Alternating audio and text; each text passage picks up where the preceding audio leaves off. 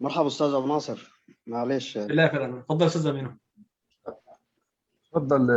رحب بي انت بالعربي ان شاء الله. مرحبا بالاستاذ عبد الرحمن طه النور، القيادي بالعمل المقاوم، وان شاء الله في ندوه مهمه تحت عنوان الخلافات الاريتريه واسس التوافق الوطني. تفضل استاذ امينو. شكرا.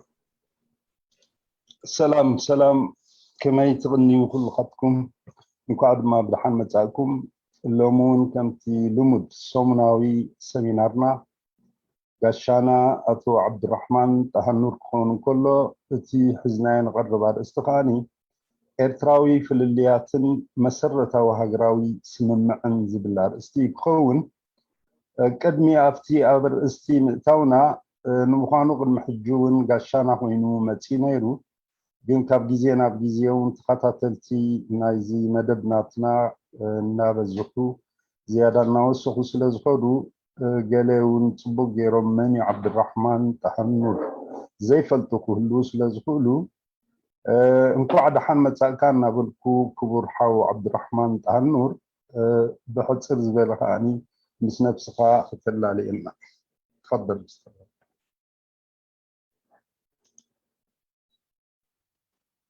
طيب، السلام عليكم ورحمة الله. عليكم السلام ورحمة الله. يا هلا أهلا وسهلا. أول أشكر إدارة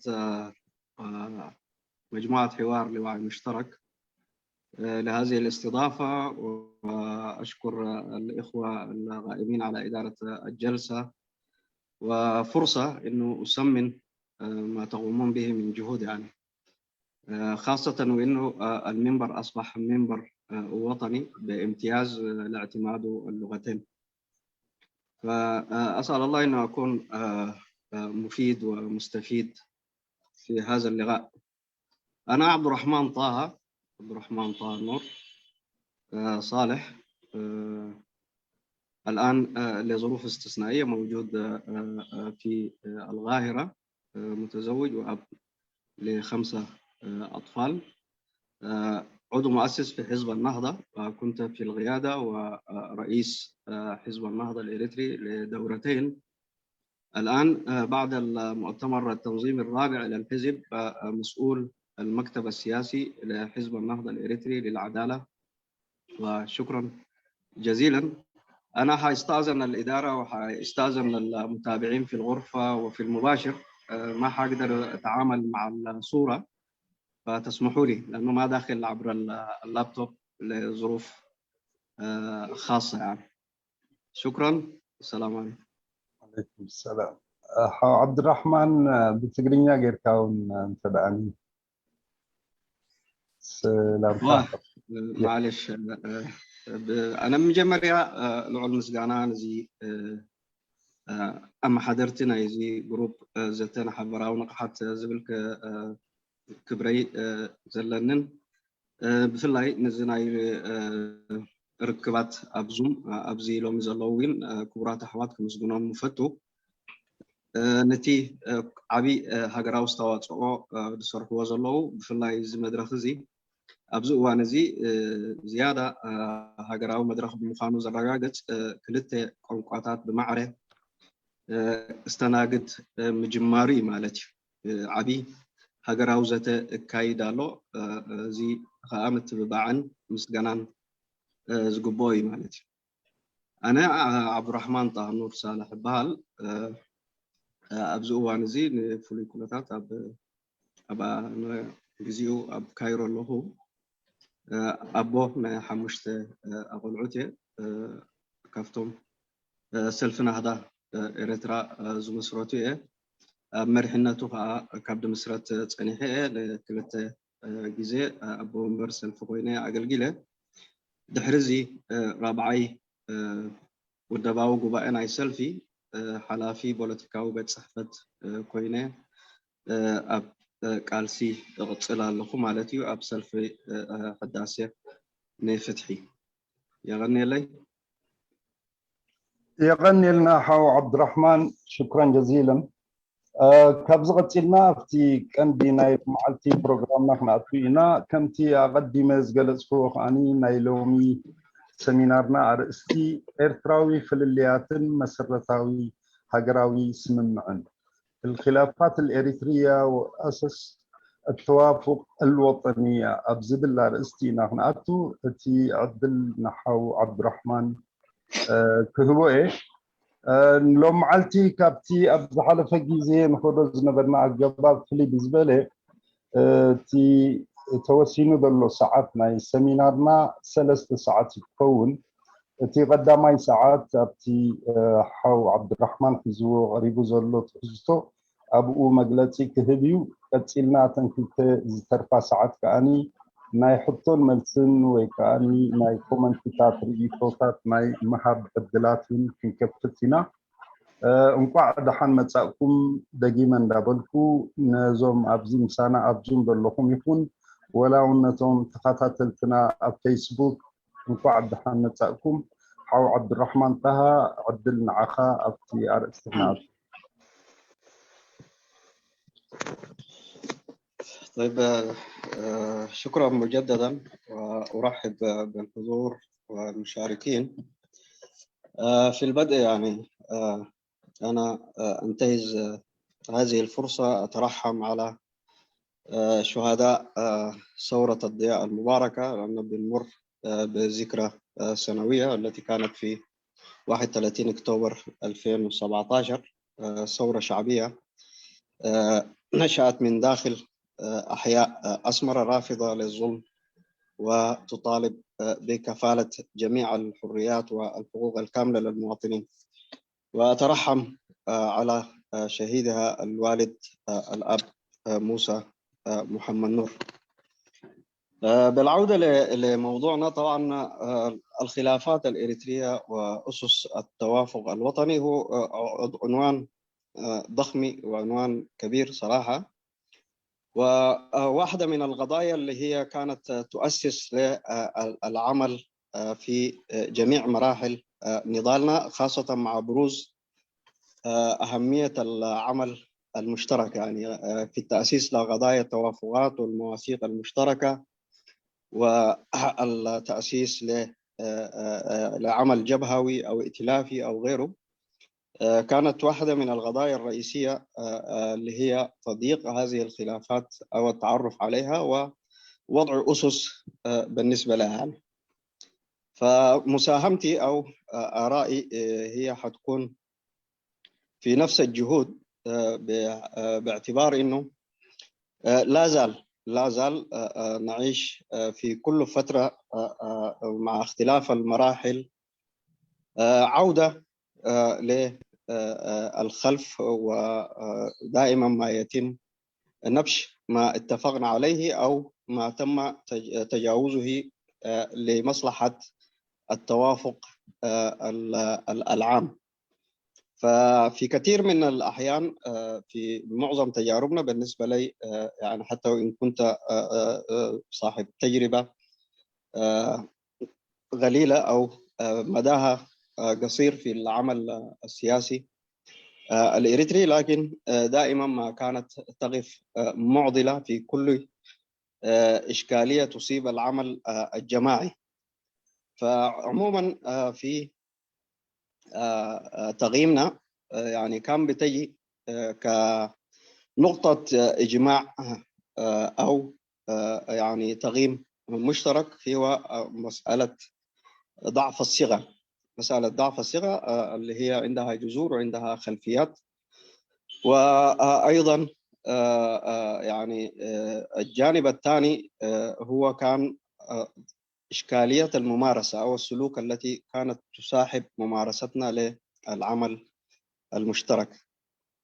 فحنخلي الجزء الثاني اللي هو الجزء اللي يتعلق بالسلوك والممارسة للعمل المشترك بالنسبة لنا، فحنركز في قضايا ضعف الثقة، واللي هي تأسست نتيجة خلافات في الرؤى والخلافات التاريخية وغيرها. فالهدف من واصل أنا استاذ عبد الرحمن. واصل. مسموعني؟ مسموع، واصل. اوكي جميل.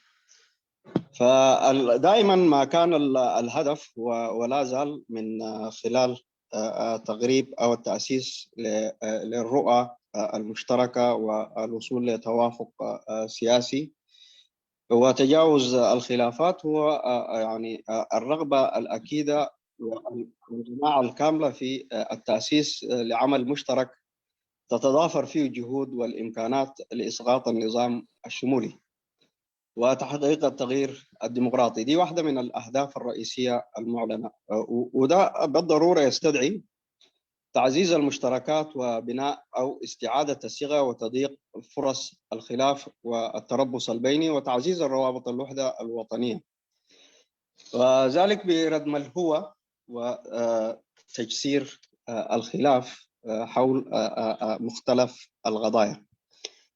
إذا نظرنا للقضايا ممكن تصنيفها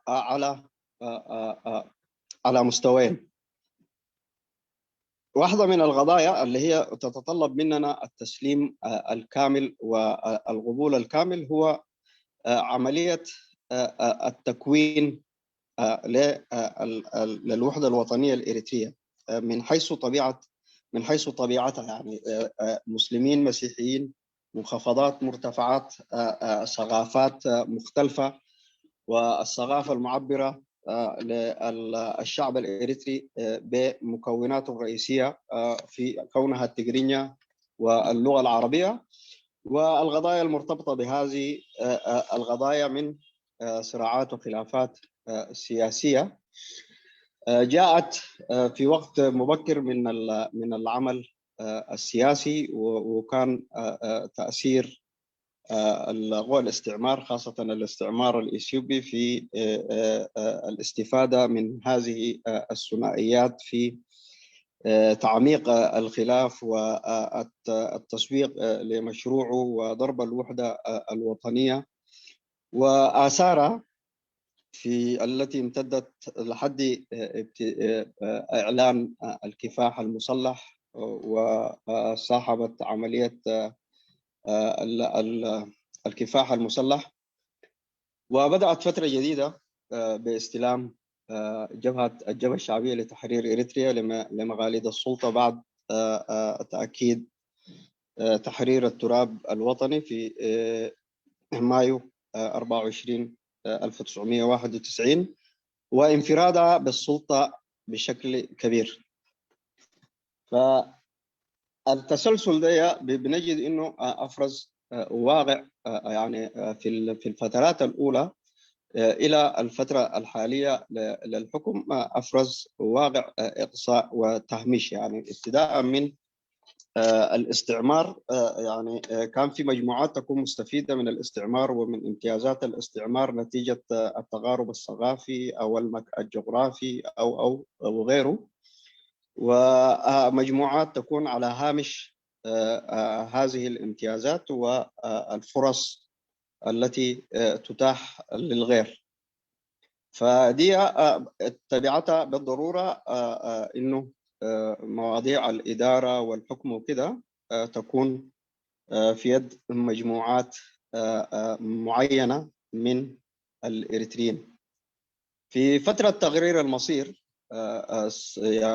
في فترة تبلور الوعي السياسي الإريتري، ووعي كان متقدم وسابق له في المنطقة، نجد إنه آثار الإشكالات دي وزي ما قلنا بشغل ممنهج وسياسة فرق تسد، ويعني حاول الاستعمار الإثيوبي على وجه الخصوص إنه يحاول يضرب وحدة الشعب الإريتري ويجعل منه مجموعة تساند فكرة الانضمام، ومجموعة تمسكت بالمشروع الوطني والتحرر الكامل لإريتريا. فأيضا ده يعمق الخلاف، وده مشى لفترة إلى أن تم التآمر على المشروع الفيدرالي ومن جهة إثيوبيا، واضطر من خلال الشعب الإريتري أنه ينطلق عبر مسار آخر ثوري، والخيار كان العمل الثوري والكفاح المسلح بقيادة الشهيد حامد إدريس عواتي، وتأسيس النخب السياسية الإريترية، جبهة تحرير إريتريا في القاهرة. فده تاريخ كلنا عاصرناه. فالبدايات أيضا كانت معبرة بشكل رئيسي عن الانقسام اللي كان موجود، الانقسام اللي استمر، انه جعل انطلاق الثوره يكون عبر حاضنه ثقافيه وجغرافيه معينه بعيده عن المكونات الاخرى التي كانت تنادي بالوحده مع اثيوبيا. لكن لم يستمر الحال، لانه كان في وعي متقدم من القيادات الإريترية ساعتها، واستثمرت انه تبني مشروع وطني على اسس وطنيه صحيحه وبمشاركه الجميع، وغزت البلدات والمدن واشتغلت على الجماهير في الارض. فكان انتصر المشروع الوطني والإرادة الوطنية اللي كانت غالبة، ومهما كانت من ظروف التحق جميع الإريتريين أو المكون اللي تأخر عن بداية الثورة بالعمل المسلح في بدايات أو في منتصف السبعينات، واستمر الحال إلى أن نشبت خلافات في الثورة الإريترية، ودي برضه ألغت بظلالة وظلال سالبة على الوحدة التي بدأت تتبلور من ركام الخلافات والإشكالات. فجاءت الحرب الأهلية، وجاء مشروع إقصاء الجبهة الشعبية بالتعاون مع قوى خارجية ما بين الجبهة الشعبية وجبهة تحرير التجراي، وتم إقصاء جبهة تحرير إريتريا إلى أن انتهى مشروع الكفاح والنضال التحرري بتحرير كامل التراب الإريتري.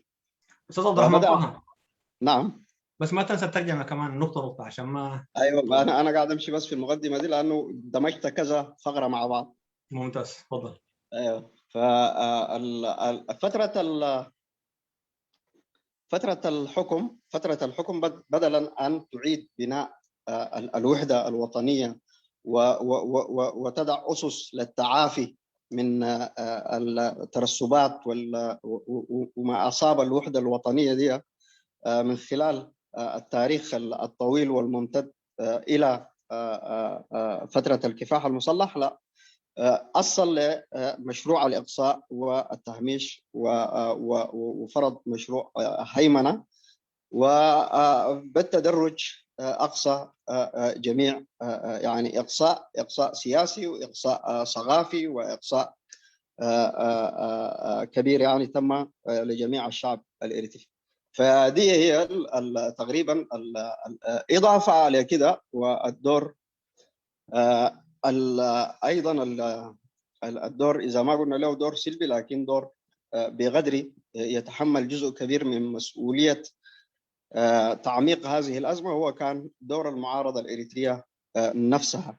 بدل الخروج والبحث عن آفاق وطنية أرحب، هي تماهت مع الخلافات التاريخية والخلافات الناشئة من سياسات النظام، والتي أفرزتها عقود من النضال المسلح والعمل السياسي في بداياته، وتماهت في واقع عملها، بحيث أنه بدلا أن تعالج وترمم هذه الإشكالات، هي أيضا كانت ضحية لهذه الانقسامات، وتماهت في تعميق هذه الخلافات.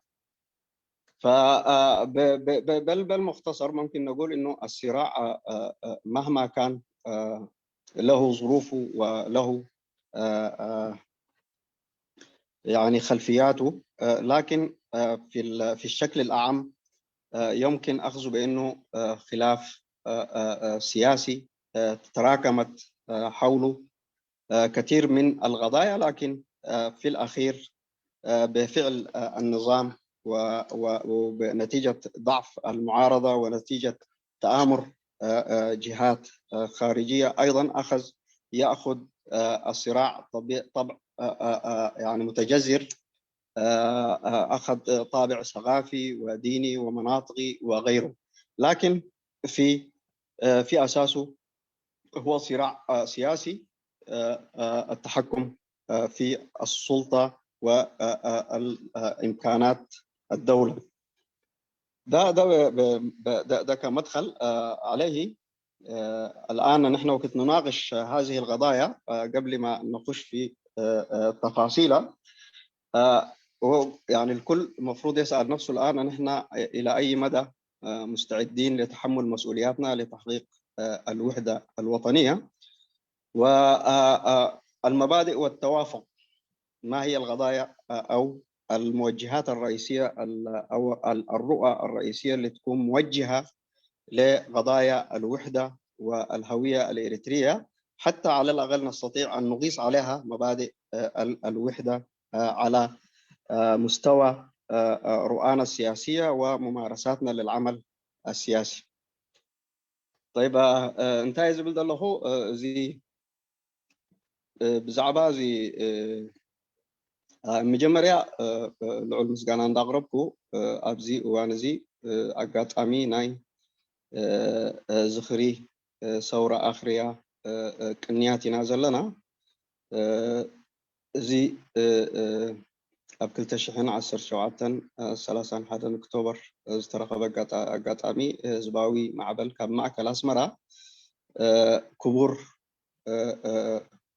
معالتيو كبل فتو مالتيو نتم كبيد واقع هو تم زخفلو رب رحمه الله من دابلكو لعلو كلهم كا كبور أبونان أيانان حاج موسى محمد نور ربي نجنا يبلو بالمالتي ومس كلهم سواتنا كتيلا قداي نايلومي إيرتراوي في اللياتن نسرت سمعتون هاجراو سمعتون زبل أرستي سفيحيو ننوح عوانوين ندا كابجيزة نابجيزة ندا معبلا ندا عمقون زمت زلو إمالتيو بفلاي تي كاب مترشة 9 جميرو تناي حبراوي صراح بدم تقاومو كساغاغورو كاب بب زلخايون بب ودب كان زخون أب حبراوي سراحن أب سفيح جنباراتن لفنتتاتن مسججار كحسبن كله ناي حوار رأيان ناي حوار بوليتيكاوي شارتر كندفن كله بزوح ذاته استجبروليو ننوح وانوين ندام عبلن ناب زبرخه اسم معات كبصحنا زخاله قدايات الله مالتي يخون امبر بب مدرخو توم تسامعنا لهم تماليسنا مرأيهم أي طرفن نيرو التوم شفافلنا زحالفنا يوم بهجراو حلفنات يكون بخالق رأيا يكون سجرنا يوم وين بشغل دابلون أكميت دام تسوق نوع عوان بزوج سجامات كفترنا كيلومين مالتي مبار أبزينا حبار صراح كن مزنون كلنا أنا بوجاني مالتي مستي عدمة تسعتافنات ناتي أبزي قدايز ولا كابكالوات يحتصروا فوق جن تندسبها كلن كل قدايات الله مالتي تجمعنا كل جزء مسعى قدامي انتهي زبليو تي تمتئمان دخمتنا يمتئمان الله بحال مالتي كلا أيكا تي ناي بوليتيكاوي إنكا تي ناي سنة مقبار زمتسأ مالتي كافتي تساقمات كوين تسمعنا خلتيو مالتي كلتيو تزامادي بنوح عوانات بزوح جزء زفشلنا لهم مدرخات سقاو حجوين بملو حدنتنا خنرغاق صلهم زي كادنا اب زلع على صفنا حبراو سراح كسغاغرنا زي كالو زوم كلته نطبتات يوم زبل امنت علني تناي حبار جمجمات نكايدو زنبرنا انا زدوا علكون زنبركون كا مبزحتو ابزن كلته استمركو سينيرو مالتي اتي كالاي كفال حجي ازعبانا يكوننا بزوان زتي ناي ودباوي ود بوليتيكاو سنا مغبار زبل مالتي ግን እቲ ቀዳማይ አርእስቲ እቲ ናይ ምትእምማን ዝብል ማለት እዩ ሱኻ ናይ ነዊሕ ጉዕዞ ናይ ነዊሕ ጽልዋን ብግዜ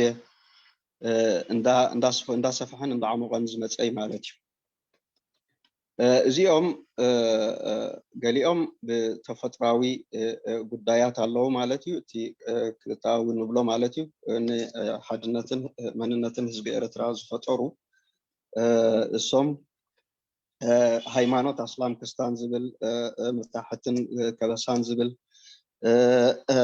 ቋንቋታትን ባህልታትን ናይ ኤርትራ ብፍላይ ካብቶም ቀንዲ ናይ ህዝቢ ኤርትራ መንነት ዝገልጹ ትግርኛን ዓረብን ማለት እዩ እዚኦም ኣብ ነዊሕ እዋን ብፍላይ ኣብቲ ግዜ መግዛእቲ ብፍላይ ኣብ ግዜ መግዛእቲ ናይ ኢትዮጵያ እዚኦም ብብዙሕ ኣገባብ ክምዝምዞምን መጋበርን መሳርሕን ናይ ረብሑን ክገብሮም ብዙሕ ፈተናታት ተኻይዱ እዩ ነቲ ሓድነት ከዓ ክልሕልሖ ክኢሉ እዩ ማለት እዩ እዚ ታሪክ ዘርዚርና ከያተና تزنبر خناتات ناي عندنت مس إثيوبيا زبلن لا بملؤ ناصنت إريترا زبلن زي ناتو صلواس غا حجوين غليو مسانا زخيد زلو مالتي قصيلو زي كوم إلون كله تي ناي فيدرال وين فيدرال مس إثيوبيا زنبره اب عصوين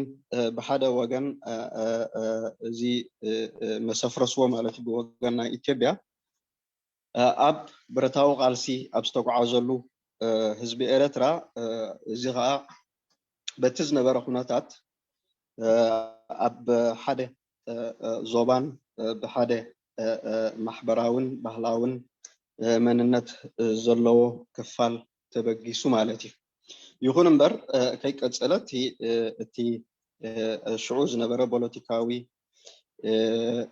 بلحي بوليتيكاوي وعي انتاي ما نقول بقعت نعوق صبره إلو مالتي زي تحستو هجراو تحستو ناكلو هجرة سبن كتماتاتن اب حزبي بصحة دريان دا ولدا من مقاحاتن عبي سراح دا سرحن متقرشتا زي سورازي ناي كلهم إريتراويان كوينو كلهم إريتراويان كبيد واغان مسواتن استخفللو مسرح تعويتو مالتي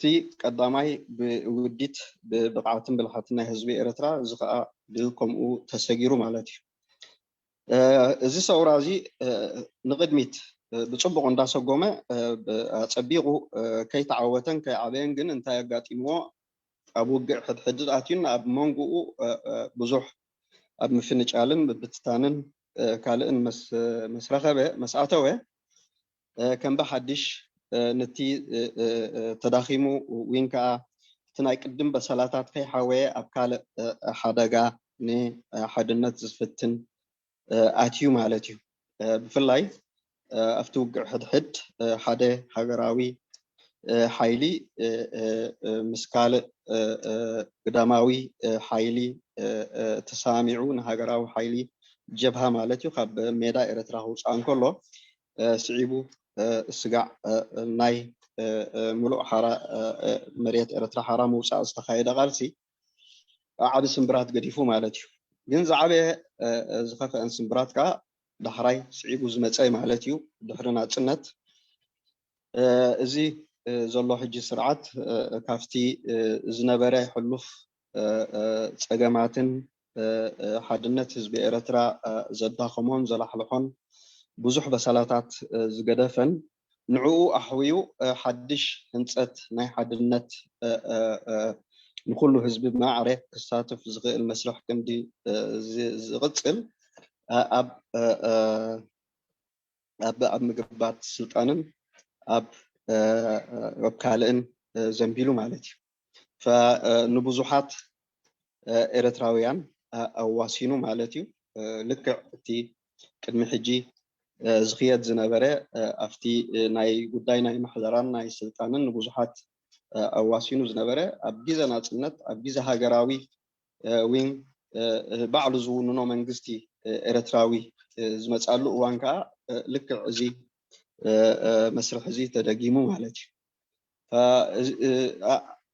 زي يوم تي ناي تاريخ أما تأسع حاجة خونون كلهم كم توسع خبزوين تي جدا ناي دم بتقاوموين ملو كنا نكا وين حلافنتنا يزخ سكة من تديك على كنكا بكفيل أنا مثلاً نزي زي معروضة كايدان هساي زخونة بوليسي تسرعت زكايدون تي تاريخاوي في اللياتن كالئن أب مسرح نايلوموين بجاب اندابلت رايزي كونه أب بزح نجارات وين كم التجاوري ناي بوليتيكا وين ريو لنا مالتيو سوين نزي جاب كنددس بوبون حلافنتو هجراو حلافنتو بجوب زلالين أب كال كرايسنا كال تجمعات وين تو كيلو مالتيو طيب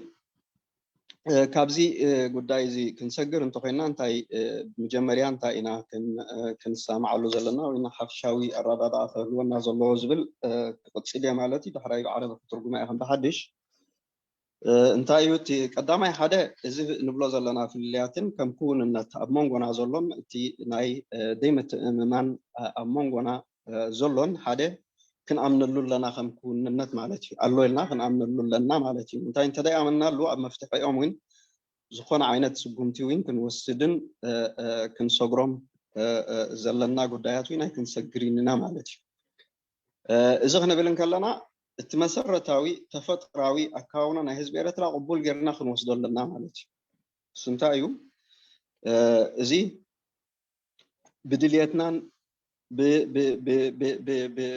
بستفعل عليه مخنيات وين بستفعل عليه حيلن كنكيرو زي نخيل انتايو اتي اكاونا ناتنا ايرترا ناي اسلام ناي كستانيا ناي متحتن ناي كبسان ناي سحلن ناي كليا ايرترا استفعل عليه حبرة السبن استفعل عليه هايمانوتاتن استفعل عليه بحلتاتن استفعل عليه اوراجاتاتن كمزلو زي كنقبولو زلنا مالتي زي نزيخ نعرين نزيخ نقرمن والنزي كنا تسجن والنزي بخالق ملكع كنوزن تخينا صيرتي تي نيشن وينتي طبيعة نايتي قداي إنا نخيز لنا مالتي أبزخف حلخلاخنا أبزخف تسجمينا نأكتو زلنا مالتي كلاي زي بوليتيكاو في الليات نقولهم زلنا كم بوليتيكاو في الليات كن بيوم لنا بوليتيكاوي في الليات كأخن قلت صم كن كلا لنا فلوليا بوليتيكاو في الليات كم بوليتيكاو في الليات كن بقولوا لنا نمبر ماليسنا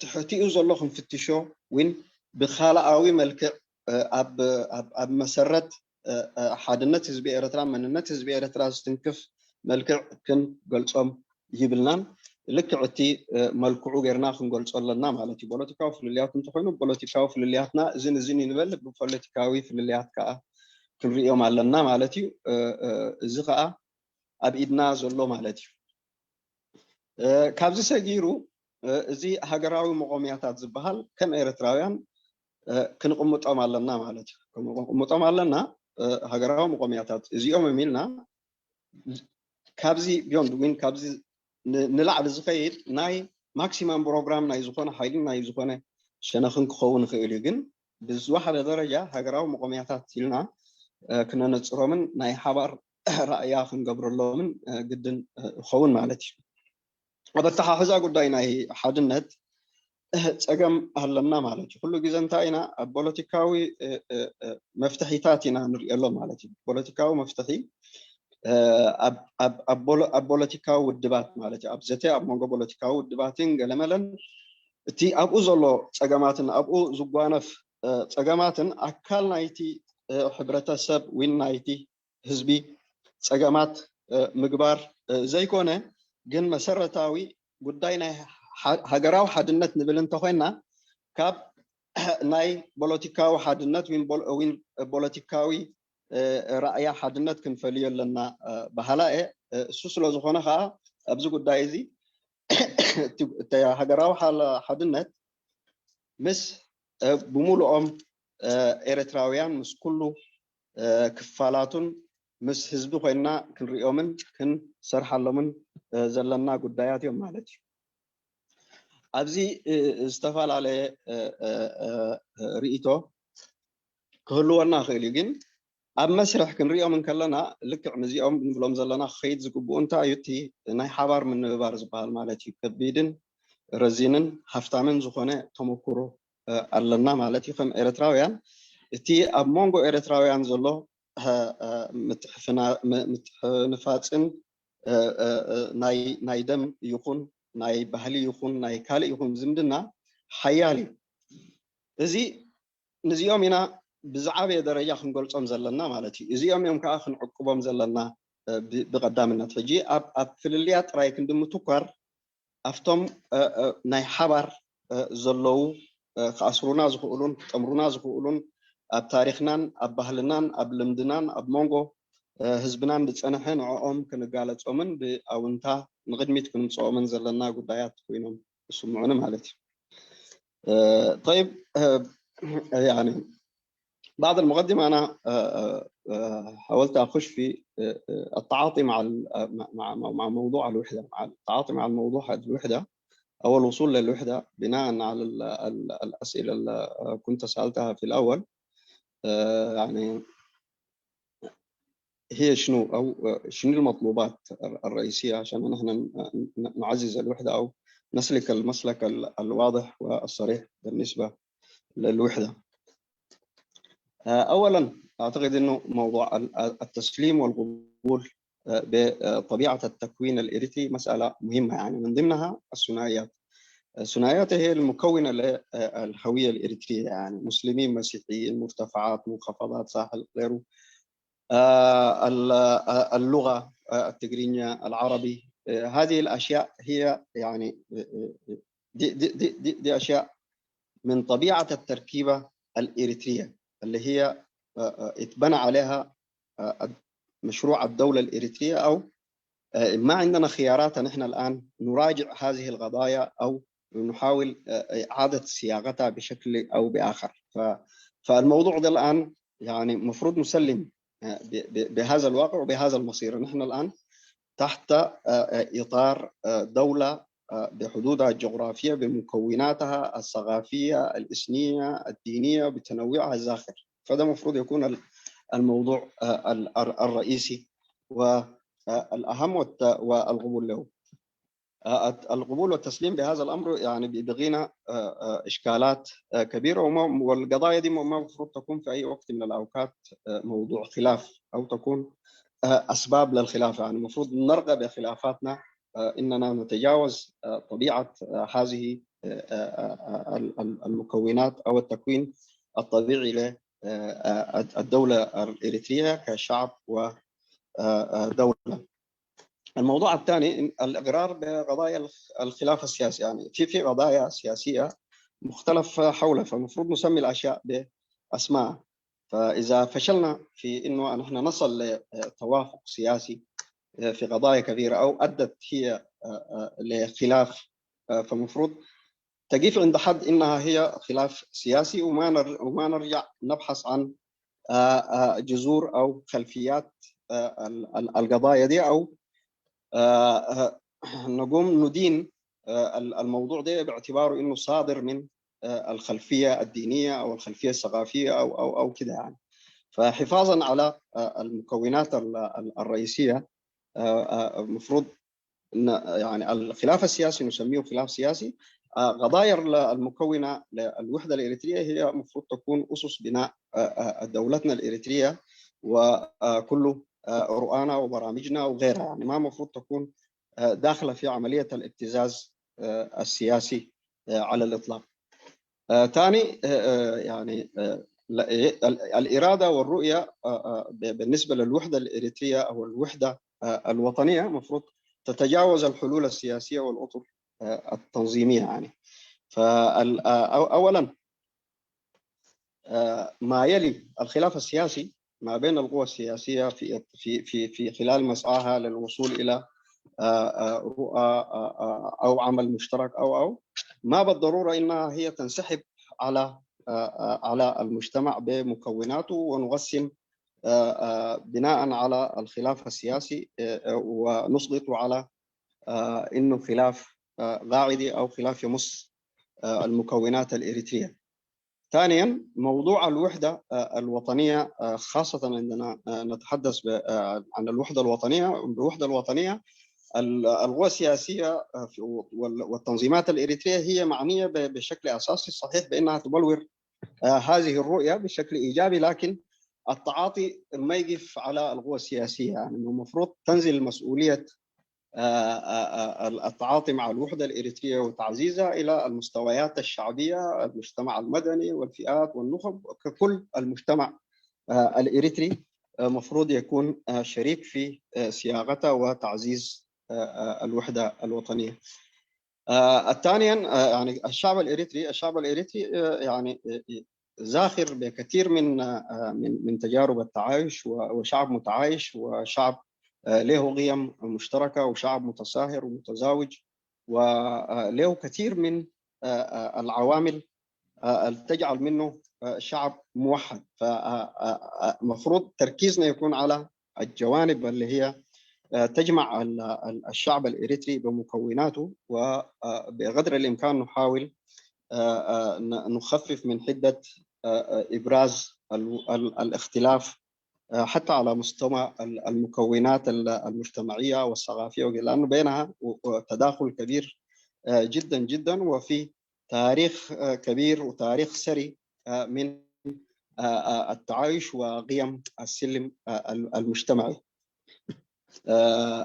إذا أنا هأخش في شكل موجز على ما أراه من موجهات، يعني بناء على الرؤية دي الموجهات الرئيسية لأسس التوافق، لأنه لحد الآن كنا بنتكلم عن الخلافات الإريترية وخلفياتها وما هو المطلوب من رؤى أو من مسلك في تجاوز هذه الخلافات. يعني الموجهات بشكل عام أنا حاولت يعني أخطها في شكل نقاط هي تناقش القضايا الجوهرية اللي تكلمنا عنها في في في في المدخل، يعني باعتبارها يعني العامل الأهم والأكبر فيها هو كان موضوع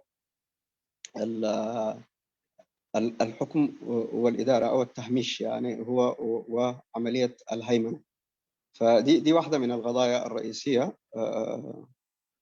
اللي هي ممكن لها جذور وخلفيات في واقعنا الحالي. القضايا اللي بنأسس عليها الرؤية بتاعتنا المفروض تكون محكومة برؤى أو موجهات رئيسية ممكن نتجاوز بها كثير من الإشكالات. طبعا في قضايا كثيرة نحن تجاوزناها بحكم التوافق على برنامج الحد الأدنى. أنا بالنسبة لي أنا في كثير من القضايا تجاوزناها بالمنظور ده، لكن مع مرور الوقت يظهر انها هي مطلوب مننا انه نواجهها بشيء من المصداقيه وبشيء من الشجاعه والشفافيه.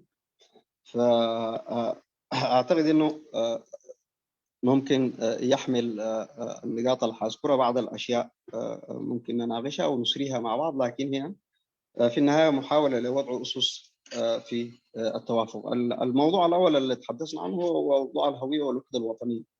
موضوع الهوية والوحدة الوطنية واحدة من القضايا اللي فيها إشكال كبير جدا جدا، وإلى الآن النظام لا زال هو المعبر الرئيسي عن الشعب الإريتري كسلطة وكهوية وكثقافة وكرؤى، وهو الحريص عليه وغيره يعني. لكن ولا زال يعني هذا لبنان، هذا حزب هو ذا الشعار الحاكم الآن. فالنقطة المحورية والرئيسية في التعبير عن الهوية والوحدة الوطنية تتأسس على التسليم بطبيعة التكوين الإريتري كما أسلفت، اللي هو الوحدة الوطنية والهوية الإريترية. أنا أحاول أقرب نقاط على أساس إنه نكسب الزمن. الوحدة الوطنية والهوية الإريترية قائمة على الإقرار بالتنوع والتعدد بجميع أشكاله. دي واحدة من القضايا الرئيسية المفروض يتم الاتفاق حولها، والالتزام بالحقوق المرتبطة به وتسهيل تنفيذها عمليا على قدم المساواة بين جميع الأطراف. 2، احترام الخصوصيات الدينية والثقافية للأفراد والجماعات. 3، أن لا يكون هناك تمييز بسبب الدين أو الثقافة أو العرق.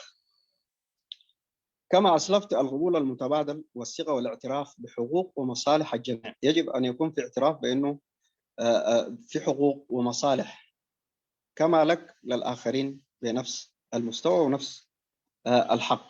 الاعتراف بأن هناك امتدادات لبعض المكونات الحدودية، المكونات الإريترية بمختلف وجودها في إريتريا لها امتدادات في الجوار الإريتري. فالاعتراف والإقرار بهذه القضية أيضا يساعدنا في الحفاظ على الهوية والوحدة الإريترية، وتعزيز العلاقات والمصالح المشتركة فيما بينها والاستفادة منها في تعزيز العلاقات مع دول الجوار دون الإضرار بالسيادة الوطنية. الاعتراف أن اللغات الإريترية متساوية، وأن اللغة التجرينية والعربية لغتان رسميتان للدولة الإريترية. ديل أنا أعتقد أنه يعني يكون ممكن كمدخل أو تأسيس ل بناء الهوية والوحدة الوطنية على أساس الإقرار بالتنوع والحقوق المتساوية للجميع. الموضوع الثاني العلاقة بين الدين والدولة. العلاقة بين الدين والدولة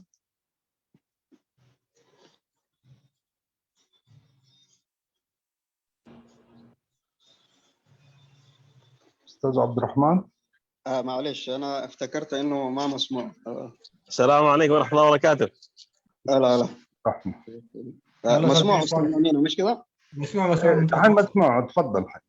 جدا. الموضوع الثاني هو العلاقة بين الدين والدولة. أستاذ عبد الرحمن، ما في إمكانية تفتح الكاميرا؟ والله أنا شغال بالموبايل، دي المشكلة يعني، لأنه أنا حتى زي الأول كنا نشوفك. إيه إذا في إمكانية يعني. ده خلاص همسكها بيدي ويتكلم معنا عن الموبايل. لو في إمكانية يكون أفضل.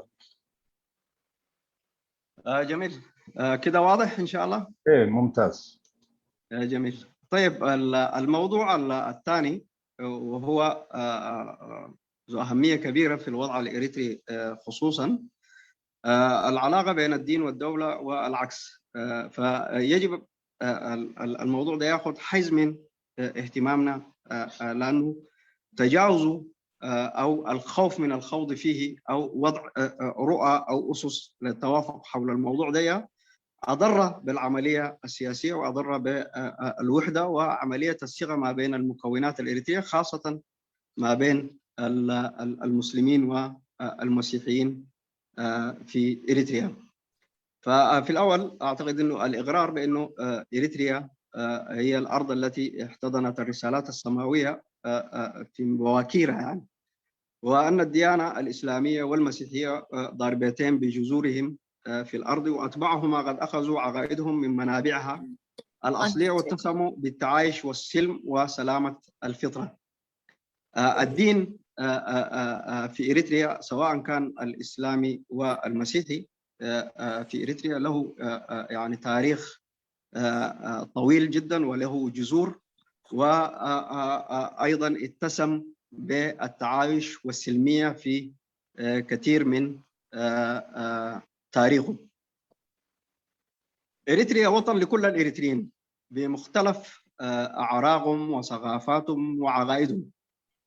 عليه الدولة لا تتدخل في شؤون الأديان وتمنع تدخل الدين في شؤون الدولة. القاعدة أو الجزئية دي مهمة جدا أعتقد، لأنه توضيح وجهات نظرنا أو مواقفنا في اتجاه القضية دي هو حجر الأساس في طبيعة علاقة الدين والدولة. والإقرار بالقضية دي إقرار أعتقد أنه موضوعي ولابد منه، خاصة وأنه كثير من التنظيمات السياسية والقوى السياسية وغيرها الآن يعني عملت مراجعات وتقدمت خطوات نحو إعلان الموقف ده، وده بمس جميع أصحاب العقائد في إريتريا أو الديانتين بشكل أساسي كمسلمين أو كمسيحيين، يعني ما يهم طرف دون الآخر. 3، الدولة تلتزم بكفالة وصيانة حرية الاعتقاد وإقامة الشعائر والدعوة. الدولة تلتزم بصيانة حرية الاعتقاد وإقامة الشعائر والدولة، أي العلاقة ما بين الدولة والدين تكون فيها حرية صيانة حرية الاعتقاد وإقامة الشعائر والدعوة وغيرها. الدولة ورموزها السيادية تلتزم الحياد التام في علاقتها بالطوائف المختلفة. الدولة كإريتريا أو كدولة هي تعبر عن هوية شعبها، فيجب الحياد في هذا الخصوص وما يكون في تعبير عن هوية دون هوية أخرى تعبر عن معتقدات الشعب الإريتري. عدم السماح بقيام حزب سياسي يسعى للسلطة السياسية ويستبعد مواطنين آخرين لأسباب دينية أو ثقافية. ده باعتبار انه يعني انت بتلتزم بمشروع بناء الدوله اذا اخذته من الناحيه دي، يعني بناء من القاعده الى الدوله، فالمفروض ياخذ نفس الصفه ونفس خاصه وان الاحزاب السياسيه والاحزاب السياسيه هي حتكون في مناط المنافسه على السلطه في إريتريا. عليه قيام أي حزب سياسي يسعى للسلطة ويستبعد مواطنين آخرين لأسباب دينية أو ثقافية يمنع قانونا. 4، مصادر الدستور والقوانين التي تطبق على الجميع في البلاد يجب أن تكون مقبولة.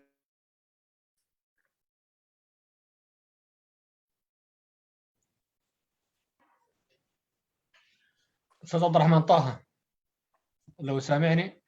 لا الظاهر عنده إشكالية في الشبكة، فلازم يقفل الصورة الكاميرا. أستاذ عبد الرحمن في الكاميرا لو سمحت يكون أفضل.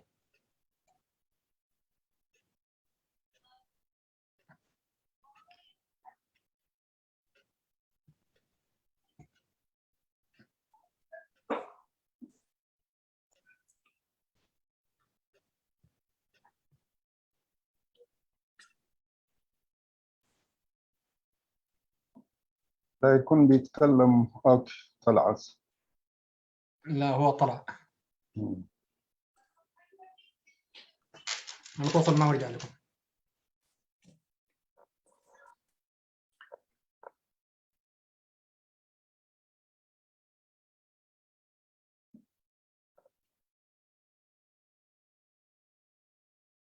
يقريت يا جماعاتي أقواني فضلوا نسو أب كايروس لزلو ناي تكنيك ناي نتورك تصقمات اللو كان مجمريا ونحضرنا نيرو.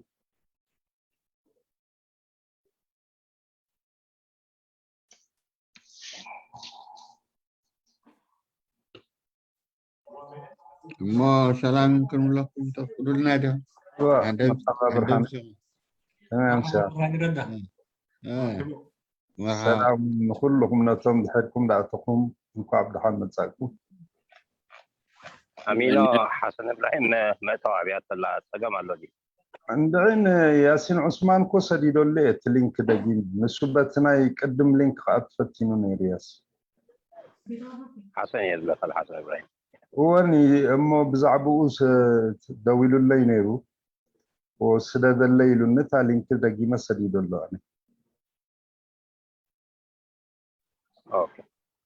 اسكس خافتن دماني ولا مسخان تلاوي كاف سدل كاتا لي لا سيد له أنا ذات كلها هو شجرنا تغيكم مخنياتو سد يا ولا قومي حمد يا عندك ميلس كحاري الان حاري لكن ما حشغل الكاميرا لانه انا ضيف عنده اوكي ايوه اكتب خلاص الان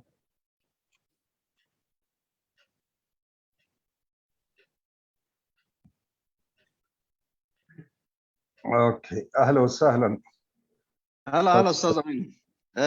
معلش الانترنت قطع وما ايه جايب له خبر. وما في طيب. مشكله خلاص طفي الفيديو واستمر حنطفي لين الفيديو. هنا. بالضبط معلش انا هعتذر. لا ولا وقفنا يهمك. وين؟ انا قطعت وين عشان كنت ما ارجع. الظاهر رقم 4 كنت بدأت فيها. الرقم 4. اي نعم. نعم. كنت تقول المساواة، يعني عدم الدولة تنظر للأديان، تنظر للمعتقدات كده يعني بشكل موحد والرموز الدينية وكده. آخر شيء قلت هذا. ايه هي جميل. كانت في رقم 4. جميل هي رقم 4. نعم هي الدولة ورموزها السيادية تلتزم الحياد التام في علاقتها بالطوائف المختلفة، باعتبارها جميع الطوائف هي مكون ومعبر عن الهوية الإريترية. 5 عدم السماح بقيام حزب سياسي يسعى للسلطة السياسية ويستبعد مواطنين آخرين لأسباب دينية أو ثقافية أو غيرها. 6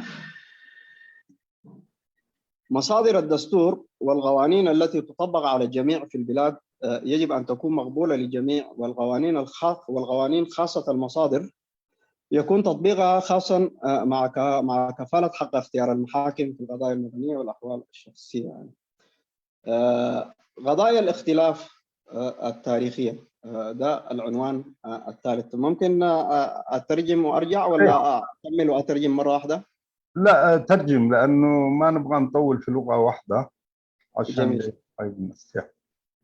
خلاص أنا هاجتهد إن شاء الله. لو فاتت علي حاجة حاولوا تساعدوني يعني. اوكي ولا يهمك.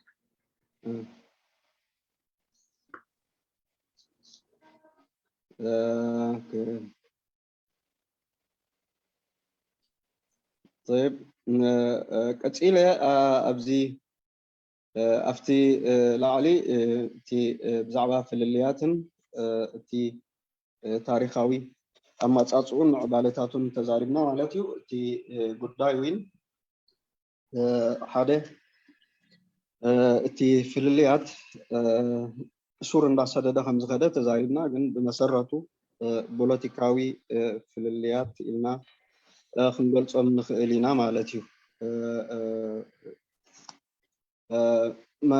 ሓፈሻዊ ኣተሓሕዛዊን ተዛሪብና ቀፂሉ ሕጂ እንታይ ዝብል ኣብዚ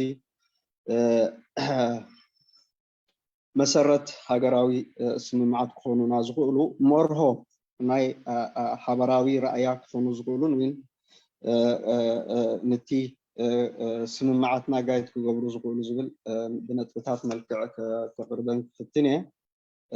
ቀዳማይ ጉዳይ ናይ መንነት ማለት እዩ። መንነትን ሃገራዊ ሓድነትን ማለት እዩ። እዚ ብመሰረታዊ ኣብቲ ክለሳ ሓሳብናቱ ኣብቲ ኣብ ብዙሕነት ዝተመርኮሶ ክኸውን ኣለዎ ኢልና ክንኣምን ኣለና ዝብል ማለት እዩ። እዚ እቲ ቀዳማይ ቁም ነገሩ ካብዚ ክብገስ ማለት እዩ እቲ መንነትን ሓድነትን ዝብል ማለት እዩ። ስለ ዝኾነ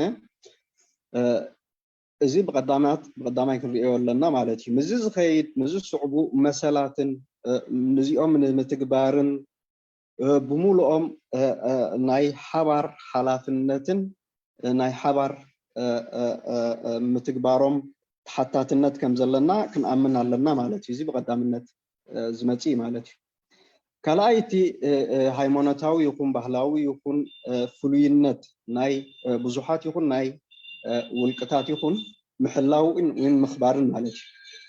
كلاي بزخونة يكون ملك زخونة أجلال النت كله يقولون مالتي بهيمانتاو مخنيات يكون بهلاوي يكون محبراوي يكون زخونة يكون بزخونة يكون مخنيات زخونة أجلال النت وين موسان كله يقولون مالتي ثالث هاي انتايتي من حطنا مكببالن مالتي تي ريكوغنايز كنقبر على أننا حطنا مالتي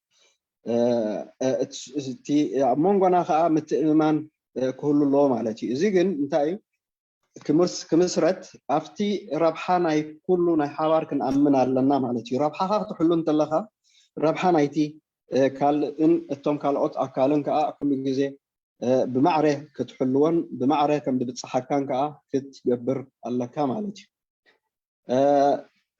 رابعاي ازيوم أكل حبرتسب إريترا بمسرتي أكاونا ناي دوب بتي أما تاريخه مسألة وكلاتنا نفلت أصل زقونه أكلته زلوا حبرتسبات هلو مالتي أبمونغو إريتران أبمونغو أبغرابت زلوا هجرات مالتي إثيوبيا يكون جيبوتي يكون السودان يكون زي كا ناي تفتراوي وين محبراوي ركبات مخانم مسرت امينا زي ركبات زن زي ابمونغو امزولو ناي حبار مصالح انتايتي اللهم صل على سيدنا محمد ناي حبار ربحاتات كم حبره تسبزلوهم كنخبروا لهم علنا زبل امنتي مالتي نتي هاجراو ربحاوين كقولوا خليهم تي أبمونغونا أبمونغو توم قرابتنا زلوا هاجرات كدلدلوهم كحيلوهم زخولهم بمخان من مالتي رابعاي تي قنقاتات نا إريترا بمعرة تجرينيان عربن official قنقاتات مخانهم تي كال قنقاتات نا إريترا هم هاجراو قنقاتات كوينو مسالاتو اب كمعدلن كعبين وين كحلو الوز بالمالتيو زي ما هذا خوينا تيناتا حفشاوي كونسبت اب منتاي تمركزي اب بزخنات مان مالتيو كم متكل زخوني مالتيو كالستا بقيسنا تي زمدنا اب مونغو هايمانوتن اب مونغو منغستن زبل مالتيو الصوها قدامي كن امنو زلنا انتاي إريترا بتاريخان بحزبان تي ناي كريستنا يكون اسلمنا يكون سي كابت انتيز مالتي ناي اشحات عمتات زغبره هايمانوتاتي مواالو ز هايمانوتات زغا تخابابيرون بسلامن زنبره هايمانوتاتي حدش زعتوي وين حدش ترخبو اب إريترا ايكونن مالتي زيمكا كلتيهم بفلاي مجلسي مننت ناي إريترا بمخانم مالتي إريترا نخلهم إريتراويان بحاده تبتصحومن كابكونت نخلهم بستفال عليه محبراوي يكون بهلاوي يكون هايمونتاوي يكون فللياتهم بزي قدس أخبيرات نبر هاجر تكون انتقينا منجستي اب قداي ناي هايمانوت كتاتاتو يبلون هايمانوت كا قداي ناي منجستي كتاتاتو يبلون زبل زي ننوي عوان شفاف لنا حلفنا يو قدايو جن ابزو وان زي تراي اسلام وين خستان قدس تراي زي كونه نتي مصائنا وين وتي خنكودو زلنا رحكت نتي حدنتنا خندلدلو زلنا متامن بزياده فطرنا زقلو قدايات بعبي بداي كرر الله أبزق وانزخ بزحات ودباتن كالوتن رئينا إنا أبزق وانزي نابزي قطعم تي رأي أمن التحساس بأمن وين زمع بلو الله مالتي إذا خونن كله سالساي نتبزمت منجستي تي أيكون وين تي مثلي ناي إريترا لا سالساين تا منجستي مسالات ناي ناص امنتن تكالات ناي هايمانوتاتن ناي كالئن كحلولو الله زبلي مالتي ورابعاي سرعات وينت منجستي بملؤ كابزوم هايمانوتات مالتي كابزوم هايمانوتات بملؤهم حدا حقت دوك بلالو كلهم كا ክገልጽ እንከሎ ንኩሎም ከዓ ብማዕረ ክጋለጾም ኣለዎ ማለት እዩ ስርዓት መንግስቲ ክንብል ከለና ምስ ሙሉእ እቲ ቶም ኣይኮናቱ ወይን ነቲ መንነቱ ዝገልጹ ማለት እዩ ሳልሳይ ዝኾነ ሓምሻይ ማለት እዩ ዝኾነ ይኹን ፓርቲ ወይን ውድብ ብሰንኪ ሃይማኖት ይኹን ብሰንኪ ዓልየት ይኹን ባህሊ ይኹን አባልነት ዘይፍቅድ ፓርቲ ክምስረት ብሕጊ ክፍቀደሉ ይብሉ ዝብል ማለት እዩ ሻድሻይ እቲ ምንጪ ናይ ሕግታት ኣብ ኤርትራ ካብ ቅዋም ምንዳፋት ሒዝካ ኩሉም ንኩሉ ብማዕረ ክሰማምዓሉ ዝኽእሉ ክኸውን ኣለዎ ማለት እዩ ምንጪ ካልኣይ እቲ ፍሉይ ሕግታትን ፍሉይ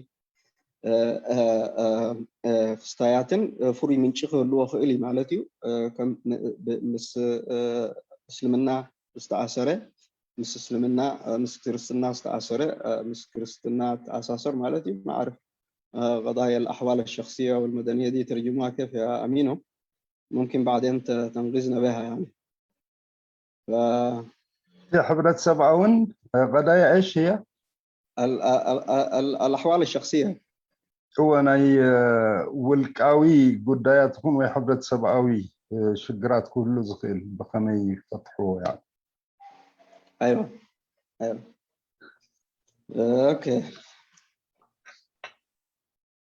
طيب استاذ عبد الرحمن احنا طبعا اوريدي مشينا ساعة بالضبط مما بدأنا ساعة ولا ساعة الا شوية طيب انا حاول باقي لك كثير لا والله حاول اختصر انا قاعد احاول اركز على النقاط الرئيسيه هو موضوع طبعا لكن من كل فقره انا احاول اطلع الخلاصه بعدين من خلال النقاش والاسئله ممكن نوسع يعني ممتاز طيب انا اخذت الاثنين الثالث هو يعني في واحده من القضايا الرئيسيه اللي هي مصاحبه لعملنا والخلاف ينشأ حولها أو بالعودة إليها في كثير من مراحلنا في العمل دي وهي قضايا الاختلاف التاريخية وهي واحدة من القضايا المؤثرة وواحدة من القضايا الكبيرة صراحة إنها بتظهر في كل مرحلة فدي دائرة إدارة ودائرة مبادئ رئيسية حاكمة مفروض نحل بها أولا محاكمة تاريخ فترة الأربعينات أو تاريخ العمل السياسي الإريتري الأول يعني فيجب الاعتراف بأنه في تشوهات كبيرة صاحبت الحركة الوطنية أو النضال المسلح كابتداء يعني بعدين يجب الإقرار بأنه هذه الخلافات يعني ما صاحبتها وقائع خلاف ديني أو عرقي اقتتل الشعب الإريتري بسببها يعني رغم أنه هناك في بعض الوقائع لكن ما ممكن يعني تكون حاكمة بشكل رئيسي أنه أدت هذه الخلافات إلى وقائع ثاني يجب الإقرار بأنه يعني كان في سطوة أو تدخل لسياسات سواء من الاستعمار الإثيوبي أو غيره عليه انه الوقائع دي يعني كانت محدوده باسبابها وفي زمنها وكانت ناتجه عن اختلاف تصورات ومصالح الجميع. ثاني الثوره الاريتريه او الانتصار الثوره الاريتريه ونيل الاستقرار انه جاء نتيجه تراكم النضال الاريتري وانه جميع مكونات الشعب الاريتري دفعت الغالي والنفيس والدولة الإريترية والانتصار والاستقلال يمثل جميع الإريتريين. في قضية من القضايا اللي هي صحبة الكفاح المسلح أعتقد أنها دي برضو مفروض تدار عبر إقرار بعض القضايا حولها أنه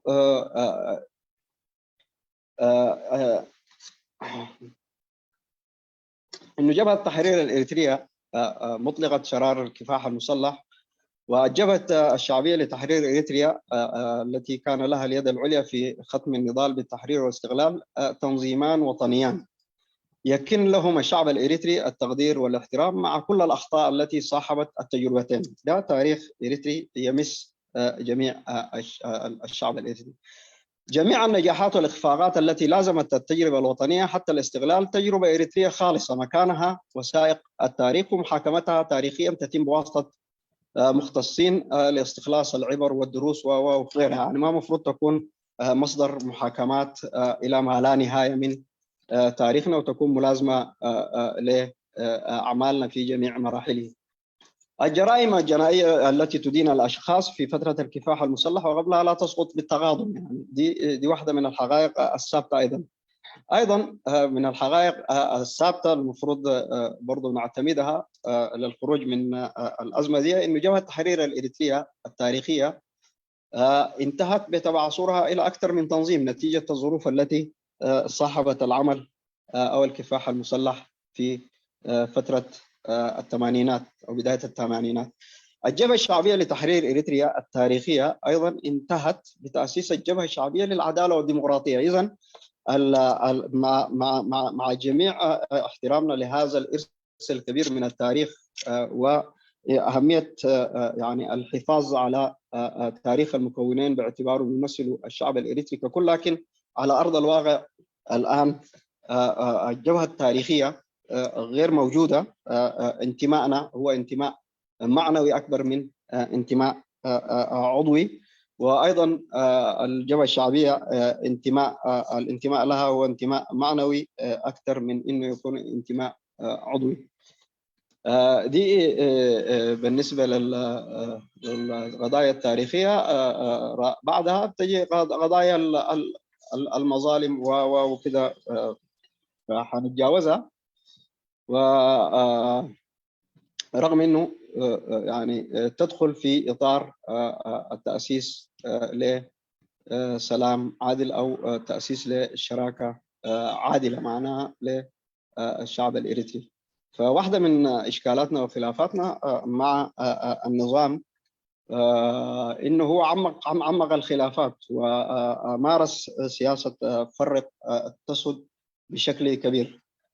عليه اعتقد انه من القضايا المفروض الناس تجد حولها بكثير من التأني هو الاقرار بان جميع القرارات او المراسيم والسياسات التي صدرت من النظام، خاصه تلك التي تستهدف تقسيم الشعب الى مكونات قوميه والاقاليم الاداريه والتصرف في الاراضي والتدخل في شؤون الطوائف الدينيه وعدم الاعتراف ببعضها وغيرها، فاقده للشرعيه، والشعب الاريتري وحده المعني بمعالجتها والقرار بشأنها عبر مشاركة وإقرار الدستور الوطني الإريتري. فإذا أخذنا المبدأ ده في قضايا المظالم أو القضايا الحقوق للمكونات اللي هو ترتب عليها قيام ونشوء تنظيمات وغيره، ممكن تغيينا. يعني اثنين، رفض سياسة الهيمنة الثقافية والتغيير الديمقراطي ونزع أراضي المواطنين. ديل لو أخذنا النقطتين ديل، لأنه في نقاط أصلا في التفصيل بعدين بتجي في مواثيقنا وتم التعبير عنها بشكل كبير، يعني عودة اللاجئين وغيرها. يعني فالنقطة الأخيرة من النقاط دي هو التغيير التغيير في إريتريا من حيث المضمون. التغيير من حيث المضمون برضو شكل في الآونة الأخيرة نقطة خلاف كبيرة جدا جدا. يعني باعتبار انه بقى في صراع ما بين جهه يعني عايزه تعمل اعاده انتاج للجبهه الشعبيه بعد ازاله راس النظام فقط، او تصف خلافها مع راس النظام فقط، ومجموعه هي كانت تقود عمليه التغيير والتصدي للنظام ترى انه التغيير يجب ان يستهدف تغيير النظام وتتكلم عن تغيير جذري. فأنا يعني بغض النظر عن التوصيف وإذا تكلمنا عن المضمون اللي نحن عايزينه ممكن يغرب وجهات النظر ما بيننا يعني. فأولا يجب الإقرار إنه الدولة الإريترية الحديثة جاءت على أعقاب سلسلة من الاستعمار المتعاقب الذي حرم شعبنا من حقوقه الوطنية والإنسانية ودمر البنية التحتية للاقتصاد والخدمة المدنية والتعليم وغيرها. والنظام الحالي جاء بعد الاستغلال وهبط بالشعب الإريتري وإمكانياته وجميع طموحاته إلى مدارك أسوأ. ثاني النظام الحاكم فاقد الشرعية إلى الآن. النظام الحاكم فاقد للشرعية ولا يمكن أن يكتسب الشرعية مهما طال به الزمان يعني. حتى التقادم ما ممكن يلبسوا أي شرعية. الهدف من التغيير أعتقد أنه هو المحك الرئيسي في توجيه رؤانا حول النقطة دي. الهدف من التغيير مفروض ينبني أولا على الانتقال من النظام الشمولي لنظام ديمقراطي تعددي دستوري يحقق الشراكة الوطنية العادلة لجميع المكونات ويصون كرامة حقوق جميع المواطنين وتكون فيه السلطة للشعب. ده الهدف الكبير من التغيير. الهدف لتحقيق الهدف ده يجب الاتفاق على رؤية واضحة حول التغيير وهي إعادة بناء الدولة ثقافيا وهيكليا وسياسيا. لأنه بدون إعادة بناء الدولة يعني ما حيكون في تغيير تم ولا بناء للدولة، لأنه مشروع بناء الدولة أصلا تعطل بوجود النظام ده، وإنه هو زي ما قلنا أعاد الدولة والشعب إلى الخلف أكثر مما. طبعا يعني في قضايا نحن مشينا فيها قبل كده اللي هي المواثيق السياسية، وفي ميثاق المجلس الوطني عبر عن القضايا دي بشكل كبير. ممكن في عليه إجماع أكبر. في الإخوة في سينيت أيضا لهم جهد كبير في التأسيس لفكرة التوافق دي. والآن عندنا أو قدامنا في إشكالية أخيرة إذا سمح الزمن ممكن نعود لها كنقطة أخيرة ترتب عليها خلاف أخير في الساحة الإريترية، هي الناتجة أو نتيجة تأثير أو الحرب في تيغراي. أنا أعتذر على الإطالة. قلت في زبالة ترجم كفتني.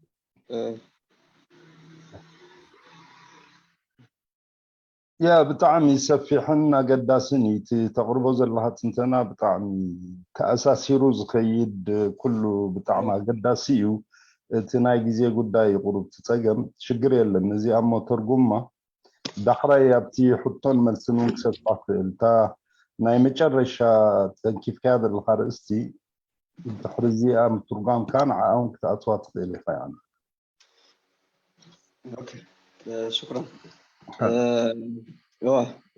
انت ايتي مقصد ثاني ايتي هذا تي تاريخاوي في اللي نازل بالقدايا يالله مالتي انا كم زبلنا يو ولا استاذ امين دغلو صحيح سفيهو انا بنتبتا بزح عندي حزي زلهو ግን بخال اقاطامي يمكن سبحانه خيلنا حجتن كندي حسابات كرسين منتاي كمرهو نايتي حبراو سمعتنا خون لنا نقمطهم سلازلنا افتم حفشاو تردوه نزارب مالتي انت يبزي في الليات تاريخاو في الليات نبلو زلنا تي كابتي غيزي هاغراو ايزي بوليتيكاو منقسقاس جميرو خبر بعاتات سقع مسرحنا يناتنت بمولو حرنت مريتنا إرترا حرام وستازازمه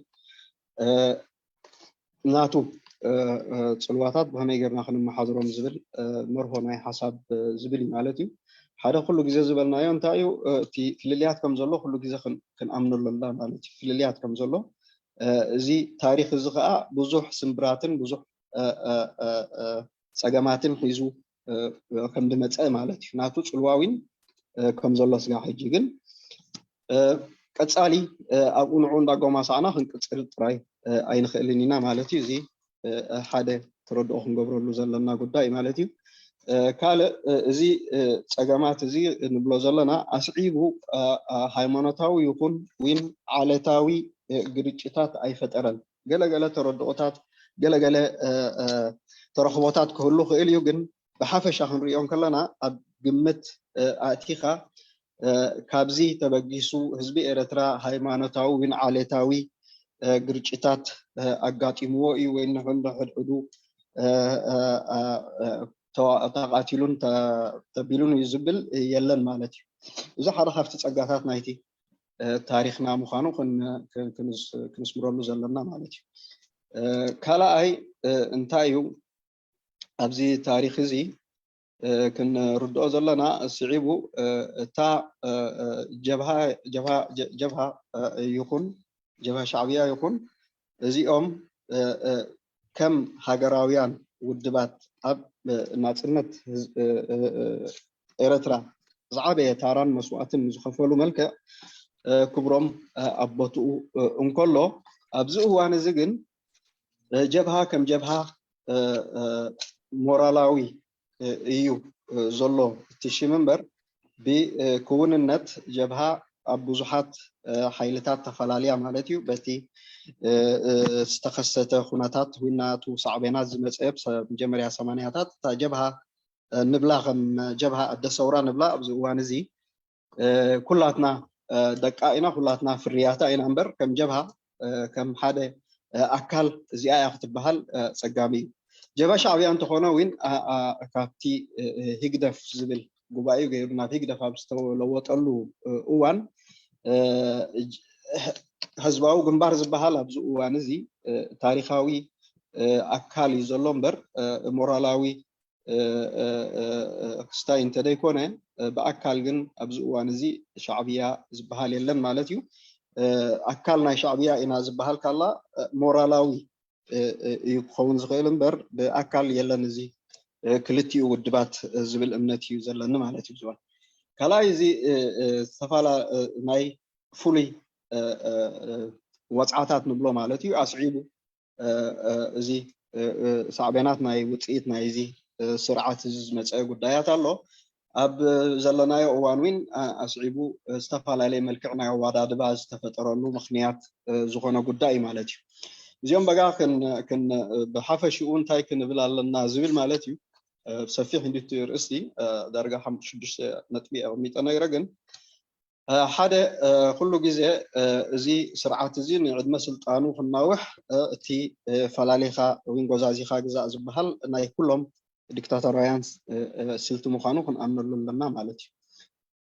ካብዚ ተበጊስና እውን እንታይ ክንብል ኣለና እዚ ብደይ ህዝባዊ ተሳትፎን ብደይ ሕግን ብዘይ ቅዋምን ዝተወሰደ ውሳኔታት ኣብ ርእሲ ንመልክዕ ናይ ኣካባቢና ህዝቢ ኤርትራ ኣብ ብሄራት ናይ ብሄራት ዝብል ውሳነ ይኹን ኣብ ዞባታት ዝብል ማለት እዩ ከም ምምሕዳራት ይኹን ናይ ኣብ ጉዳይ ናይ ሃይማኖት ኣትዩ እዚኦም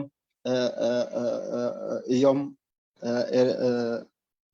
መሰል ዘለዎም ማለት እዩ ዝብል እቲኦም ከዓ መሰል የለብሎምን ወይ ከዓ ኣካል ናይ ሕብረ ሃይማኖት ናይ ኤርትራ ኣይኮኑን ዝብልን ካልእን እዚ ብምሉኡ ደይ እዋኑን ብደይ ሓደ ሕጋውነትን ዝወሰዶም ስጉምትታት እዚኦም ክንኩንኖም ኣለና ዝብል እምነት እዩ ዘለኒ።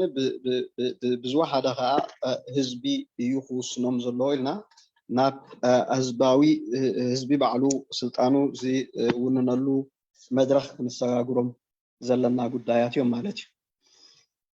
እዚ ናይ ዕድላለን ገበታን ዝብል ብፍላይ ኣብቲ ባህላዊ ዕብለላ ዝብል እዚ ናይ ዲሞክራሲያዊ ለውጢ ይኹን ናይ መርየት ይኹን ካልእ ይኹን ኣብዚ እውን ፀገማት ከም ዘሎን እዚታት ክእረም ከም ዘለዎን እምነት እንተጌርና እዚ መበገሲ ናይቲ ናይ ሓባር ስምምዓት ክንገብረሎም ንኽእል ክሰጋግረና ክእል ዝብል እምነት ኣለኒ ማለት እዩ። ሰጊሩ እንታይ እዩ ዝብል ኣብቲ ናይ መጨረሽታ ናይ ለውጢ ዝብል ጉዳይ ኣሎ ማለት እዩ። ናይ ለውጢ ዝብል ጉዳይ ከም ዕላማ ወላ ኩላትና ንሰማማዓሉ ንኩን ማለት እዩ እዚ ስርዓት እዚ ኣሊኻ ዲሞክራሲያዊ ስርዓት ምትካል ዝብል ጉዳይ ክኸውን እንከሎ ግን እንታይ ዓይነት ለውጢ ኢና ዝብል ብዙሕ ፀገማት ክፈጥረልና ፀኒሑ እዩ ኣብቲ ፖለቲካዊ ሓይልታት ይኹን ኣብ ካልኦት እውን ብዙሕ ፍልልያት ክፈጥር ፀኒሑ ማለት እዩ እንታይ ገሊኡ ነቲ ስርዓት ከም ዘለዎ ኮይኑ ሪፕሌስ ክገብሮ ጥራይ ዝደሊ ኣሎ ገሊኡ ካላ ስርዓት እዚ ከም ዘለዎ ከይዱ ሓድሽ ስርዓት እዩ ክትከል ዘለዎ ዝብል ማለት እዩ መሰረታዊ ለውጥን ደይ መሰረታዊ ለውጥን ዝብሉ ሓይልታት ብከምዚ እውን ክግለፅ ፀኒሑ እዩ ማለት እዩ ብዙ ኮይኑ ኣነ እንታይ እዩ ዝግድሰኒ እቲ ቀንዲ እቲ ዕላማ ናይቲ ለውጢ እቶም ክልውጦም ንደሊ ማለት እንታይ እዮም ክኾኑ ዘለዎም ማለት እዩ ኣብዚኦም ቅድሚ ምበልና ክልተ ነገራት ኣለዋ ክነስምረለን ዘለና ኮይኑ ስማዓኒ ሓደ ኤርትራ ድሕሪስ ነዊሕ ሰንሰለታዊ መግዛእቲ ዝመፀት እያ ህዝቢ ኤርትራ ካብ ሙሉእ መሰላቱ ተሓሪሙ ዝፀንሐ ህዝቢ እዩ ሙሉእ ትሕቲ ቁርፃ ይኹን ካልእ ጉዳያቱን ንታሕቲ መሬት ዘበጠ ማለት እዩ እዚ ስርዓት እዚ መፅኡ ከዓ ነዚ ዳግማይ ህንፃን ዳግማይ ዕብየትን ክንዲ ዝገብረሉ ነዚ ኣብ ዝኸፍአ ደረጃ እዩ ሒዝዎ ወሪዱ ማለት እዩ እዚ ስርዓት እዚ ከዓ ስጋዕ ሕጂ ምስቲ ናይ ግዜ ወላ ይንዋሕ ስጋዕ ሕጂ ዝኾነ ዓይነት ሕጋውነት ዘለዎ ስርዓት ኣይኮነን ማለት እዩ ፋቅድ ለሸርዕያ ሕጋውነት ዘይብሉ ስርዓት እዩ ዘሎ ስጋዕ ሕጂ ማለት እዩ እምበር ካብ ዝተበጊስና እቲ ዕላማ ናይቲ ለውጢ እንታይ ክኸውን ኣለዎ ዝብል እንታይ እዩ ሓደ ካብዚ ገበታዊ ስርዓት ወፂና ኣብ ብዙሕነታዊ ቅዋማዊ ሙሉእ ሃገራዊ ሽርክነት ሙሉእ ኣካውና ናይ ኤርትራ ዘረጋግፅ ክብርን መሰላትን ናይ ብሙሉኦም ኤርትራውያን ዝሕሉ ስልጣን ናይ ህዝቢ ዝኾነሉ ስርዓት ክንሃንፅ ኣለና መተካእታ ናይ ስርዓት ዝብል ማለት እዩ ካልኣይ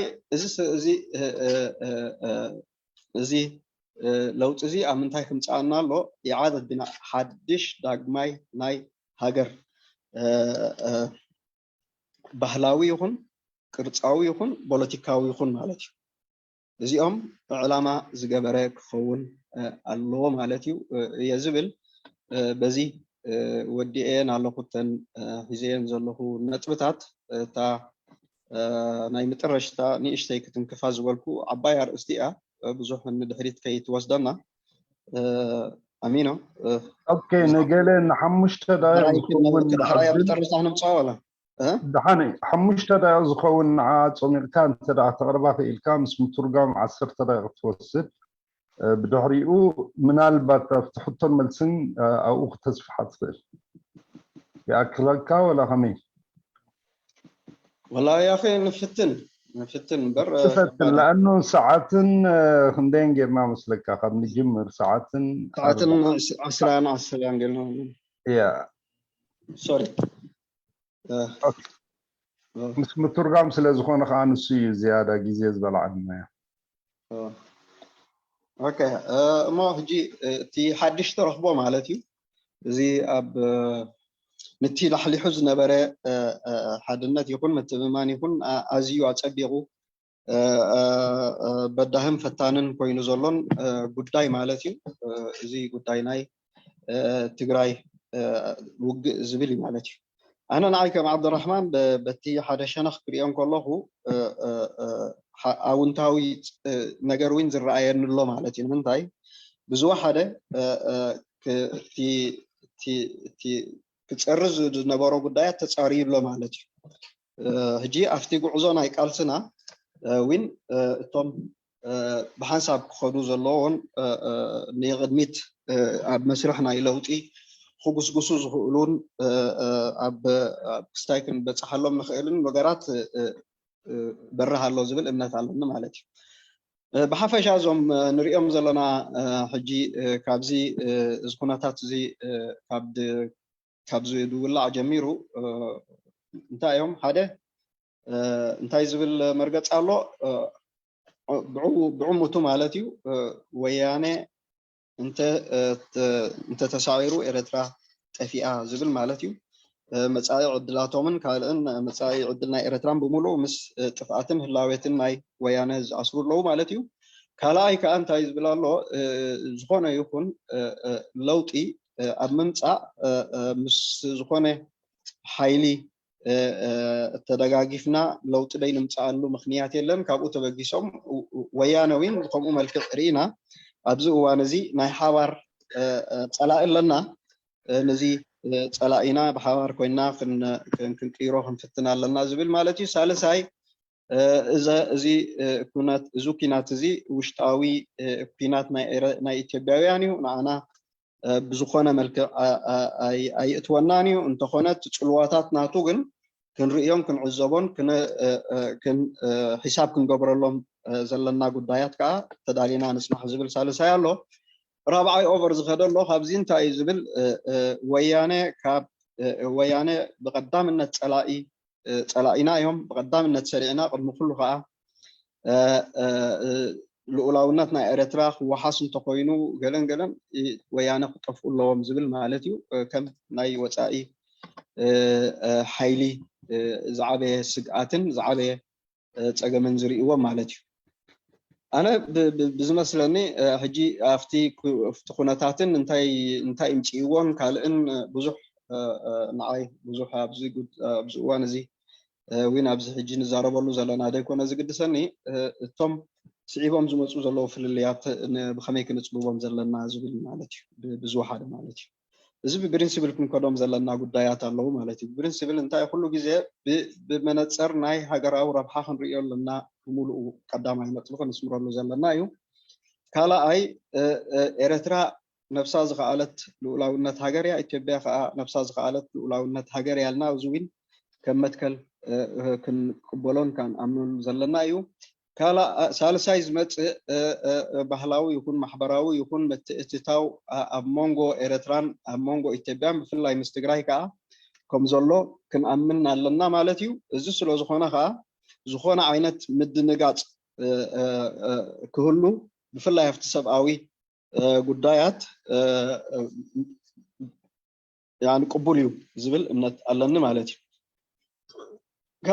رابعي حمشاي زي أمونغو معكلاي منجستي تولعي زلو خينات مس ويانا ناتو مخنياتات الله زي مخنياتات زي مشتاو مخنيات ناتو من مالك زي مخنيات زي أبستود الأوان وين أبسمنا أبز مسؤول أوان زي 4 نتبخ برولو يوين كوداي سوسلو زخونه زي كوداي زي هند بز مسأي temporary يعني مؤقت جزياوي كوداي إمبر مستي عدنا نايتي وطعناتنا كم إرتراويان 30 عامت كتشيلو زلو مسؤو كزامد وين زي بلو قداي كوينو رخبو مالتي حامش هاي تقداي ناي كوينات بمولو خنكونو لنا كم برينسيبل زبل مالتي زي سرعكو زغمت كويو تي ببرينسيبل كوينات كل جزء ناب مولو سلام وينزلاغ السلام كبتصحي كيلني مفتحوين كبتصحي كخونا كيلني زبل حبر امنتك هلو هنالو مالتي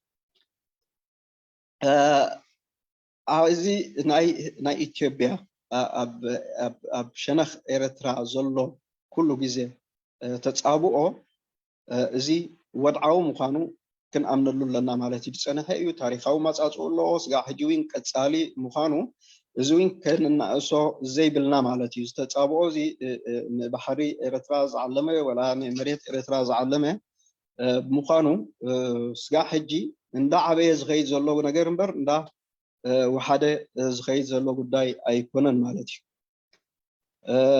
ناي ويانا كابويانا زلو سجات وين TPLF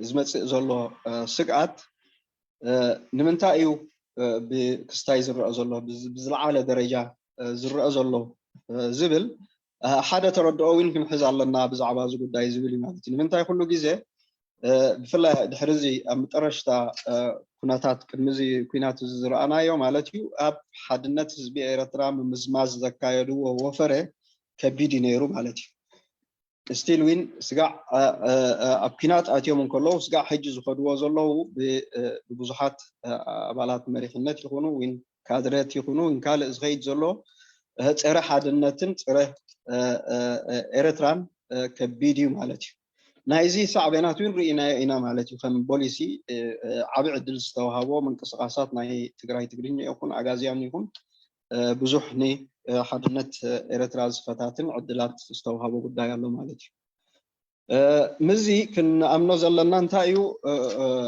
وسانا ناي سلامن كيناتنا بإرترا أنحنا أكالو يكون نانسقا حجي ولاتي حزب إرترا مشتزولو ولاتي دلاي فتحي أبدق زولو سقا حجي بإيدي وني نوازولو مالتي سي وني نوازولو السلطان سي بحيت وازولو حجي وين أبزي كناتات زوين زي سقات الله يلوين جفنا عينت حزب إرترا زخونه متصوعتاوين أي جبرنا الله مالتي انتاي مالتي زي حجي قبيتوا زلوا قدايو السيو السوسلة زخونة خا وتقيت نايزي وج نايزو كينات يكون زخونة بدلاتن جبناتن زفت سما بزخينات زي نعوز ملكت قداي كونوا رخبة مالتي كابزو قتيلو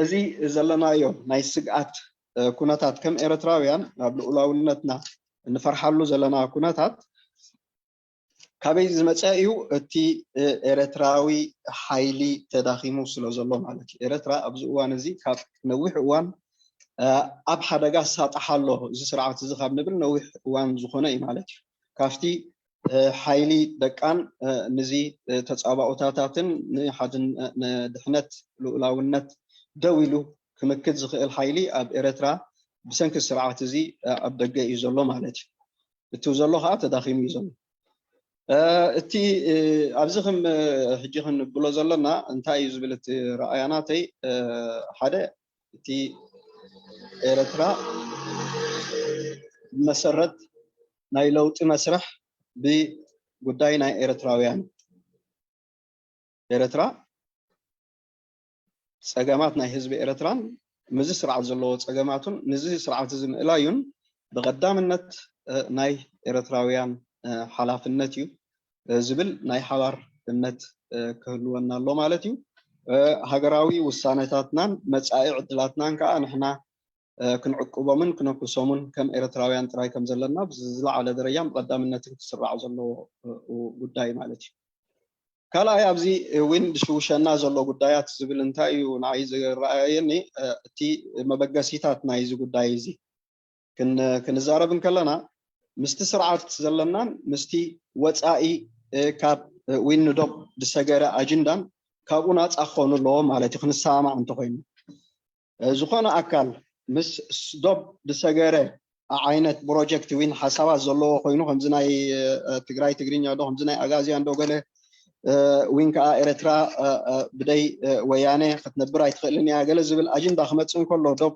وين ولولاونت دتحاسه زخونن حدنا حزب إيرترا بمت زي اتو زي فتصيمو كافتي مسرح نايتي لوطوين ناتو بناتو مسرح خدلو ومبر بزنا حضراو مسرح خدو ايكلين زبل امنت علنا مالتي بتخلا ايك ابتي مبغسيتات ناتنا الاولوነት إيرترا كمزن سقاتات الله مو غلغله خبحالن كله زوين تي مبغسيتات ناتنا مستسرعات زلو مبغسيتاتن حدا خمزه يكونوا وين بنصر كغلص الله بحالاي مالتي منتاي بزخونه يكون مخنيات تي مسانا بدن بتقاومو زلو وين ابدن بفتح زلو ازي بقنعنا ازي مبغسي لنا خنقبولن كلنا جنت مبغسنا يز سرعات ازي يو لولونت حالي يو لولونت لي زواغازي دخفلو زلو حدنت زبيرت رايو يلو زخينات ازي اتيو زلو كنبل اين خلينا فصيمو خا قبول خون اي كلني مالتي እዚ ስለ ዝኾነ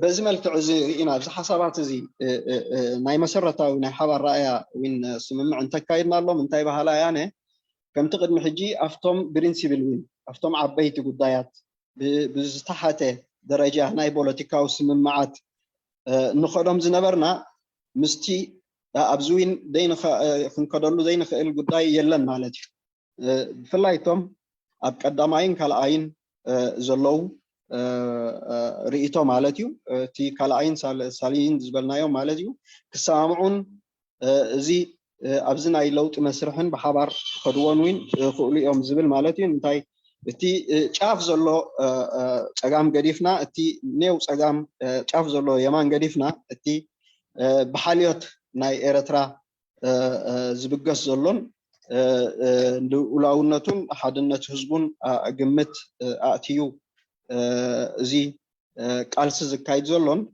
أبزي مسرح زي كراخبون ناي حوار مسرح كجبرو اليوم زبيلي مالتي بزخانة خينو جن حجي معنا قرنفنا زخيل كابز زندعل انتايو كله حدقة خمزلو يو زارب زلو مالتي بزيهم إيرترا أب حدقة يزلات زلا على حدقة إيرترا زلو تسرع كله بخلاي درجة حدقة زي بويان زمت زلو بوليس خونم خيليو سالساي كا بمولو ناي إثيوبيا وديت في الله أبز وانزي بمأكلاي منجستي زمت زلو خون خيليو زبل مثلا ودي له أبزي زخانة بزوح جدلاتات كهدوه خيلي بتجزوين من وحنيرو عدل انتلو أب ملسن حطن وين أبريتون زيادة وين كتهفتمون عبلوان تقولوهم زبل على الني خبز غربون العالي شكرا. اوكي بعربي بالكان الخزانة مجرشان هذه مشكلة. يلا ما مشكلة. أنا كويس إنه أنا ما حاسب لأنه كاتبة كنقاط فحاول أقراها إن شاء الله الإخوة يتابعوا معي بقدر الإمكان يعني. ممتاز. طيب أنا الجزء الأخير هو الخلاف الناتج الآن من تباين المواقف نتيجة الحرب في تيغراي. إذا رصدنا المواقف بنلقاها أولاً في موقف ينطلق من وشائج وعلائق الدم والدين في التأييد الأعمى للويانة وربط مصير إريتريا بأجندة تتجاوز سيادة الدولة. دي المجموعة الأولى أو الموقف الأول يعني. في الموقف الثاني يرى أن التغيير يمكن أن يتم بالتعاون مع الويانة بنفس القدر اللي المفروض يتم عبر التعاون مع أي جهة أخرى عندنا معها ارتباط بتاع مصالح يعني عدوي صديقي أو الاتفاق حول مصلحة الجانبين في إسقاط النظام كعدو أول. الموقف الثالث موقف يرى أن الحرب إثيوبية وداخلية بامتياز وقد يكون لها تأثير على إريتريا وفي الحالة دي يجب مراقبتها وعدم التدخل فيها لكن أيضا أخذ الحيطة من عدم الإضرار بالسيادة الإريترية. الموقف الأخير في موقف يرى ضرورة الحرب على تنظيم الويان ويتماهى مع النظام في الموضوع ده أن سلامة السيادة ومستقبل الوحدة الوطنية مرهون بالقضاء على الويانة كمهدد خارجي. ديل بالنسبة لي ممكن يكونوا 4 مواقف متباينة بينهم قد يكون في مواقف أيضا أخرى. إذن أنا يعني عايز أحط مبادئ أو بعض الموجهات اللي ممكن أن احنا تعيننا يعني ما حنتكلم عن أسباب الحرب وظروفها وتقييمها لا ده ما موضوعنا. نحن يهمنا انعكاسه عن الوحدة وتأثيرها في خاصة في معسكر والتغيير الديمقراطي في إريتريا. عليه كموجهات للفكرة أعتقد أنه أولا يجب الاتفاق في بعض المبادئ يعني هو تقديم المصلحة الوطنية وصون سيادة وحدة الشعب الإريتري على كل اعتبار. ده يكون مقدم بشكل واضح وكامل يعني. ثاني الإقرار بسيادة الدولتين على أراضيهم وأن التدخل في الشأن الداخلي للدولتين يتعارض مع احترام سيادة الدول. يعني إثيوبيا دولة قائمة بسيادتها ولا نقبل بالتدخل في السيادة الإريترية والعكس صحيح. الإقرار أن التداخل الثقافي والاجتماعي بين إريتريا وإثيوبيا خاصة التيغراي كبير عليه يصبح أنا بنتكلم عن المكونات الاجتماعية والثقافية بالذات يعني عليه يصبح موضوع التعاطف من قبل الإريتريين عموما خاصة من أصحاب العلائق أو العلاقات المشتركة أمر مقبول خاصة في الجانب الإنساني. ثاني الحرب كمبدأ مدانة ومرفوضة يعني مهما كانت مبرراتها ولن تأتي بحل نهائي، وما حتكون يعني مجزية، أو ما حتكون يعني في طرف حيكون منتصر على حساب طرف آخر، الكل خسران يعني. اثنين، النقطة الرابعة، الحرب بين المركز والويانة لا أسبابها الداخلية، وعليه إنه الحرب دي هي حالة طارئة، فما يمكن يعني ناخذها في مقابل الظرف اللي عاشه الشعب الإريتري لمدة 30 سنة. هي حالة طارئة وحتزول بزوال مسبباتها اللي هي أدت إلى الحرب، وممكن يتوصل الجميع إلى توافق أو اتفاق، أو يكون في حلول سلمية، أو حتى ممكن تنتهي بهزيمة أحد الأطراف. الخامس، الخوف من أطماع إثيوبيا عموما تجاه البحر الأحمر وإريتريا خاصة له مبررات موضوعية، ما جاي من فراغ، وله خلفيات تاريخية. عليه يعني التقليل من هذه المخاوف مرفوض، وأيضا يعني هذه المخاوف يجب أن تكون في الاعتبار. التوجس من الويانة خاصة في الفترة دي مقدم على باقي المخاوف عليه. ليه؟ لأنه أقدموا في الفترة الأخيرة، أو حاولوا استهداف الوحدة الوطنية، وإمكانية تأثيرهم تتجاوز غيرهم. إمكانية تأثيرهم على الوحدة الوطنية نتيجة التداخل والعائق والبناء هي أكبر عليه. المخاوف بتأتي من خلال التداخل وإمكانية التأثير. وأيضا هم في الآونة الأخيرة بعثوا الروح في مشاريع التجراي تجرينيا والأغازيان وغيرها من خطابات تستفز الوحدة الوطنية، وتحاول أن يعني أن تضع سفين ما بين المكونات الإريترية. سابعا، قرار السلم والحرب في إريتريا وغيرها من الحقوق السياسية مغيب عنها الشعب الإريتري بفعل النظام، فيما يتحمل كلفتها، يعني كلفة من كلفة الحرب، كلفتها من البشر، كلفة البشرية دائما ما قاعد يدفعها الشعب الإريتري. عليه النظام هو من يتحمل وزر هذه الممارسات والمسؤول عنها أيضا.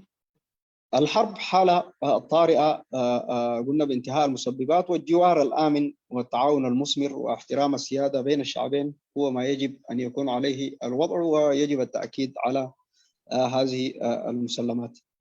إذن في إطار بحثنا عن حلول، يعني يجب نتفق على بعض الأشياء. النظام الإريتري أولا هو المسؤول الأول عن الحالة الماثلة أمامنا، أو التي يعايشها الشعب الإريتري، وإريتريا وشعبها وسياستها ستظل مهددة باستمرار طالما لم تتح فرصة للشعب الإريتري أن يصبح صاحب القرار في إدارة شؤونه وحماية سيادة أي. يعني إريتريا كانت مهددة ولا تزال وسوف تكون مهددة ما لم يزول هذا النظام وتكون مسؤولية وسلطة القرار للشعب الإريتري. صون استغلالية القرار الوطني والتأكيد على أن حل المشكلة الإريترية وتغيير النظام مسؤولية إريترية، دي واحدة من القواعد أو المبادئ المقدر نتفق، يجب أن نتفق حولها. النقطة الثالثة، الاختلاف في المنطلقات، تحديد الاختلاف في المنطلقات والدوافع مع النظام وغيره يجب أن يكون واضح. يعني نحن إذا في مجموعة أو في تخوف على السيادة الإريترية، وفي مخاوف حقيقية تتهدد وحدة الشعب الإريتري وسيادته ومستقبله، فنحن ممكن نتقبل هذه الدوافع وهذه المنطلقات من قوى التغيير الديمقراطي أو القوى الموجودة في معسكر التغيير الديمقراطي أو أي جهة ما لم تكن معبرة بشكل رئيسي عن النظام في أسمرة. فمهما كان لا يمكن أن نتفق الآن إنه النظام الإريتري هو حريص، أو يعني أسباب هذه الحرب جاءت نتيجة حرصه على السيادة والوحدة الإريترية، لكن هذه الدوافع وهذه المنطلقات قد تكون مقبولة ومحل احترام وتقدير من معسكر المعارضة عليه. يعني التمييز هنا في عملية الاختلاف في المنطلقات يجب أن تكون واضحة أيضا. في الأخير أعتقد يعني نحن يهمنا في يعني عدم مساس أو عدم المساس نتيجة انعكاسات هذا الوضع في العملية السياسية أو خاصة في العمل المشترك لقوى التغيير الديمقراطي المرجو منها أنها تنجز عملية التغيير في إريتريا. عليه أرى أنه الاختلاف في التقييم والمواقف بين أصحاب الموقف الثاني والثالث اللي هم فرزناهم في الأول من الأربعة مواقف يمكن التغريب بينهم والتغريب بينهم وفي إمكانية الاستمرار في عملية العمل المشترك وإنجاز التغيير الديمقراطي ما بينهم إذا اعتمدنا كما هو معمول وسائد باعتماد البرنامج الحد الأدنى في العمل المشترك. شكرا. أطلت المداخلة. أعتذر للحضور والمتابعين وللإدارة. في النهاية أنا حاولت ألخص القضايا دي في إنه موضوع الوحدة الوطنية كمبادئ يجب أن تكون قائمة على الإيمان الكامل بموضوع الحريات وما يترتب عليها. اثنين، يجب وضع أسس الشراكة الوطنية العادلة بكل متطلباتها وحفاظ مصالح الجميع في هذا الموضوع. الرابع، ثالثا، هو وضع أسس التعايش والسلام والبناء على ما هو قائم من موروث إريتري بهذا الخصوص. رابعا، الشعب الإريتري الآن هو أحوج ما يكون من أي وقت مضى إنه يتحرر من الربق هذا النظام ويتنفس السعادة وينظر للمستقبل بشكل أفضل. ويجب النظر بموضوع الازدهار والنماء وأنه جميع مكونات الشعب الإريتري بكل تفاصيلها سوف تنعم من نتائج التغيير والديمقراطية ووسط الحريات والعدالة، وينعكس عليها بالازدهار والنماء والاستقرار. شكرا مرة ثانية. أنا بزمت أرشتا እንዳመስገንኩ ወዲ ኣለኹ ማለት እዩ። ኣብዚ ሎሚ እንታይ እቲ ሓሳብ ነይሩ ሕጂ ኣብ ባይታ ምቕማጥ ማለት እቲ ከመርሆ መበገሲ ክኾነና ዘለዎ ዝብል እዩ። ቅድሚ ሕጂ ተተንኪፉ እዩ ተዘሪቡ እዩ። ሓድሽ ነገር ኣይኮነን፣ ግን ከም ብሓድሽ ኩሉ ግዜ ክንዛረበሉ ዘለና ብምዃን ጥራይ ማለት እዩ። እዚኦም ክዛረበሎም ዝፀናሕኩ ብቀዳምነት ኣብ ሙሉእ ናይ ሓርነታዊ መሰላት ዝብል ፍሪደም ዝተመርኮሰ ክኸውን ኣለዎ እምነትና ዝብል እዩ ማለት እዩ። ካልኣይ ኣብ ሙሉእ ሃገራዊ ሽርክነት ዘለና እምነት ኩሉ ግዜ መትከላውን ንፁርን ክኸውን ኣለዎ ዝብል ማለት እየ። ሳልሳይ እቲ ኣብ መንጎ ኣካባቢና ህዝቢ ኤርትራ ማሕበራዊ ይኹን ሃይማኖታዊ ይኹን ባህላዊ ይኹን ጂኦግራፋዊ ይኹን ዘሎ ናይ ሓባር ምንብባር ታሪካውን ሃፍታምን ከቢድ ረዚን ዝኾነን ንቅድሚት ውን ኣብኡ ተመርኪስና ኢና እዚ ሓድነትናን መንነትናን ክንረጋግፀሎም እንኽእል ዝብል እምነት ክልገስ ኣለዎ ዝብል እየ ማለት እዩ። رابعة مترشتا كل جزء كنرصع زي بالنا قداي مالتي انتايو حزب إرترا أبزق وانا زي وفايتا يجتلب زلو كالي يقولون وفايتا خالص سرعة زي كجالاجل زناي قدامه يحطوا مخانو كنا أمن كنا لنا مالتي السوز خنا قدامنا بتصبوا خن سرعة مالنا متاعي عدل ناي حزب إيرترا رهوان سلامن قسانتن مخانو دحرزي سرعات زوين كل جزء بوتراينا خن بالسر زلنا زبل أمنتي زلني شكرا يقني لي زينكم كبراتيكم لسماعكمني تشاو شكرا. جلسنا لنا إن شاء الله.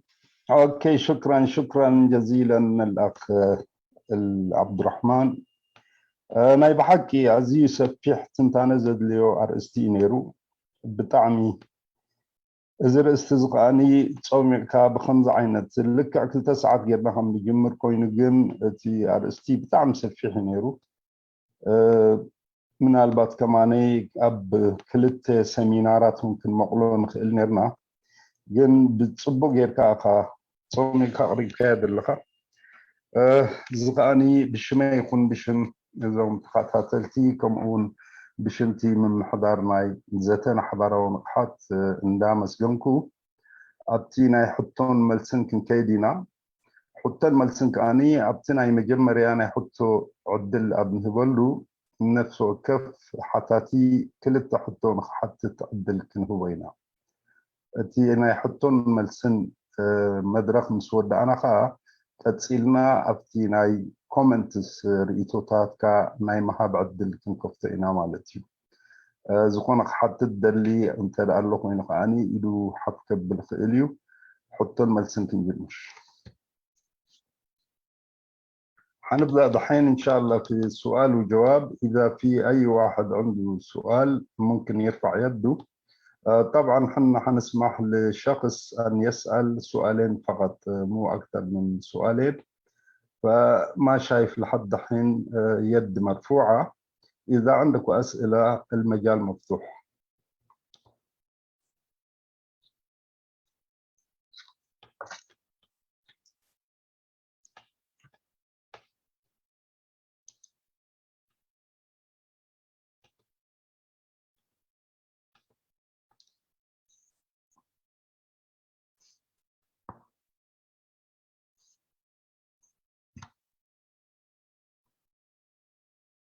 اوكي برهان ردا تفضل حبيبي. مع الله سمع الله هذا. يعني خنا حتى أي نقول كنا بس ايه كله تداري شيء خيال تكون درواتات تداري أمتع حتى السو يعني قلنا ناي لكن أكيد يا أكيد تبغى غير تنتين كله ايوه حبيبي. بحري قداي ما بحر قداي وقتي مستقفنا نجري مزحنا بحر الصورة مثلا عوض البرهان. اوكي سكتنا كساد جبري مجال همين لهم قررت قرمايسكي نمرقات ذاك الريدي اللي خاطفهم مخنياتو حجي كنعرفون حاو عبد الرحمن بقلت يوقانكو اي خبقو عاد سنيحو ابتنا يمترقا ما تتحقا قزو مثلا دمت خاص مع النموني ريدي انت اللخا تسمع خطوطات نتملس خاخ ترقو قرماي دقيقة قال اوكي دحين يلا بالقلت لا بحطها كم زقبت جمله يعني. اوكي اجي انت اخذ بالي كابتن بحري قداي كمالتي مش كان زلنا زلنا كل شيء بحري بروح شجري زلنا جن تحاوش مش تناي اجازياندو ولا تراك جرينيدو ولا خمسات جرين فان مش اساسا تحاوش هذا جنبه جنب يعني تكون كله بتحدو جن كان انت هاي الثلاثي خمسان شدستان زجبرا صحفتي مساب زنم ثلاث صفحاتو كا يوم كاني بحري بليو كابوني نيو فريقو نخل دوي مسلك كابزي بحر ناي بحر قداش قداش وانا تكون ذات ناي فهم بزحينا بزحي بزح شجري لنا زيت فتح جس كابزي بحري ويناي بحر شجر كابون العالي دوك خوني في المسألة كاسكين يعمل سلي كم حتى معلش. اوكي ثانك يو برهاني. قال ايه تحطون وسر عبد الرحمن ولا حنت بعنت من اللسان؟ لا ما مشكلة، ممكن ناخذ اثنين. اوكي دي ترجمة منكم بعدين كله حترجموا بس لي. عبد قرماين دي من اللسان لينا له قرماي أستاذ قرمايز شايفه موجود بس ما قاعد يرد عليها، بتصل انا ان شاء الله. اوكي الاستاذ عادل. الاستاذ عادل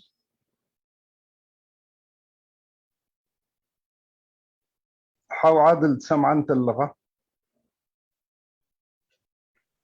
اوكي ابو احمد. اوكي كيف تقول ما مسموع استاذ عادل. شكرا امينو. معك صلاح علي احمد، واشكرك واشكر اداره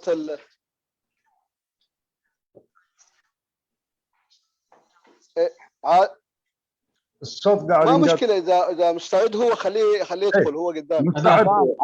انت عادل. استاذ عادل طيب استمر. تفضل. هلو. ايوه مسموع استاذ عادل. انا ما عادل ادال اسمه. انا داخل بادال اسمه ابري دانيال. ابري انا عندي سؤالين، والسؤال الاول هو اولا شكرا الاخ عبد الرحمن طه. هل اليوم هو ويانا هو اللي قاعد يقود في تجراي ولا TDF تجراي ديفنس فورس؟ لانه الويانا اظنه عملوا نظام سمورغنبار وكان عندهم مشاكل داخليه، عملوا المهم سمورغنبار وسموا TDF.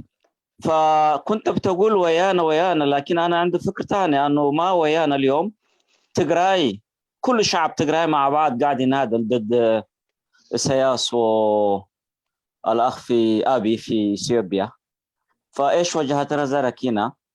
ثاني سؤالي إيش ممكن ندرس من خبرة تجراي اليوم نحن كإريتريين؟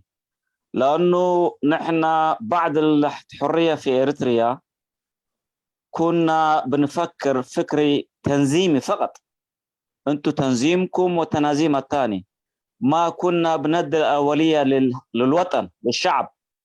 لكن اليوم تجراي ورونا أنه وش حزب أو كمان تنظيم، بل ما وطن والأرض والشعب. فإيش ممكن ندرس من خبرة بتاع أخواننا في تجراي؟ شكرا. شكرا أبو دانيال يغني لنا. طبعا السؤال الأولاني كان من الأخ برهاني، وهو قال من ضمن الحديث للأستاذ عبد الرحمن كان يتكلم عن طمع إثيوبيين عن البحر. هل الموضوع ممكن يتجاوز البحر؟ كيف تراه أنت؟ هذا السؤال الأولاني.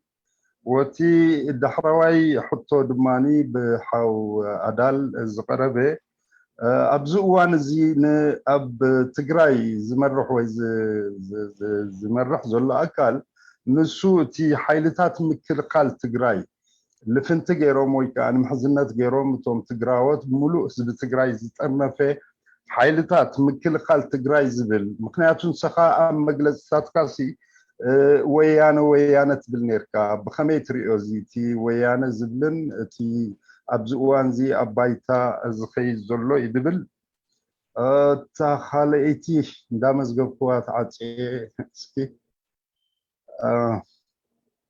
حزكاية الله عبد الرحمن هو سوين كترجمان سكالا نيروح أو أبرهة نو واتي تصنيحو حجين دقنات اوكي يا تخليتي السنة انت تايزو بالله تخليتي حتى كاب تمكرو ناي تجراي ابز اوانزن تاي كنمهار نخيل زبل مالت منتاي هو تي سقع تناتنا مست زنبرس كما إنا نريو زلنا ابز اوانزي ناي ودب حسابن علامان تراي زي كونه انتاي مخانو هاجر مريتن حزبن أريومنا إمه أنت كنا مهارنا خير زبل الله الطيب مالتي. بس أستاذ عبد الرحمن عدل طيب كاني لو أستاذ الأمين عبد الله موجود قرما يتسمع عن اللقاء أوريدي اللقاء بجزا الأمين عبد الله أمين عبد الله ما في موجود. ما موجودة. مين ممكن يتعاون معنا في الترجمة العربية؟ أوكي تفضل أخ عبد الرحمن. يا غني الله أستاذ برهان ردا تحساسيتي قداي كمتي تاريخاوي أما تأتوين بزح ملكعات دا وسدي غيرين بناتي رئيتو تي تخلو جزء حزبي إيرترا أبجمت زاتو خويني سمعان حزبي إيرترا كم مسارحي وينكا أبزو قداي زيناي مبصح ناصر اوكي قرماي على اساس بس تكون جاهز للترجمه قلنا كلمناك يعني كذا مره يعني هاي سمع كمان ريدي تكون كاس نخت سمعوا موني ابتي مترجم مالتي بس انا حجي جميرو مالتي استاذ مكير يا بزا حجي جمراد اللو عبد الرحمن تخاطرت المو ابتي مترجم تحجزني تفضل استاذ عبد الرحمن. شكرا. انت ازول الله تي قدايك خون خير الفيديو بالتاريخ او ما تصاغ لكن كل جزء انا بوغناي انت ازبل تي استراتيجيكاوي اقامامطا ناي إيرترا ناتو صعبينات الله مالتي تكوناتات ناي ኢትዮጵያዊን نفلطو ኢና مالتي عصو ودبات بحري زيبلو عبي هاجر مخانو مالتي فانت ايو خفتي تاريخ وين نريو كل جزات تي باهجن حلمنا ناي إثيوبيا زنبره تي بحري بزعابه ينبر تي حزبي ابقمت زيتو ايكونان مالتي جن حزبي كم ابزي مساغاغري وينزي نابزي بحرن مبصح انت دايكونه كم اكال كتقملو اي ايكونان جن قال كستايات وين كهلو خيليو انا زي بتصحكو اني غداي ناي بحر تراي زي كنا بيون كابزي زرحه كخيد زغيل غداي كهلو يخيلي مالتي كم زبل كايات ناي اغازيان ناي تግራይ تግርኛ فليك خون خيليو سوها كافتي خغلصون كم سنه حساب يزمو زبقسو زلو كال ناتو زخاله رأيا يو مالتيو انا بوغناي زوم كلته اغازيان يكون ولات ناي تግራይ تግርኛ تاريخ تسعريو حجوين خسعر زخيل قدايو جن كم مسارحي وين كم مشاغلي جن كوينو قتصل خيلي نوح وان زبل علنا مالتي تزعبي سقات جن هنا كلهم إثيوبياويان مالتي بمولهم بحر زلهم هنقفا عبيو زي كتصالي خون زخيل سقاتيو الى ازامن مالتي كتصيلنا استاذ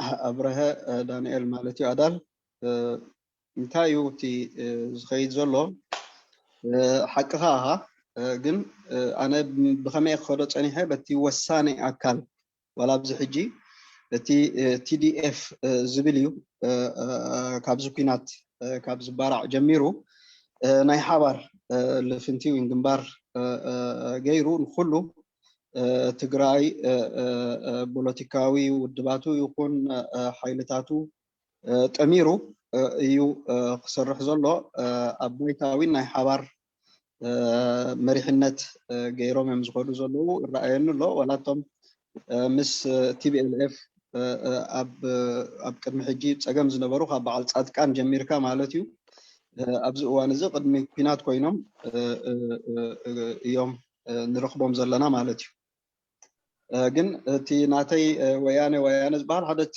ዝነበረ ሓይሊ ከም ወሳኒ ሓይሊ ስጋዕ እዚ ኩናት ዝነበረ እዩ ኣብዚ ሕጂ ዝኸይድ ዘሎ መስርሕ ከዓ እቲ ዝለዓለ ደረጃ ዘለዎ እዩ ግን ብዛዕባ ተፃባኦታት ናይ ኤርትራ ባና ወገን ዝመፃና ዘሎ ከምቲ ክገልፆ ዝፀናሕኩ ብዝያዳ ምስ ወያነ ዝተኣሳሰረ ጉዳይ እዩ ኮይኑ ረኺበዮ ካብቶም ካልኦት ሕጂ እዚ ናይ ሓባር ግንባር ፈጢሮም ዘለዉ ምስ ወያነ ማለት እዩ እዚ ኩናት ገለፅ ስለ ዘየለኹ እየ ማለት እዩ እምበር እዚ ኩናት ገለፅ እንተለኹ ከም ትብሎ ዘለኻ ብዙሓት ሓይልታት ናይ ትግራይ እዮም ተሳቲፎሞ ዘለዉ ማለት እዩ እቲ ካልኣይ ሕቶ ዓብር እስቲ እዩ ብዙሕ ክንፅንዖን ክንመሃረሉን ዘለና ጉዳያት ከም ዘሎ ፈልጥ እየ ርዳእኒ እዩ ብሓቂ እውን ንዓና ክገልግለና ዝኽእል ናይ ለውጢ መስርሕ ይኹን ንመፃኢ ዋሕስነት ናይ ኤርትራ ክንኮነሉ ንኽእልን ኣስተምህሮታት ብዙሕ ንርኢ ኣለና ማለት እዩ እቲ ጉዳይ ከዓ በብናትና ሸነኽ ክንሪኦ ንኽእል ኢና ማለት እዩ እዚ TPLF ዝነበሩዎን ሕጂ ከይደሞ ዘለዉ ናይ ሓባር ግንባር ፈጢሮምሉ ዘለዉ ኣብ ጉዳይ ናይ ምህላውን ደይምህላውን ጉዳይ መስበፅሑን እቲ ፖለቲካዊ ብዙሕነትን እቲ ዲሞክራሲ ኣብቲ ክልል ዝነበረን ኣዛሚድና እቲ ተፃብኦታት ሕጂ መስተረኣየ ከም ዝበልካዮ ዓብይ ምዕባለፍቲ ፖለቲካዊ ራእይ ተፈጢሩ ዘሎ ማለት እዩ ግን ገለገለ እውን ንዕኦም ዝሓገዞም ኣሎ ማለት እዩ ወላ ምስ ተሓሕዛ ናይ ሻዕብያ ኣናፃፂርና ክንሪኦም ከለና ኣብ ህዝባዊ መሰላት ኣብ ህዝባዊ ተሳተፎ ኣብ ሓርነታትን ኣብ ሙሉእ ሃገራዊ እውን ናይ ሓደ መንነት ስምዒት ሃገራዊ ስምዒቶም እንዳዓበየ ዝኸደሉ ፖለቲካ ክካይዱ እዮም ፀኒሖም ማለት እዩ ብኣንፃር እዚ ስርዓት ዘለዎ ማለት እዩ እዚ ኣብ ደንቢ ተቃውሞ ዘለዎ ፖለቲካዊ ውድባት እውን እዚ ክመሃረሉን ክልልዮን ዘለዎ ማለት እዩ እዚ ስለ ዝኾነ እውን ኣነ ሕጂ እቲ ጉዳይ ናይ ሓድነት ክልዕሎን ከለኹ በዚ መልክዕ እዚ ርኢና እቲ ናይ ህዝብና ኣብ ህዝብና ክንምለስ ዘለና ጉዳይ ኮይኑ ይስማዓኒ ጉዳይ ናይ ሓድነት ክንረጋግፅ እንተኮይና እውን ብታሕቲ ጀሚሩ ንላዕሊ ክኸይድ ዘለዎ መስርሕ እዩ ዝብል እምነት ኣለኒ ማለት እዩ ነዚ ተኸቲሉ እውን ኣብ ቀዳምነታት ምስራዕና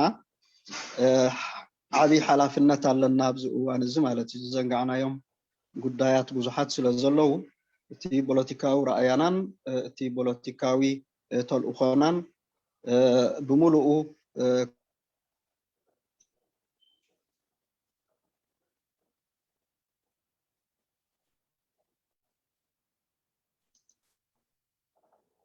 استاذ عبد الرحمن طه استاذ عبد الرحمن طه ما مسموع سمع اللي خان حاو عبد الرحمن ممكن قدام انترنت اخوين اكيد اوكي حساب زمصنا قرماي ترجم تجمر والله قرماي ده ان شاء الله تجمر بخمسة دقائق حيبدا ان شاء الله لسه 5 دقائق كده حيجينا ان شاء الله قرماي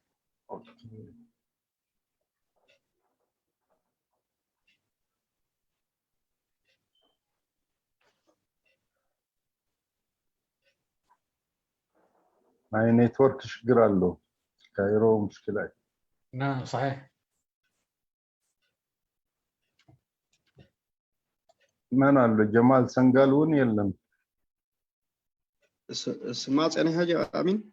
لا ما كنت بسمع استاذ عبد الرحمن لا على اي تي ولا خط مجمرة؟ يا على اي تي يا بس إذا على اي تي حطونا يا برات قدامي تخفل سمعنا إلى خوم تصفى قبل كان رايح حطو تراي نركا يا على اي تي كلا يكفل نسا ثريفات كلا يا اوكي ما خدقما انت زول له تي كنمهارلو زلنا خابزي ናይ ትግራይ ጉዳይ እንተሎ ዓብይ ዝብል ዘለኹ እዚ መፅናዕትታት ክድልዮ እዩ ብዙሕ ኣውንታዊ ነገራት ኣሎ እቲ ዝነበረ ኣሉታዊ ሸነኻት ወይን ገሚትና ክንመሃረሎም ዘለና ጉዳያት ኣሎ ባህላ እዩ ማለት እዩ ብሓፈሽኡ እንታይ እዩ ክንነፃፅሮም ከለና እቲ ኣብ መንጎ ፖለቲካውን سنة تكبرنا أي ويانا بزعبة مسالات هزباوي شركناتن زنبرن تسرعات زحازو مسمرن عبث اللياتيو نيروز بالإمنة علمنا مالتيو سوم أبقوداي حبراو من النتن عبيات هاجرن بزح ضد معلو شنخات نيرو مالتيو صوح جوين مسرت نايز حدنت كوينو زلو قداياتي مالتي كم دم بفتح كم دم بتقاوموين تي التحساس بانان تي التقابرانان بزح لو تخن قبر لهم زلنا قدايات الله كوينو سمعون مالتي سوسلا زخنا كبوليتيكاو رأينا أتحيزوت بوليتيكاوي مسجناتنا الرأينا نايك قدامنات مسرعناتنا بزح كن مزح جيز بدهنا زلوا خناتات بفلاي بقدامنا كن يوم زلنا قدايات الله كينو يسمعني ويغني له شكرا استاذ عبد الرحمن مشكلة قرماي سمع ذلو مسيلنا نيرو ايدنو لمن السؤال الجاي ان شاء الله حبدا معنا قرماي هل هو جاهز سمعنا لها قرماي سكيم لكتها بني اوكي هو كابتا مودة تحيزة سميعيو له يا ولا نعاون بقى نعاستك بلا خلي تقدمي تجناي نبركوني نحاونا قال يسألوني راني أبو ناصر يا سازي تقدميتي نصوص تاي تغيروا تخال اي تجنا بقى كله تاي كبل صنحو مالت تي قداي ناي تي دي اف ويانه بزبل زغرب كايو زبولو ولكعيو زوانزي تي دي اف زبل حدا اكال يتزلو جن تي وسان اكال تي ناي ويانه سلازنبره بالعربي استاذ قرماي من التقرينيا العربي معلش بالعربي هو قال بالتقرينيا ايوه ما انا ما دخلت في جو الترجمه بس اعطيني من هذه المساله دلوقتي ما في مشكلة انا ما دخلت جو الترجمه فبالتالي انا اترك المجال للشاب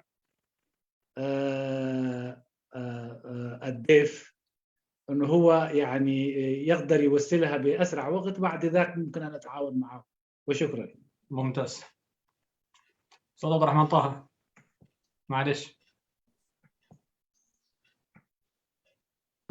شكرا استاذ قرماي مسموع تفضل شكرا طيب بالنسبه لسؤال الاخ برهانه يعني هو صحيح يعني من نواحي تاريخيه ممكن تكون عندنا رؤى مختلفة وحتى المواقف مختلفة ما بين رؤية المركز والمشاريع الجديدة الأغازيان والتجراي تجرينيا وفي اختلاف في منطلقاتهم واختلاف في مشاريعهم يعني. لكن بالنسبة لنا أعتقد أنه يعني أولا الموقع الجغرافي الاستثنائي لإريتريا هو يعني واضح وله تأثير كبير في علاقاتنا مع الجوار الإقليمي والموضع بالنسبة للعالم الخارجي وإثيوبيا دولة حبيسة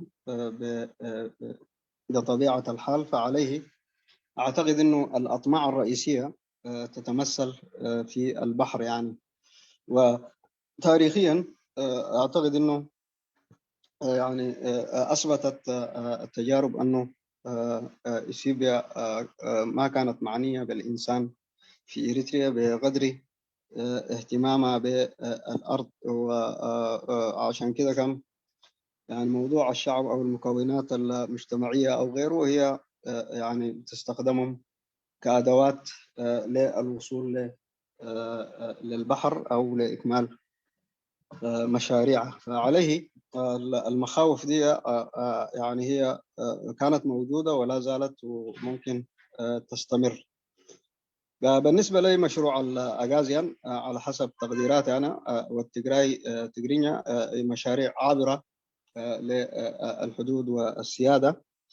ومشروع التجراي تجرينيا بالذات يعني هزم تاريخيا في إريتريا وما له عودة، والأغازيان كذلك يعني ما عندهم فرص الآن، لكن ممكن يكونوا عناصر إزعاج بشكل يعني مستمر، خاصة أنه يعني في قابلية للاستفادة منهم من الجانب الإثيوبي وعلى وجه الخصوص. يعني السؤال الثاني أخ أبره دانيال، أنا أتفق معه أنه الوضع الآن هو تحت قيادة مشتركة في تجراي TDF، هي قوات الدفاع التجراي هي الموجودة، وفي ائتلاف الآن أو في جبهة متحدة تضم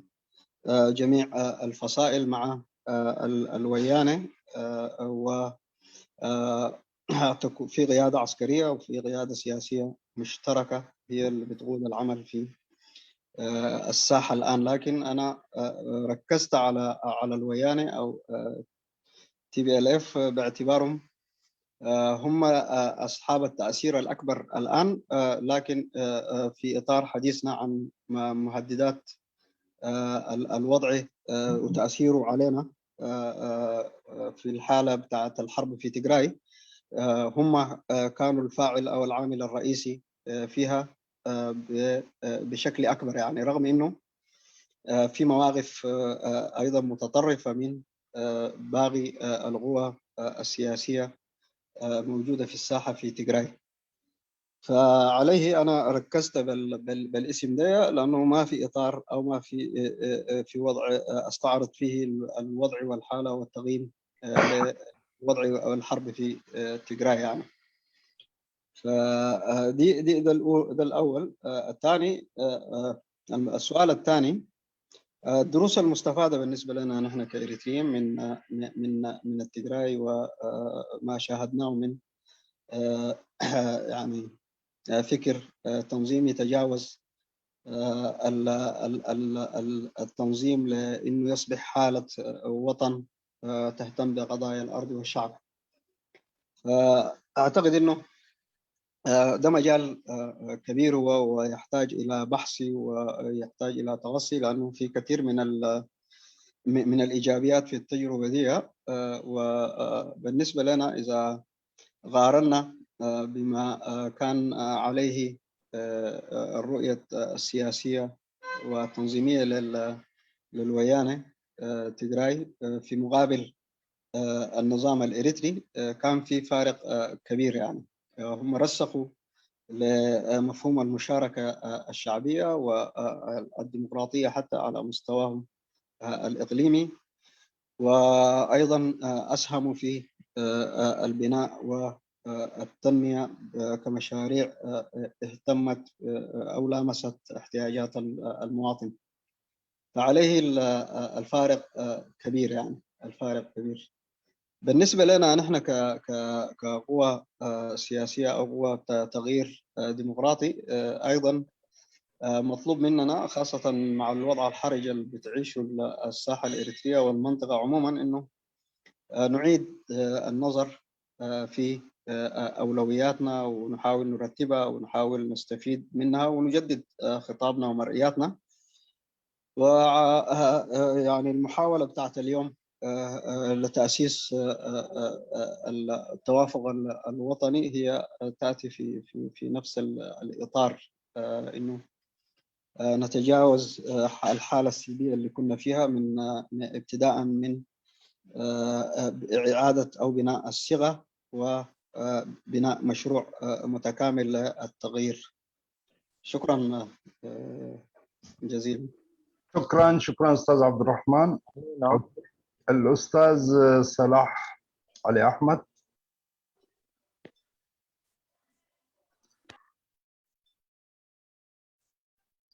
استاذ صلاح.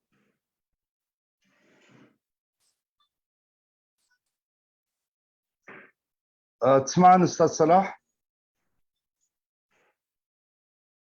اوكي. السلام عليكم. معلش يا مينو. ولا يهمك عزيزي. معلش. شكرا لكم والشكر برضه موصول للاخ عبد الرحمن طه.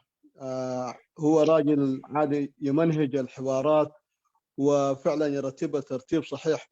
انا عندي بس ملحوظه ويا ريت ذاته الاخ عبد الرحمن لو كان النقطه الاخيره دي كان خلاها وتجاوزها، المساله بتاعت الحرب الاثيوبيه وتجراي والمركز، ولانه كل ما في مواضيعنا يعني لانه العنوان عنوان مهم جدا، هو العنوان المطروح عنوان مهم.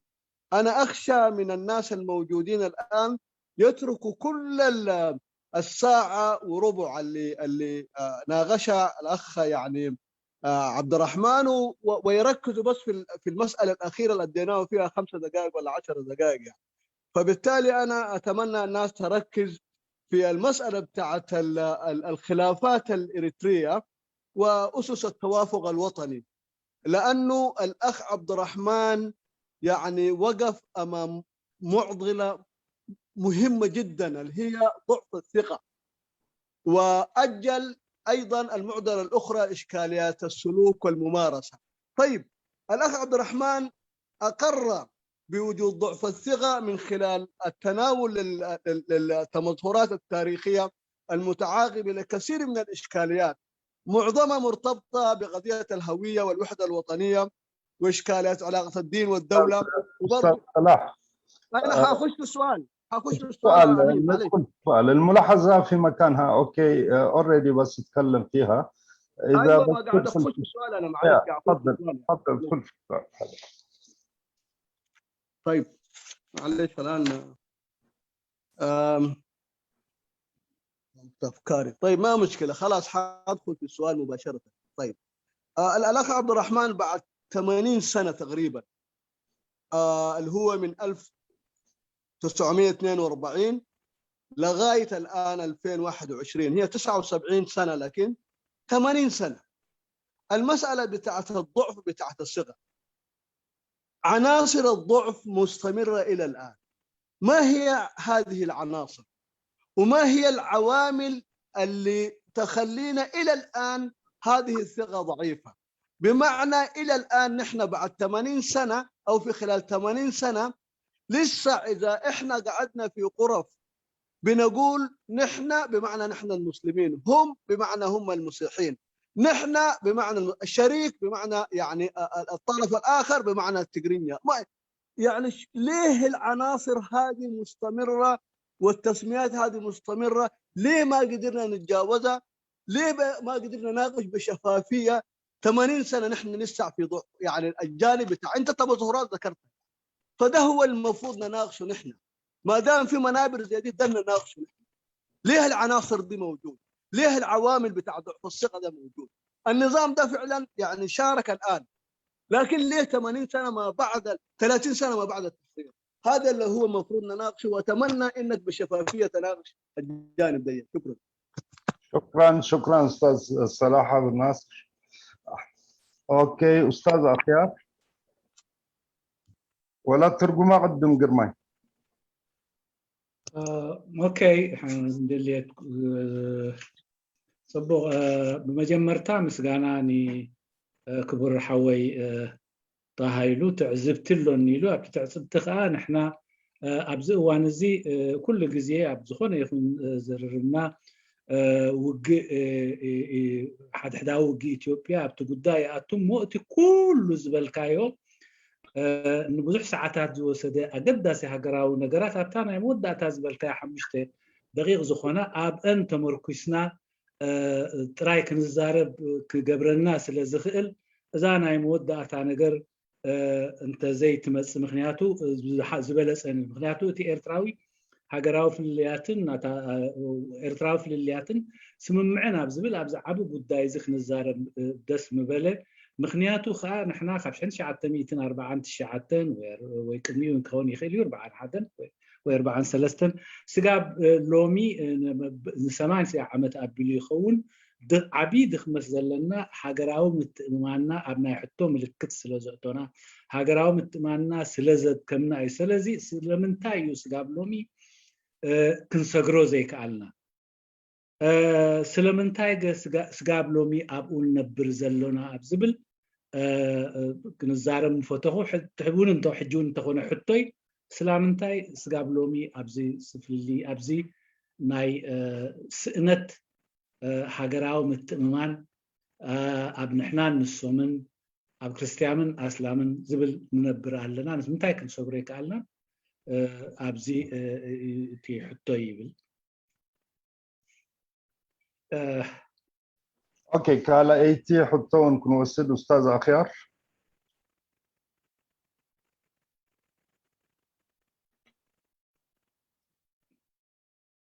استاذ اخيار مساء الخير. مساء النور. هلا اهلا تحياتي لكم جميعا وتحياتي للضيف. سؤالي هو يعني ذكر في معرض حديثه انه تنظيم جبهة التحرير الأريتريا وتنظيم الجبهة الشعبية لتحرير الأريتريا مع دورهم الوطني الكبير اللي لعبوه والبلد اتحررت وكذا والآن عمليا هم ما موجودين يعني. طيب بالنسبة لوجود الجبهة الشعبية بالتأكيد بعد التحرير أو يعني أو قبل بقليل إنه تحولت لتنظيم سياسي، واعتقد التنظيم السياسي مشروع نجح في أريتريا وفرخ مشاريع جانبية أخرى تساعد بهذا المشروع، وبالتالي يعني اعتقد إنه وجود تنظيم الحزب السياسي للجبهة الشعبية بكل مشاريعه وانتصر وماشي كويس، وبالتالي كيف إنه نحن مثلا بكل سهولة نقول انتهى يعني دي واحدة، وبعدين ينهوه هم أصحاب هذا الحزب يعني. النقطة الثانية هي إنه كيف حتى وإن انشطر أو انشطارات حصلت داخل تنظيم جبهة التحرير الأريترية، والزميل وضح إنه هذا التنظيم في كل مراحله كان تنظيم وطني، وبالتالي نحن نعتبر إنه أيضا عمليا هذا التنظيم انتهى. اعتقد أيضا كيف إنه نحن نتوصل عايزين نصلح بحقائق ممكن يعني تضمن وحدة الساحة الأريترية السياسية، ومن جهة ثانية نرتكب يعني مثلا ملحوظتين كبار يعني إزاي يعني كيف تجدي. النقطة الملحوظة الثانية اللي حبيت أزيدها إنه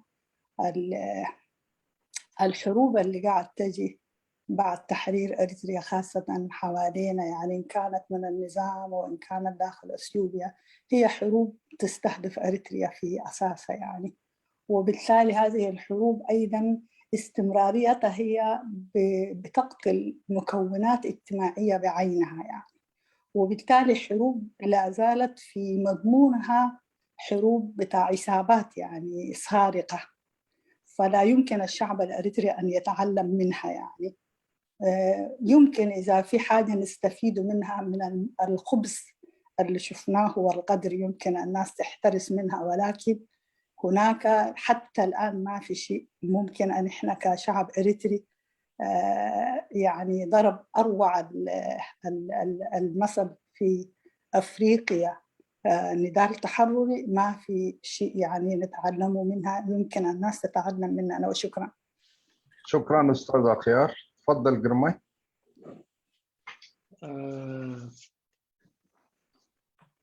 أخيار قدامنا السلام تقرب أب زرباخا وأبتي أب حق في نايتي زرباخا ተሓኤን ህዝባዊ ግንባር ሃገራዊ ጉዳያት ብግብሪ ነይሮም እንግዲኦም ተፃዊቶም ኣብዚ እዋን እዚ ብግብሪ የለውን ሞራላዊ ኣተሃላልዋ ጥራሕ እዩ ዘለዎም ኮይኑ ግን ህዝባዊ ግንባር ካብ ህዝባዊ ግንባር ዝብል ናብ ግደፍ ተለዊጡ ገናውን ነቲ ጎናዊ መደባቱ የካይድ እዩ ዘሎ ስለዚ ኩሉ መደባቱ የካይድ ኣሎ እንተኾነ ብወገን ናይ ጀብሃ ከዓ ምቕቓል ተራእዩ ኣብ ኩሉ ጉዕዝኡ ሃገራዊ ነይሩ ኢልካ ግን ከዓ ኣብዚ እዋን እዚ ማለት ካልእ ነቲ ናቱ ጉዕዞ ዘመዓራሪ ሓይሊ ወይ ሃገራዊ ሓይሊ ይድለ ትብል እዚ ሓደ ሕቶይ ክኸውን ከሎ ካብቲ ካልኣይ ሕቶይ ግን ካብቲ ኣብ ኢትዮጵያ ዘሎ ዝትካየድ ዘሎ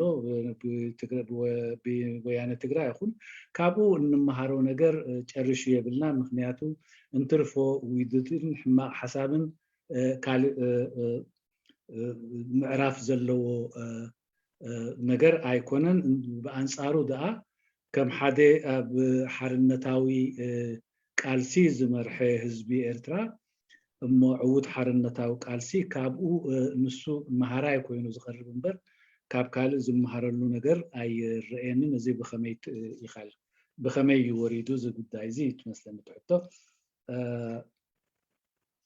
ودي له شكرا قرماي تفضل استاذ عبد الرحمن. شكرا جزيلا. نبدأ بمداخلة الأخ صلاح علي أحمد. في الأول أحييك أخي صلاح. طيب أولا الملحوظة الأولى أنا أتفق معك إنه حتتم يعني تحويل النقاش حول نقطة معينة بحكم إنها موضوع الساعة وممكن تغيب النقاط الرئيسية المتضمنة في الندوة. أنا أتفق معك، أنا أوردتها باعتبار إنه قاعدين نتناول السابق والمستمر من إشكالات لازمت العمل الإريتري وكان لها تأثير كبير في وحدة الشعب الإريتري عموما يعني وخاصة قواه قوى التغيير الديمقراطي. فمن الباب ده دخلناها في الآخر، فأنا كنت ملتزم حتى إنه يعني بقدر كبير إنه أخط موجهات تساعد في إدارة الأزمة دي أكثر مما إنه أتفضل أو أنا أقدم رؤية وتقييم حولها يعني، لأن يهمنا في الأخير إنه نقلل التأثير السلبي للإشكال ده. لكن إدارة الجلسة لو وافقت إنه الموضوع ده تفرض له مساحة قائمة بذاته في يوم آخر، أنا أتفق معك ممكن نؤجل يعني. ثاني بالنسبة صحيح يعني واحدة من إشكالاتنا الرئيسية إنه ما قادرين أن احنا نحل مشاكل بالذات موضوع الصيغة اللي هو تجاوز المكونات السياسية في مراحلها المختلفة إلى إنه بدأ يؤثر على حتى وحدة الشعب الإريتري. فواحدة من يعني العناصر قد تكون كثيرة شديد، لكن أنا حاولت إنه يعني أشير لبعض القضايا في الأول. إنه أولا ما كان في الشفافية في تناول القضايا دي والتسليم بها إنها موجودة أصلا يعني، عشان كده ما قدرنا نصل لحلول كاملة بشأنها. ثانيا تسارع الأحداث وتداخل المراحل نفسها. يعني طلعنا من فترة الاستعمار ودخلنا في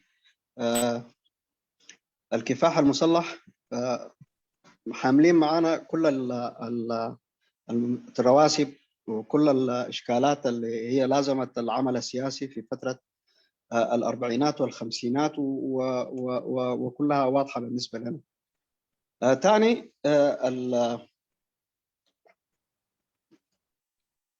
حتى في عملنا الحالي التزمنا بموضوع التوافق كحد أدنى. مع إيجابية التوافق في الحد الأدنى قدر أن احنا يمشينا فترة طويلة، لكن كان على حساب تسكين أو تجاوز بعض القضايا الكبيرة، لأنه ما مبنية على رؤى. يعني التخوف كان إنه هذه القضايا هي تسبب إفشال، وما كان في جهات غير القوى السياسية هي ممكن تناقش أو تقدم منابر تحاول أن تعالج من خلالها النقاط دي. فالتزام القوى السياسية ببرامجها السياسية ونظرتها للأمور قد تكون مختلفة، لكن بشكل أكبر هو كان الحفاظ على الحد الأدنى من التقييم نفسه وعناصر التوافق نفسها. فعشان كده مشت. العامل الأكبر طبعا في القضية دي هو عامل النظام نفسه. عامل النظام يعني مما استفرد بالساحة الإريترية إلى أن استولى السلطة واستمر في نهج الإقصاء والتهميش وفرض الهيمنة بشكل كبير. فالتاريخ ده تاريخ متداخل فيه كثير من الأشياء، يعني كلها ساهمت في إنها تعزز حالة عدم الصيغة، مش تحاول تعالجها. لذلك هي مستمرة. طبعا أنا خطيت في النقاط الرئيسية كعامل، هو عامل القوى السياسية أو المعارضة نفسها يعني من خلال ممارساتها يعني ما أخذت على عاتقها مسؤولية ترميم هذه الوحدة أو تعزيز هذه الصيغة، لا في شكل مبادئ ورؤى ولا حتى في شكل ممارسة. أنا أبعدت موضوع الممارسة لأنه موضوع كبير، يعني من ضمنه ما ذكرته، يعني موضوع نحن وهم وتناول القضايا بشكل فيها في بعض الأحيان إسفاف وفي بعض الأحيان فيه عدم واقعية. لكن أنا برأيي أنه الشعب الإريتري عموما والمكونات السياسية والطليعية والنخب نفسها يعني ما أخذت على عاتقها إنها تبلور القضايا دي وتحاول تعمل لها معالجات. فعشان كده أنا قلت الموضوع الآن الشيء الغاء الوحدة، وكنت نتكلم عن الوحدة الوطنية، مفروض تأتي ببناء قاعدي من تحت لفوق.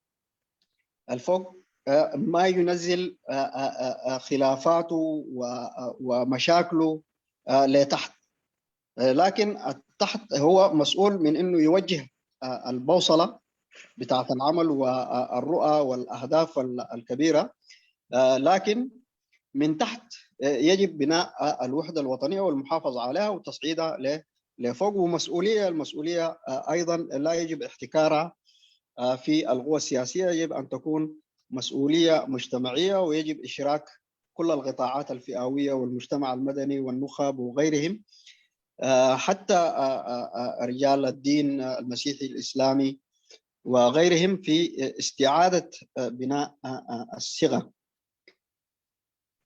ده أعتقد لأنه موضوع كبير بالنسبة لي وفيه قضايا كبيرة. يعني بالنسبة للأخت أخيار، أنا أرحب بها وأحييها. أخت أخيار أنا بالنسبة لي أنا اتكلمت عن الجبهة وجبهة التحرير. يعني نحن دايرين نعالج حالة مش نعزم حالة. هي أنا بتكلم عن تجربتي وفي آخرين لهم تجارب في ساحة العمل الإريتري. موضوع الانتماء للجبهة وإرث الجبهة وتاريخ الجبهة إذا ما تحول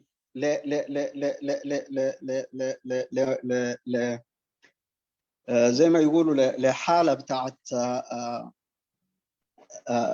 انتماء جماعي، وبقى يعني إنها هي دي خاصة بمن كون الجبهة أو هم الجبهة أو كده، يعني هنبقى بعيدين من الواقع الآن، لأنه الواقع الآن هو خلاف لما كان عليه الأمر. فالكل ابتداء مني أنا أقول عن نفسي إنه أنا أنتمي للجبهة، لكن أي جبهة أنتمي عليها معنويا هي الجبهة التاريخية، جبهة عطاي أو جبهة تحرير الإريترية بكل مفاهيمها. وما أرفض في نفس الوقت إنه يعني ممكن يعني نعيد بناء وحدتنا الإريترية تحت مفاهيم ورؤى جبهة التحرير الأم، مع إضافة أو يعني تطوير الرؤية نفسها، باعتبار أنه في كثير من القضايا استجدت في ساحتنا الإريترية. فعليه وقت نتكلم عن تنظيم معنوي أو كيان معنوي جبهة استمر من 61 إلى الآن، دي أعتقد أنه فيها مخالفة مع الواقع وفيها يعني عدم مصداقية. وأيضا يعني هو صراع ثانوي أو صراع يعني موجود من خلال احتكاكي في العمل. يعني خليك جبهة شعبية، حتى العناصر اللي طلعت من الجبهة وكونت كياناتها وكونت كده هي نفسها فيها عدم ثقة، وده إطار كبير يعني. فما ممكن ان احنا نجعل من المرحله دي مرحله بتاعت محاكمات ومرحله بتاعت نتوقف عندها، وحتى اذا يعني تجاوزناها نتجاوزها من الظاهر، لكن من الباطن تكون مؤثر وتكون محدد لشكل علاقاتنا وحتى علاقات القيادات فيما بينهم، لانه تاثيرها واضح. فالتعامل اعتقد انه الحقيقي يتم انه إذا نحن أدرنا المسألة دي باعتبار إنه الجبهة هي ملكية عامة للشعب الإريتري، والجبهة الشعبية أيضا التاريخية هي ملكية عامة للشعب الإريتري، ولهم ما عليهم، وجميع نجاحاتهم هي ونجاح وانتصار للشعب الإريتري، وإخفاقاتهم هي أيضا وليدة إخفاقات تجربتنا الإريترية. ما عايز أتوسع عنه لأنه الوقت كان ضيق، لكن في رأيي حتى موضوع إدانة بعض الممارسات وغيرها ممكن يؤدي إلى شيء من تفريق الاحتقان الموجود، لكن ممكن يأتي في وقت لاحق إذا رتبنا الأولويات بالمراحل، ممكن يأتي في إطار المصالحة الوطنية أو غيرها ونمشي. لكن في الوقت الحالي ممكن نكتفي بالنقطتين دي، يعني إنه الجبهة التاريخية والجبهة الشعبية التاريخية الآن هم ملكية عامة، والارتباط ما في ارتباط عضوي بهذه المكونات أو التنظيمين الآن، لكن في ارتباط معنوي مع التاريخ ومضمون وموروث الجبهتين. بالنسبة للسؤال الأخ والإجابة عليه، أنت شكلك ما اتفقتي إنه نحن ما في حاجة نستفيدها من البتاع ده. طبعا ما يغيب عليك الحكمة ضالة المؤمن، أينما وجدها فهو أحق بها، لأنه إذا كان في شيء سلبي أو طغى الشيء السلبي وما ذكرته من حقائق أنا أتفق فيها كثير، لكن في جوانب أخرى برضو كانت جوانب يمكن أن تدرس ويمكن أن يستفاد منها. ونحن شفنا عملية الآن يعني بعد الانهزام العودة كانت كيف وغيره، والمآلات صحيح هي مجهولة، لكن رأي الأخ برهة وسؤاله كان في محله باعتقادي، لأنه على الأقل المفروض نستفيد من خلال التجارب الموجودة في السودان، الموجودة في إثيوبيا وغيرها، ونشوف كيفية نقوي ونحسن أدائنا ورؤانا. شكرا. شكرا أستاذ عبد الرحمن. تفضل قرماي.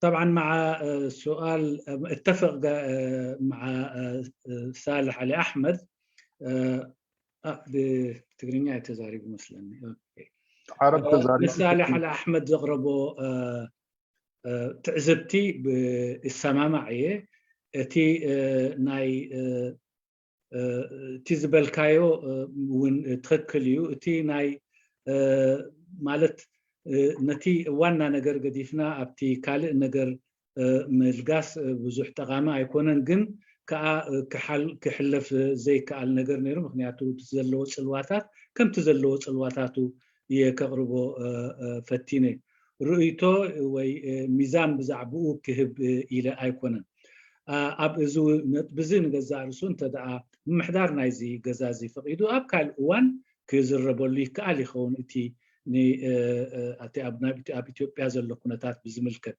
جن أبون كله شلوه عمل كيته يحلف قبلوز دلي أب تتعزب تخاجن السماء معي قد دايم نتاب استثف على مدرخات سلزيت عليه سقاب حجوين حدنتنا أب زفاتاتنا اللو كنتاتوين نريوينا إذا خا جلوسن تقدياتنا بجلوسنت أب حد أوان أب كندن زتيلو نجزياو فتح وي نتجزي إذا خوان فتح أغميتك يحلف إذا خا بعدل نايتي مسرتها وفتحيو كالي تخنتاتنا نجزارسو نمنتاي ون زي كم تزقبا بجلوس الناس زي تزيتلهم لا تخنتاتنا عدل زي يونيرو نسخة كابر بعتات بغتا تخنتات كي تفتحون كله نابتينا يبرتاو قال سكنتات نتينا أربعتات زنبر الناس قدمت حزنا هنا هروبي لنايو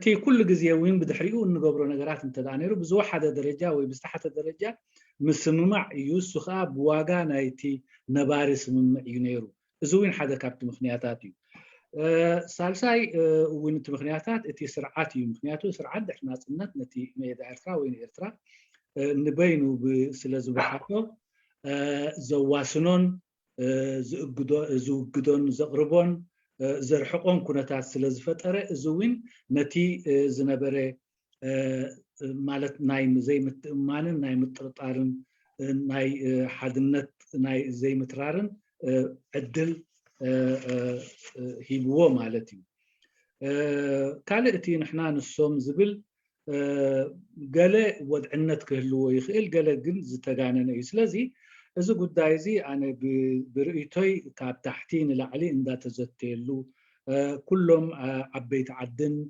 مراحت هايمانوتن النات ساتفولو بقولش إنت النات زتيلو نابتي ناي نبارن ناي مالت ني حوارو ناي متمانن ناي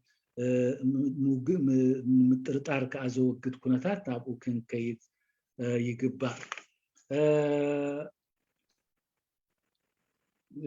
كالي ناي أنا أستاذ أخيار هو ناي أخيار مالت أخيار هو ناي أخيار قداي أخيار تي قداي مفتاح يو زواس عنا ناب قداي مفتاح زت أمتك خون على سلزي تحقق ناي كلنا إياه كلكم إنا أنا حسب لومي جن زعبات حقق نزارهم كلنا تعباي جبها كلنا نحنا أسرن نحنا سمعتاتن نحنا تحساسبان زحزلت يالوم جن زي عينيتي جبهة أنتنا تي جبهة عباية جن حجي أبز وأنا زي تخافش حين شعتم يتنسسان حدن زنبرت قبل لومي كلتش حين أسران حدن قبل لومي كم وعلوم بال كونتات نزل لنا يو كونتات مغحدي خون سلازي زلومي زلنا يو مدرك دما أبكندي بزي زل بخمسة عينات حساسبان نحسب نزل لومي زلنا يوم مدرخ ناي متحسابن ناي فردن مهابن سلازي كونه أبون تزي تكورنا زحاشي سلازي برقص أبزي كبلوز دلي تحقين هزباو جنبارن هزباو وانمت وانتن تاريخاويان تحقين تاريخاوي تزباو جنبارن هزباو مننت هزباوي وانمت هزبي إيرترا إيان جن أبز وانزي تمس أنزل لنا كم تيزل لو أصل زي اللوا لو مس أنزل لنا مورالاوي متأسسار انتزي كوينو كلن كم تي زنبر أو أيقونان زلوا أتحللوا أنكم أيقونان لتاون أو كالي أبتي ناي بوجن ناي تجراي تي زقربو حتى برهة أبوت أيو مخنياتو لك ألونتاوش أو ألونتاوش أنا خات كلهم يخيل يبز السامع جنكا كن مهار اللوز لنا نزخوناتنا يمكن فوس اللوز نخيل أو أنتاو كنوتات اللوز الذي إذا خان إحنا كم حد حزبي كاب كال إن مهار نخال ونمهر سلزي زي بزمل كعيز تمته. شكرا أستاذ جرماي. طبعا يا جماعة احنا في بداية الندوة كنا حددنا 3 ساعات بس كان في البداية بعد إشكالية وتأخرنا. غير كده الموضوع مهم جدا وعميق، فلذلك ممكن نضيف ساعة أخرى يعني إذا الضيف ما عنده أي إشكالية، لأنه كنا حددنا معه 3 ساعات لا يكون عنده أي ارتباط ولا شيء. بمجمريا حو عبد الرحمن طه من 3 ساعات يخون بروغرامنا إلنا حبيرنا كانيرنا نحن 9 ساعات زيادة خنوسخ مقنياتو دوام حفظ بولولو اتنا يريتو ما بعد لون كساب جيس زي جمرنا مالتي انت افقادنيا هونكا حبرني من البات قالي متسسار غير كاخيتولو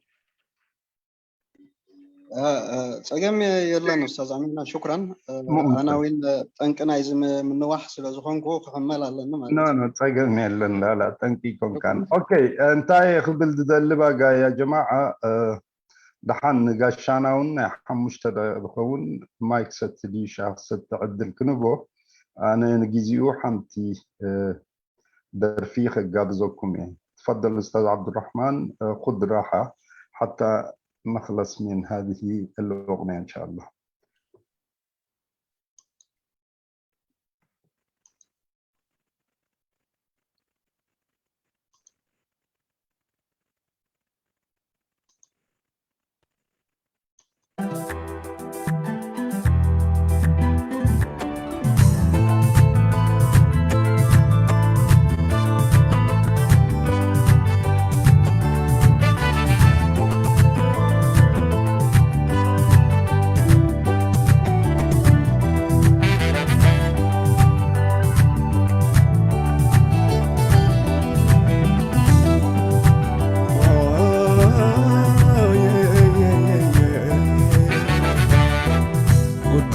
حلمتاتكي كله مزمتو سز ولدك يوم بخونتم مساجمتو نخقب رخيق بدقواد مسقوعتو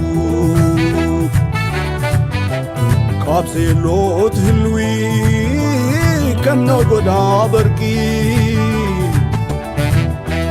كابسي لو تهلوي كم نقدا بركي مسستبليو ستقبر حكي مسستبليو ستقبر حكي تاريخ جكننتكي تغياخي تونت حبن لعلنتكي كل خبرتاتكي تجاهسو أسركي كتفقون نقسقسو حلمهم تبنينيو تسفى تغرس يوم تأمر سرحكي اللخوت باليوم كم بجل فالعل كالو زينة بحري كم بجل فالعل كالو زينة بحري ماليس كتملي تفري تفتري تفري تفتري اي زقرم يو زقرم الريناتك زقرم يو زقرم اي زقرم يو زقرم ناتكس الري زقرم اي زقرم يو زقرم الريناتك زقرم يو زقرم اي زقرم يو زقرم ناتكس الري زقرم ابز حلف كيوت المات كم بروخي عافو من دات عمو كم زحل يلكي أكلات كفلا اليوم وهدت كزرقلكي بزعمنك يوم بزعمنك يوم تخحيدكي كنا تغطلي تدمكي مليسكي كنا تغطلي تدمكي مليسكي نازخ ولودي شرحتها تركي زقرمي الري زقرماتكي زقرمي الري زقرماتكي زقرمي الري زقرماتكي زقرمي الري زقرماتكي اغرق حتوخي عملت ومعدل مملس بزيبولو نبتفعتي قتل قلن تخون اللهم كاب حساب كعرفو اتزلو عامس أبخي يرقفو بددي الكدمة كيوم تقتميو كل فتاني كنت تقبريو بالأخوات بلي زقرمي وناتكي بتلو موتكيا بالحتى فطرخي اي زقرم يو زقرم الريناتك زقرم يو زقرم اي زقرم يو زقرم ناتكس الري زقرم اي زقرم يو زقرم الريناتك زقرم يو زقرم اي زقرم يو زقرم ناتكس الري زقرم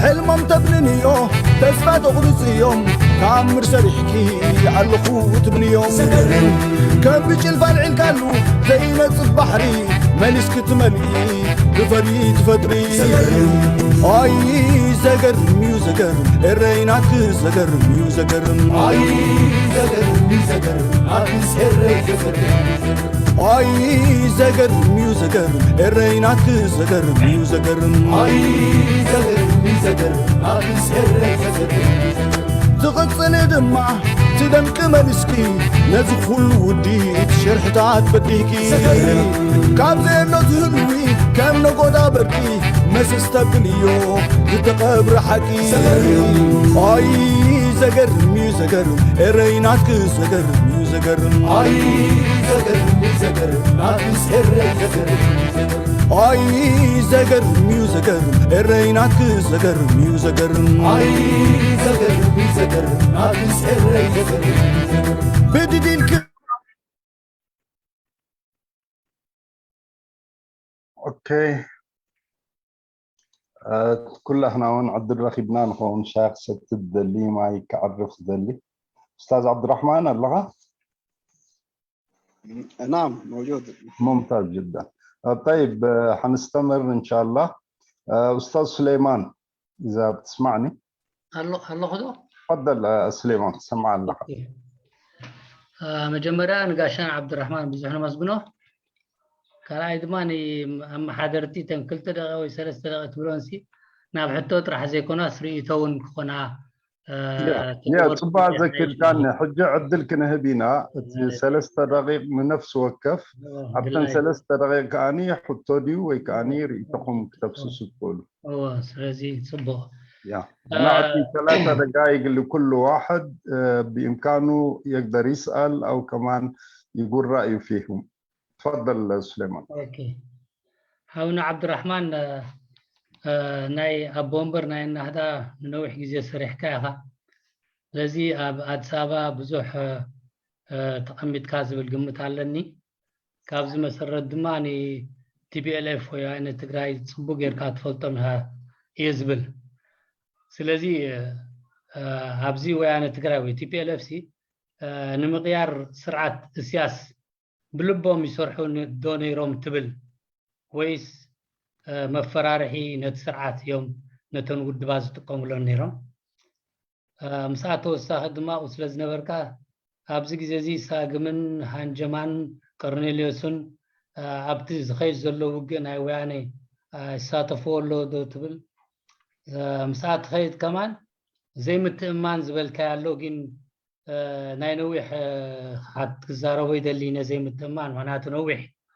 زخونا سلا زخونا جين دحرات سابا متاون زن ودبات زي متأمان زغط صلو عب مونغو ودبات إدناي TPLF نير وودو تبل زين حتى وشكرا.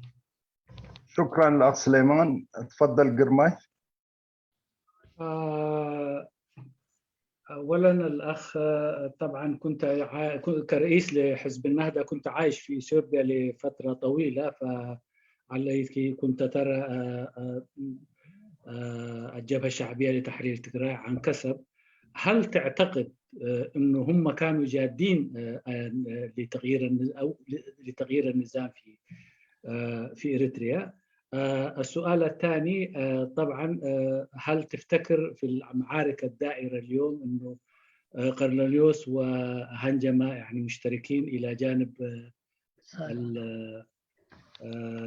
جانب الوياني؟ السؤال الثالث ذكرني كذي أمين. السؤال الثالث إيش كان؟ زي ما تمان. هل يعني عدم الثقة الموجودة اليوم بين الإريتريين هل كان لهم دور لعبوه في الفترة الفاتت؟ شكرا. أوكي أستاذ محمد علي هيابو. الو هو تسمع لك حبيبي. تسمع لهم. السلام عليكم. اولا كما يمسيكم كلكم كما حاضركم ناب اوروبا زي تقمتوا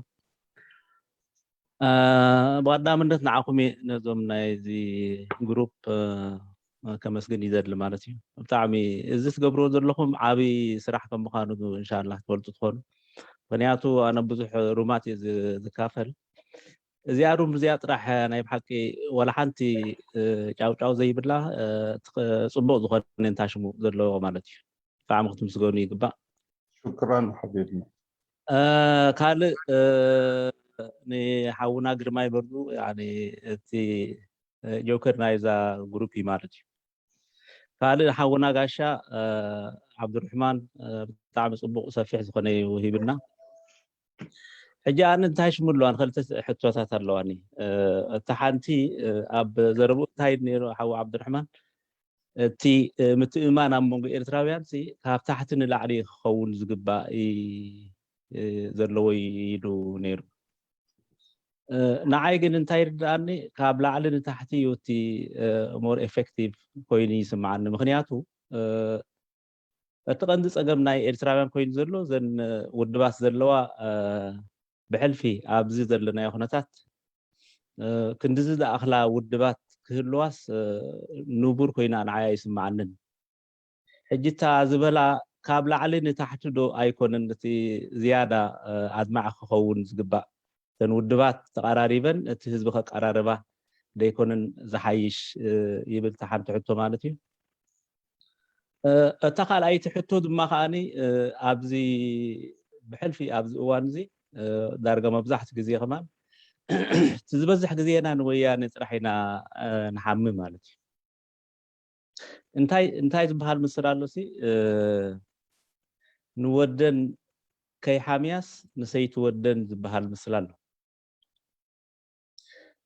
بنعايز الرأي تي عندي انكي نايزي كل شجرنا تبعدنا زل سرعتي تي ناي وياني زقبروه بزي قدس انتايم علامهم انتايم كبر زدليو اوف كورس ندحري نوم زعمم كوينو كغبرو يخوليم مالتي ግን ንሕና እንታይና ኣትኪርና ክንሪኦ ዝግባእ ከም ኤርትራውያን ትቐንዲ ናህና ሓደጋ እቲ ኣብ ዓድና ዘሎ ስርዓት እዩ ምክንያቱ ወያነ ኣነ ወላ ሓንቲ ኣይፍርሑን ወላ ንኤርትራ ሒዞማ ከማን ናይ ባዕዲ ስርዓት ስለ ዝኾነ ንክትቃለሶ ይጥዕመካ ማለት እዩ ወላ ነቲ ኤርትራዊ ክቦ ይኽእል ማለት እዩ ትቐንዲ ሓደጋ ንኤርትራ ግን ኣነ ናተይ ኣረኣእያ እዚ ናብ ዓድና ዘሎ ስርዓት እዩ ምክንያቱ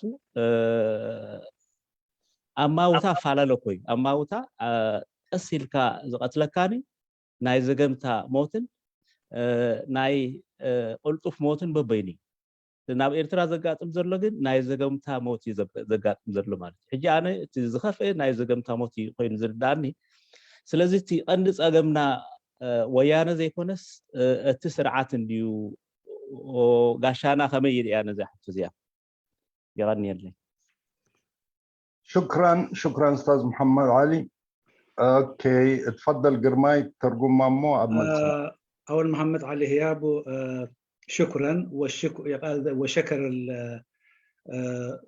غرفة حوار لوعي مشترك وايضا ضيفنا العزيز عبد الرحمن طه طبعا تحدثت في معرض حديثك بناء الثقة يجب أن يكون من الأسفل إلى الأعلى أنا أرى العكس لأنه هو من الأفضل أن يبدأ من الرأس أو من فوق إلى الأسفل أو لأنه عندنا تكاثر بتاع التنسيمات غير مبرر وغير طبيعي فالناس إذا تحدثت من الأعلى للأسفل ممكن تكون عملية الثقة تتوفر دي واحدة. شيء ثاني طبعا احنا دائما نلقي اللوم يعني كثرة إلقاء اللوم على الويانة طبعا هم الويانة طبعا إذا كان عندهم أهداف حيعملوها لكن هذا يعني إلقاء اللوم عليهم قد أرى هل أنا لا أراها مجدية وهذا طبعا أتى بالمثل بالتجرينيا إنه بدلا أن اللوم يعني هي الأم هي بدلا أن تلوم ابنها تلوم زوجة ابنها فبالتالي الكلام أصبح أشبه بهذا المثل المشكلة الأكبر والمشكلة الكبيرة هو النظام مسألة الويانة أو عدو خارجي ممكن التعامل معه يسهل لكن التعامل مع النظام الذي يعني وايضا القتل مع يعني من ما تواجهه اريتريا من النظام هو قتل بطيء وهذا هو أسوأ قتل لوطن ولشعب فألا ترى أن أولويتنا يجب أن تكون أو تسليط الضوء ويعني وتوجيه اللوم إلى النظام الموجود والجاسم على صدور أهلنا وشعبنا. شكرا لك قرماي تفضل أستاذ عبد الرحمن.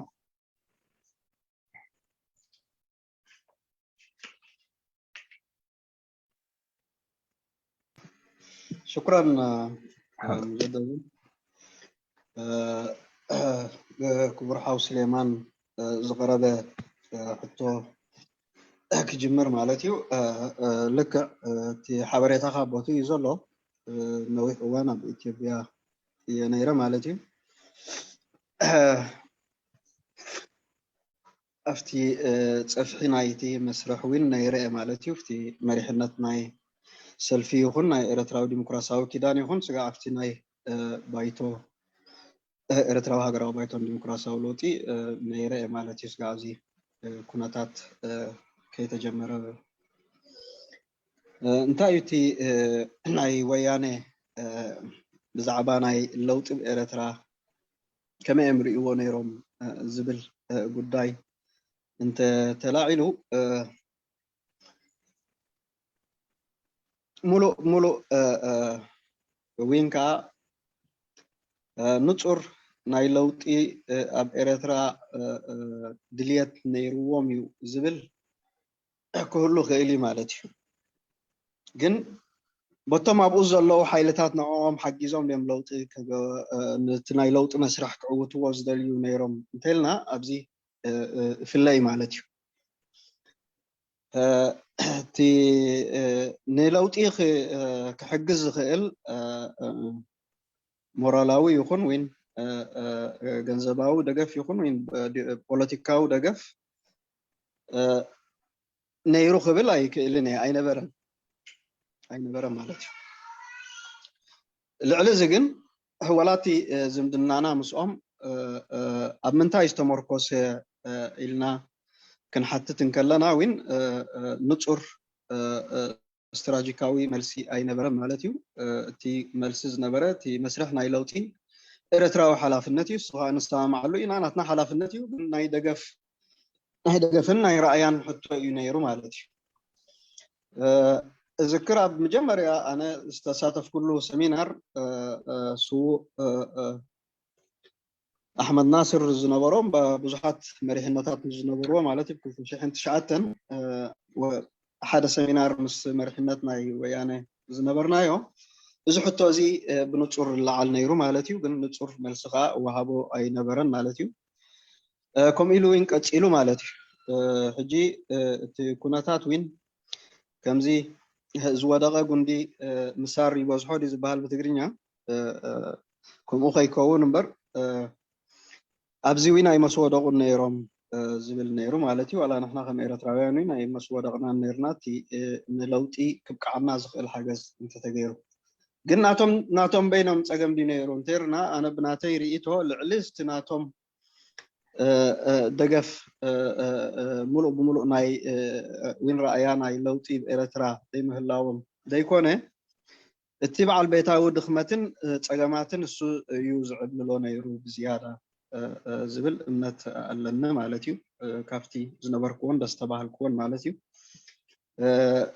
እዚ ኣብቲ ካልኣይ ሳልሳይ ሕቶኻ እንዲ ክሰጋግረና እቲ ናይ ምትእምማን ዝብል ወያነ ኢድ ነይርዎም ድዩ ዝበሃል ጉዳይ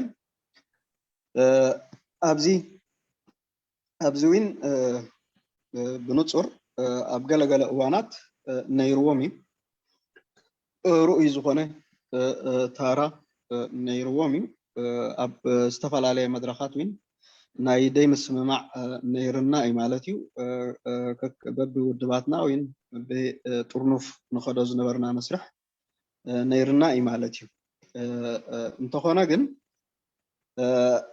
ሓደ ንቡር ጉዳይ ኣሎ ኩሉ ግዜ ዝኾነ ሓይሊ ናቱ ኣጀንዳ ኣለዎ ወላ ክድግፈካን ክሕግዘካን እንከሎ ናቱ ኣጀንዳ ኣለዎ ማለት እዩ ግን እቲ ናትና ኣጀንዳ ብዕቱብ ርኢናን ብዕቱብ ክንሰርሓሉ ኣይከኣልናን ምስኡ ከዓ እቲ መድረኽ ወይን እቲ ፖለቲካዊ ሃዋህው ተፈጠረን እቲ ገለገለ ዝምባሌታት ኣብቲ ረኣይኦምን ኣብቲ ፖለቲካዊ ውድባት ዝነበረ ዘይምዕሩግን ሓደ ስለ ዘይነበረ ብዙሕ ፀገማት ክፈጥር ፀኒሑ እዩ ክብል ይኽእል ማለት እዩ ብሓፈሽኡ ግን ኣብቲ ናይ መስርሕ ናይ ለውጢ ንኩላትና ዘይዕግብ ጉዳያት ነይሩ ዝብል እምነት እዩ ዘለኒ ማለት እዩ በዓል ኣሕዋት ኣብሳግም ወላ በዓል ሃንጀማ ወይ ቀርኔልዮስ ኣብዚ ኩናት እዚ ተሳቲፎም ኣለው ዶ ዝብል ሕቶ ኣነ ብዛዕባ እዚ ንጹር ክስታይ ይብለይን ሓበሬታ ሓቂ ሓይሽ ግን ገለ ኣባላት መሪሕነታት ናቶም ገና ከም ዘለው እፈልጥ ማለት እዩ ገሊኦም እውን ተኣሲሮም ነይሮም ኣብቲ ኣዲስ ኣበባ ምስቶም ካልኦት መራሕቲ ውድባት እዚ ኩናታት እዚ ክባርዕ እንከሎ ማለት እዩ ግን ኣለው ድዮም ኣብኡ ተሰሊፎም ኣለው ድዮም ብረት ተሰኪሞም ኣለው ድዮም ምስ ወያነ ገለ ዝበሃል እዚ ኣነ ክረጋግጾ ዘይክእል ሕቶ እዩ ግን ኣብቲ ሃገራዊ ራእዮምን ስምዒቶምን ከዓ እምነት ከም ዘለኒ ክገልጽ ፈቱ ማለት እዩ ምስ ኩሉ ትዕዝብትናን ኣብ ንፈላለየሎም ጉዳያት እንዳዓቀብኩ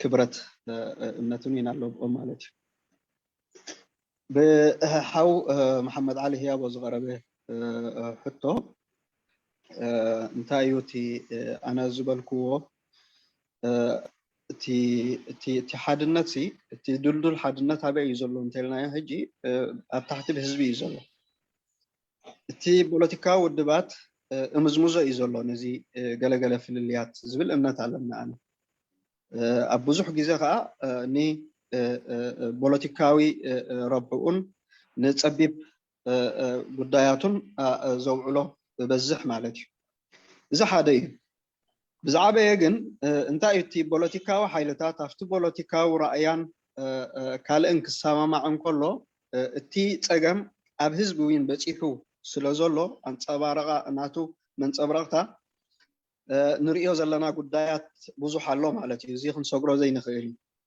ሕጂ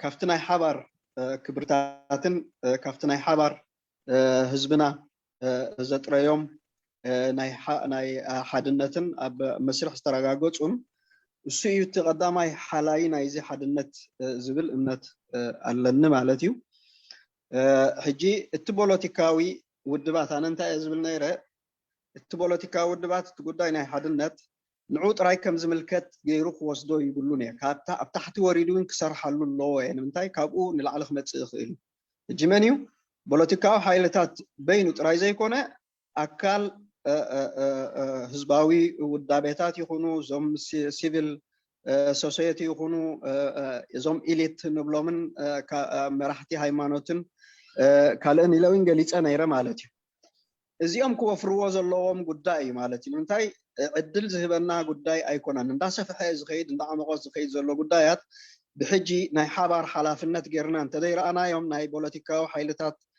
ጥራይ ጌርና እንተርኢናዮ ኣብ ሓደጋ ክንኣቱ ኢና ዝብል እምነት እዩ ዘለኒ ማዕረ እዚ ከዓ እቲ ፖለቲካዊ ሓይልታት መሰረታዊ ለውጢ ኣብቲ ራእይኡ ፈጢሩን ብግቡእ ሃገራዊ ሓላፍነቱ ክስከም ኣለዎ ዝብል ራእያ ኣለኒ ማለት እዩ ቁኑዕ ዝኾነ መሰረት ናይ ሎምን ናይ ጽባሕን ክገብር ዝኽእል ሃገራዊ ራእያ ክውንን ክኽእል ኣለዎ ዝብል እምነት እዩ ዘለኒ ማለት እዩ ከምዚ እንተተረዲእናዮ ሓይሽ ማለት እምበር እሱ ሓሳብ ባዕሉ መንጭዩ ባዕሉ ኣቢሉ ንላዕሊ ክኸይድ ዝብል እምነት ይብለይን ማለት እዩ እተን እታ ካልኣይቲ ኣነ ኣብዚ ዝገለጽክዎ ውን ኣቐሚጦ ነይረ ማለት እዩ እቲ ሓደጋን እቲ ብቐዳምነት ክስራዕ ዘለዎን እዚ ስርዓት እዚ ምዃኑ ማለት እዩ ን30 ዓመት ወያነ ውን ሕጂ ተባሪዑ ዘሎ ጉዳይ ኣይኮነን ንህዝብና ኣብዚ ዘይንቡር ኩነታት ዘንብሮ ዘሎ ማለት እዩ እቲ ስርዓት እዩ ቀጻልነት ናይዚ ስርዓት እዚ ከዓ ንልኡላውነትና ዝዳፈሩን ተጻብኦታት ብሕጂ ውን ንጽበዮምን ዝዓበየ ዕድል ዝኸፍት ዘሎ እሱ ኢለ ተዛሪበ ነይረ ንምንታይ ዓዲ ባዲማ እያ ዘላ ካፍቲ እዚ ኤርትራዊ ከም ህዝቢ ኣብ ናይ ኩናትን ናይ ሰላምን ውሳነ ዝኾነ ኢድ ይብሉን ወላ ዓዱ ምምሕዳርን ይኹን ካልእ መሰላት ብምሉእ ተነፊግዎ ዘሎ ህዝቢ ስለ ዝኾነ እዚ ኣብቲ ቦትኡ ስልጣን ኣብ ኢዱ ምስ ዝምለስ ጥራዩ እቲ ሙሉእ ዋሕስነት ናይ ልኡላውነትና ዘለና ዝብል እዩ እቲ ውዲታት ውን ኣብኡ ይኽብርዕን ዝኽእል ህዝቢ ሓላፍነቱ ምስ ዝስከምን ባዕሉ ሃገሩ ምስ ዝመርሕን ሃገሩን ሓድነቱን ክዕቅብን ዝኽእል ዝብል እምነት ኣለ ንሱ ስለ ዝኾነ ብቐዳምነት ኣነ ስርዓት እየ ዝሰርዕ ማለት እዩ ሕጂ ወላ መዚ ኩነታት እዚ እንተኣሲርናዮ ተቐዳማይ ፀላኢ ህዝቢ ኤርትራ ደመኛ ህዝቢ ኤርትራ ኣብዚ ኩነታት እዚ ኣብፅሕዎ ዘሎ ስርዓት እዩ ክስራዕ ዘለዎ ማለት እዩ። እዚ ከዓ ብደይ ውዕል ሕድር ብዘይ ዝኾነ ምክንያት እዚ መስርሕ ናይ ለውጢ ክቅፅልን ሕጂ ከዓ ኣብቲ መጀመርያ ዝበልክዎ እዚ ኩነታት ሕጂ ተፈጢሩ ዘሎ ዕድላት ፈጢሩልና ኣሎ ናይ ለውጢ ዝብል እምነት ኣለኒ። ብዝወሓደ እቲ ሃገራዊ ሓይልታት ዊን ተመሚዩሎ ዊን ተነፊዩሎ ፊልተራይዝ ተገይሩሎ ማለት እዩ። ሕጂ ተጠሚሩን ሓይሉን ኣብ መስርሕ ናይ ለውጢ ክሕይል ክኽእል ኣለዎ ዝብለኒ እዩ። እዚ ክንብል እንከለና ግን እቲ ስግኣታት ብፍላይ ብወገን ናይ ወያነ ዝመፅእ እሱ ብጎባ ዓይንና ክንሪኦ ጥራይ ዘይኮነን ክንጥንቀቐሉን ከም ጎናዊ ኩናት ኣነ ብዓረብ እንታይ ይብሉ ያኒ ማዕሪከ ጃንብያ ምስ ኢትዮጵያ ብምሉእ ዘለና ምስ ትግራይ ከዓ ብፍላይ ማለት እዩ። ምስ ትግራይ ከም ህዝቢ ዘይኮነ ቲዲኤፍ ንበሎ ወላ ቲቢኤልኤፍ ንበሎ ዝመፃና ዘሎ ተፃብኦታት ሓያል ስለ ዝኾነ ኣስጋኢ ምዃኑን ኣሚንና ኢና ኣብ መስርሕ ዊን ኣብ ግምት ክንእትዎ ኣለና ዝብል ማለት እዩ። የغنيለን شكرا لك استاذ عبد الرحمن طه. تفضل قرماي.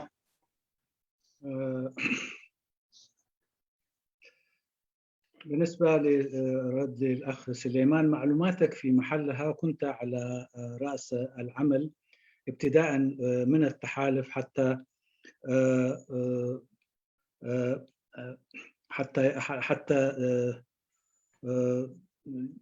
وقت ليس هو قصير، حتى بعد التحالف أيضا مع المجلس الوطني للتغيير الديمقراطي. فأنا ممكن أقول لك لم يكن لديهم ذلك الاهتمام في تغيير النظام، ولكن لا أظن أنه كانوا يريدون التغيير حتى النظام حتى عن طريق حلفائهم. الدعم وأيضا ما كانوا يقدمونه من دعم من أجل التغيير لم يكن كما ينبغي. ولم أيضا في الفترة التي كان فيها الشهيد أحمد ناصر تم لقاءات عديدة بيننا وبينهم وطرح هذه السؤال، لكن الإجابة التي كانت تأتي من جانبهم غير مقنعة. فبالتالي هذا هو الرأي، هذا هو الأشياء اللي التمستها منهم. أما بخصوص التغيير، أما بخصوص الاشتراك اللي ذكرتهم قرنليوس أو هذا ليس لدي معلومات، لكن كانوا موجودون هناك وأيضا كان تم أسرهم والآن أين موجودين؟ هل قاعدين يشاركوا مع الأعمال مع في الحرب الدائرة هناك؟ ليس لدي أي معلومات.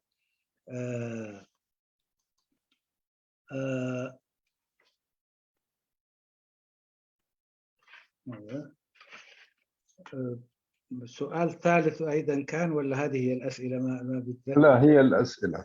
أيوة. بالنسبة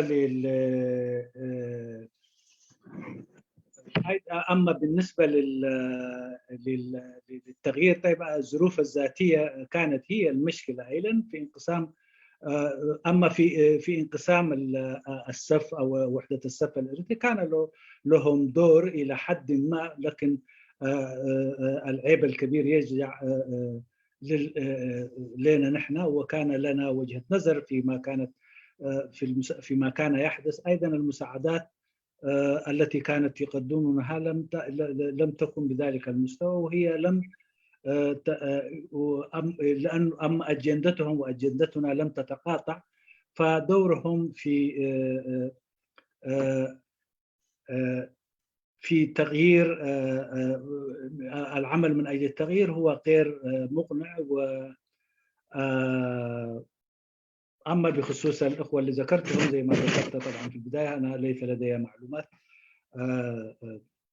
السؤال الثاني كان الوحدة المتين، يعني بالنسبة للأخ هياب هو أعتقد الوحدة المتينة في يعني هي وحدة عامة الناس أو وحدة عامة الشعب.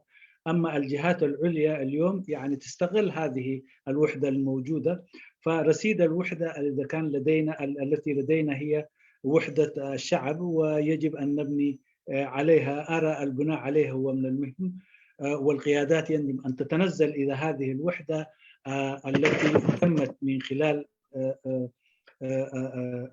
نضالات الشعب وأن تبني عليها. وهذه القيادات طبعا لها دور. أنا لا أقصد أنه يجب أن تأتي الفكرة من عامة الناس وتنزم للوحدة، ولكن نحن قصدي هو أن البناء على الوحدة التي توجد في أوساط الناس في تعاملهم. وهذه طبعا القيادات فضلا عن النخبة والمتعلمين وأصحاب الرأي، كل هذيل يقوموا بالوحدة في بنائها.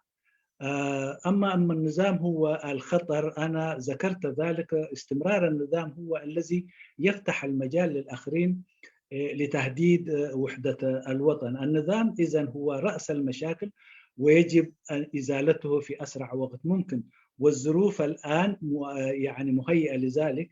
يجب أن لا نعطي،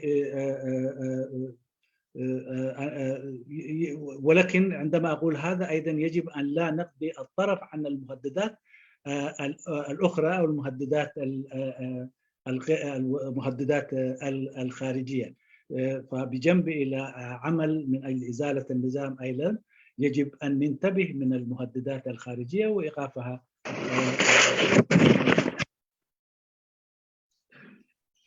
شكرا لأخ جرماي يغني لنا.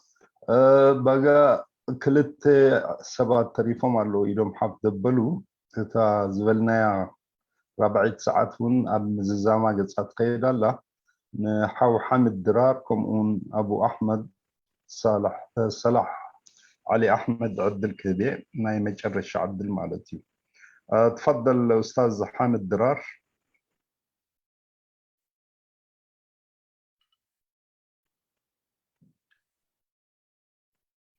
حامد درار السمع أنت لها.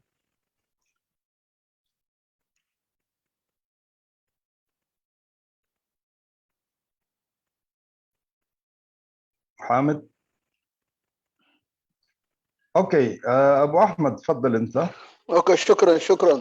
معلش انا حقيقه ميال جدا في موضوع عدم الثقه او ضعف الثقه، واتمنى يعني حوار لوعي مشترك اذا عملت سلسله من الندوات والحوارات في مساله ضعف الثقه يعني.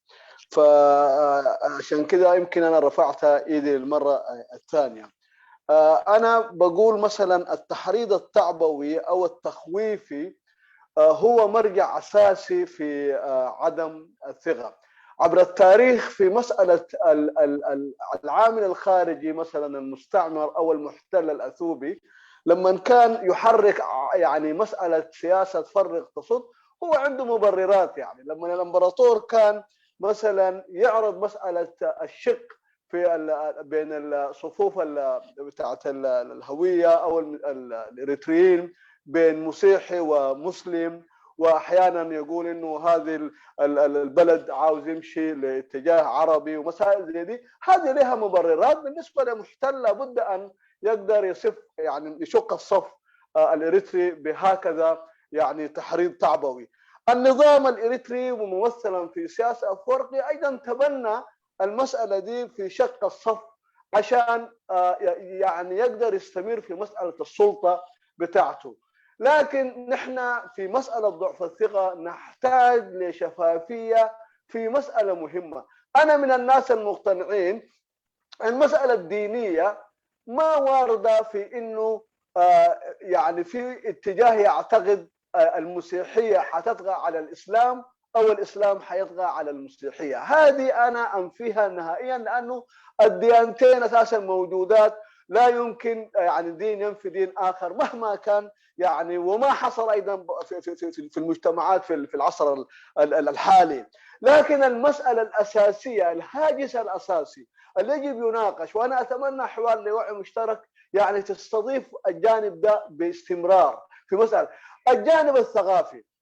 يعني الجانب الثقافي في هاجس، الهواجس بتاعت انه يعني طغيان ثقافه محدده على ثقافه ثانيه، او مثلا اذا كان نحن خلينا المساله بتاعت الرسميه بتاعت اللغتين، بمعنى انه هناك في مجموعات اجتماعيه محدده عاوزه تتوحد في اطار اللغه العربيه وتعتبرها انه ذو لغه رسميه، فالاتجاه الاخر اللي يشوف التجرينيا بيفتكر انه ما دام يضع المساله بتاعت العربيه دي، ربما العربيه تذوب التجريه باعتبار انه اريتريا موجوده وقريبه لمحيط، وهذه اللغه ايضا منتشره ولغه موجوده بجذور مجذره قياسا على العدد والرقم بتاعت من يتحدث في التجرينيا في المنطقه.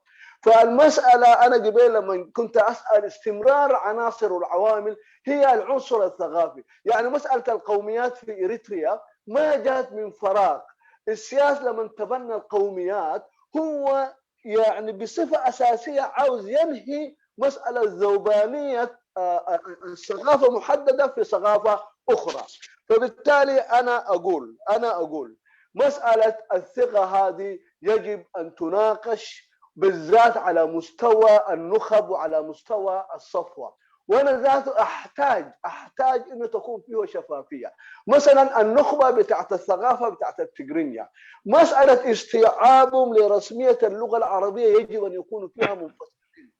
عبد الرحمن ذكر موجهات مهمه جدا للتوافق الوطني، وانا اتفق معه في كل الموجهات، بالذات في مساله موجهات الهويه والوحده الوطنيه.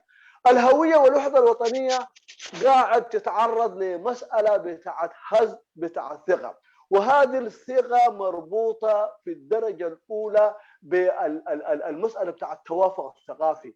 التوافق الثقافي ده هو بالتحديد ما بين الثقافه العربيه والثقافه التجرينيا. أستاذ صلاح الرسالة وصلت، أنا أعطيتك حتى 5 دقائق مش 3. لا شكرا لك أنا بس كنت عشان والله ما باقي لنا غير 7 دقائق بس. معلش. لا أنا دي كنت عاوز أثيرها، وعشان كده قاعد أقول لكم ركزوا لأن أدواتكم الثانية تجي في المسألة دي. المسألة دي مهمة جدا، وشكرا لك للزمن اللي تسلم حبيبي.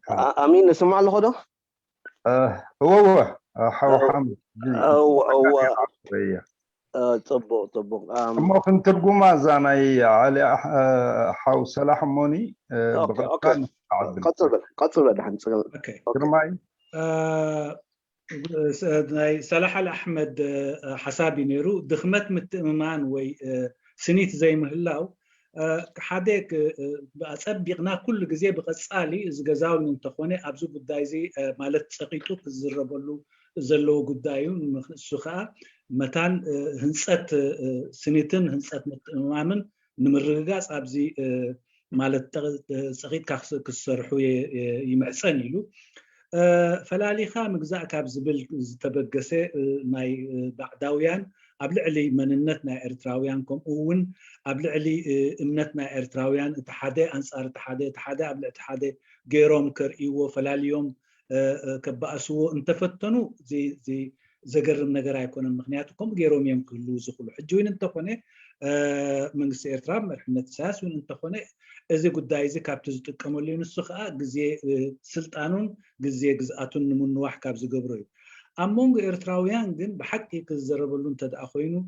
إسلامين كريستيانين زبهال إزي سجم إزي كم زيلو إزي سجم زوين اتحادي الجيسو وين اتحادي قبل اتحادي كوف قبلو زخل نجار كم زيلو جن نحنا كل جزء مالت إنكت ويسهرونا ويشنكتنا متأماننا المحيال متأماننا نبرتعن مالت تقوديوس لزلو أتريزنا كنسرح يجبأنا ኣብ ጉዳይ ናይ ባህልን ተመርኮሰ ወይ ቋንቋ ተመርኮሰ ማለት ገለገለ ከቅርብዎም ከለዉ እቲ ናይ ዓረብ ኣብ ኤርትራ ምህላው ወይ ኣብ ጎኒ ትግርኛ ዓረብ ምህላው ንትግርኛ ንምጥፋእ ጌርካ እውን ክዝረብ ይከኣል እዚ ግን ከምኡ ከም ዘይኮነ እውን ኣጥቢቕካ ክስርሓሉን ክዝተየሉን ብግሉፅነት ከዓ ኣብ ክትዕ ቀሪቡ ብፍላይ እቶም ምሁራት ኣካላትን ፀለውቲ ኣካላትን እንብሎም እዚ ነገራት እዚ ኣጥቢቖም ክሰርሕሉ ኣለዎም ኣብ ምምፃእ ናይ ብሄራት ንገዛ ኣርሶ ኣብ ኤርትራ ብሄራት ኢልካ ናይ ብሄራት ኣተሓሳስባ ፅቂልካ ዝመፀ ነገር ኣይኮነን እሱ ንገዛ ኣርሱ ካብቲ ኣቐድማ ኣቢሎ ብላዕሊ ተጠቕሰ ናይ ሓደ ኣብ ውሽጢ ሓደ ማለት ምትእምማን ከይፈጥርን ማለት ምፅንባር ንከይፈጠር ኣብ መንጎቲ ኩሉ ንኤርትራ ዝቆሙ ኣሕዛብ ኮነ ኢልካ ዝተፈጥረ እዩ ስለዚ ጉዳይ ስኒት ብቐፃሊ ጉዳይና ክኸውን ኣለዎ ነዚ ከዓ ዓብይ ግዜን ዓብይ ቦታ ካብቲ እንገብሮ ስራሓት ክንህቦ ይላቦ እዩ شكرا جرماي شكرا صلاح فعلا موضوع مهم جدا وان شاء الله الاداره حتناقش الموضوع هذا حيكون عندنا امسيه خاصه في الموضوع ده تفضل استاذ حامد اوكي انا بمجمر يعني ادعلوتنا عايز مدى بزي كمسجن فتو نحاو جرماي كا دلدل خوينو اب مترجم حنات ستراي تصاوس زلو بالبك مسجن الله بحاليكم تا محمد علي ياوز ولا مالتي انا حتى يكون ولا حساب سلزلنا ايكونن هناتو كبور حو عبد الرحمن طه تي ذهبوا تنتاني بزعبه تي حجوز مصار استي كاب مطن لعلي عمقت زلوه مش امنتين متكلاتنا نحنا كم والقصبات نقول لكم ودبات زت اساسا كون رخيبه يوم هناتو دقاقيمو زعبان اي حدنت هاجرن حزبن كله زلت تصابون بحدنتنا زي حزب زي فشل مخانو بتاريخنا قالسنا حزب ارترا اتريرو دقاقيمو سلازي العالم بحقي قليل استا يكونن بوحدو ولا كنزارب نخلينا نتس زبلون زياده كنر غدون كنحبيرن نخلينا جن كاب مجمرتا نايزي نايلومي مال السيمينار كساب حجي بزوحات كاتاتل سز نبركوسي اغنا ناي بحقي سي خبز امسلي عمق زلوه حلفنا زلوه وي حلفنا زملؤ تنتاني نتي صلقلق إلو زخي زلو بزح مالت بزي مفلات حبرتا بزي مسعان تي قال سراون أبكندي نقدميت زوينشاف ندحريتي قوتات قالي أدلاي زي خونة مالت ملكتات الزرقة بخمز أمسلي عازيو مرحا قدنا زحزي عين حسابات قرب كلوسي نايب حقي كنعوت نخلينا كم حزبين كم هاجرين مالتي اتي جزياوي صقمات اوف كورس كله بحرياويو مناتوس كل شاع تهوتنا ون ابت كبابي كنتستو يقول صنحي ناي تي استراتيجيوي قمامطانا هاجرنا نخمز امثله عدامي كوينو كاب نوح جزي زمصي مالتي سلازي أجنا ناي بحكي صبوق أمثلة كبير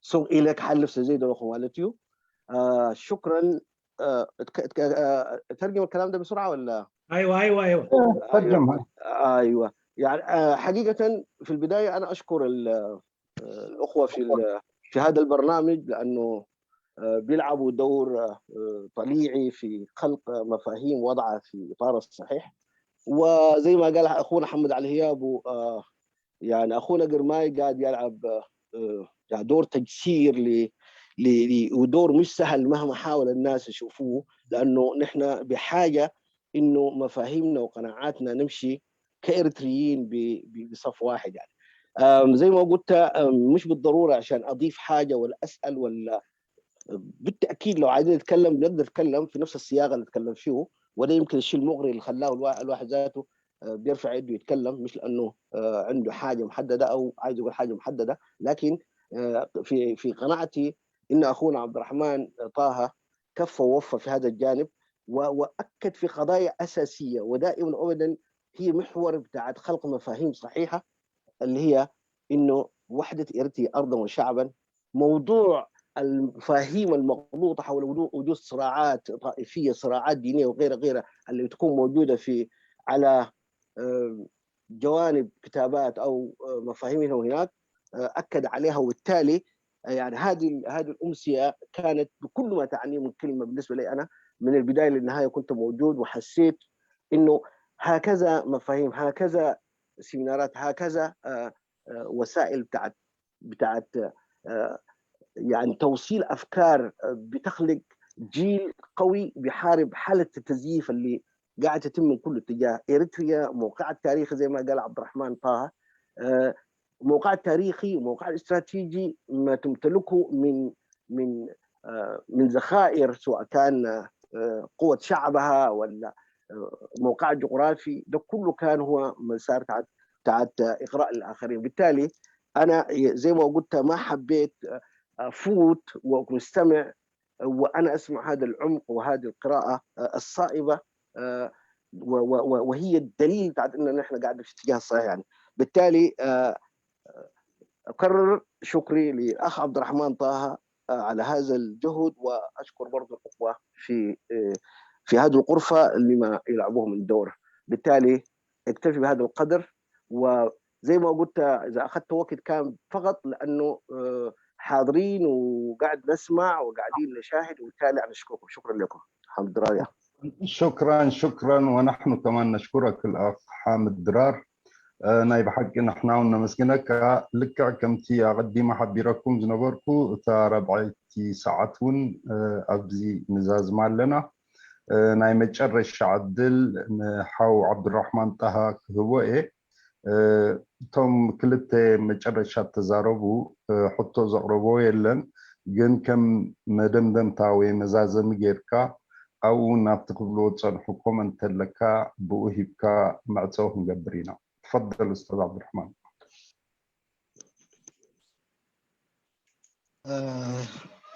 شكرا جزيلا. أولا أنا أؤكد على أهمية هذا المنبر والدور الكبير اللي قاعد يلعبه في تجسير اللي هو ما بين أصحاب الثقافة العربية والتجرينية، ودي واحدة من أزماتنا الكبيرة، يعني واحدة من أزماتنا الكبيرة.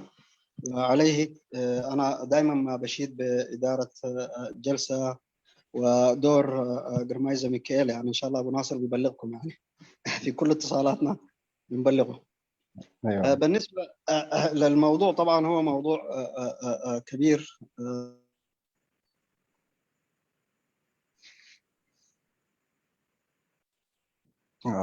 شبكة الزهر. عبد الرحمن.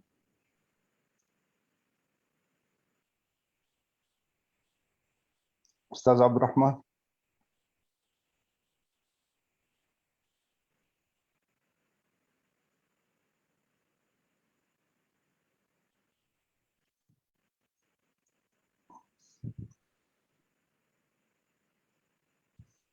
أستاذ عبد الرحمن.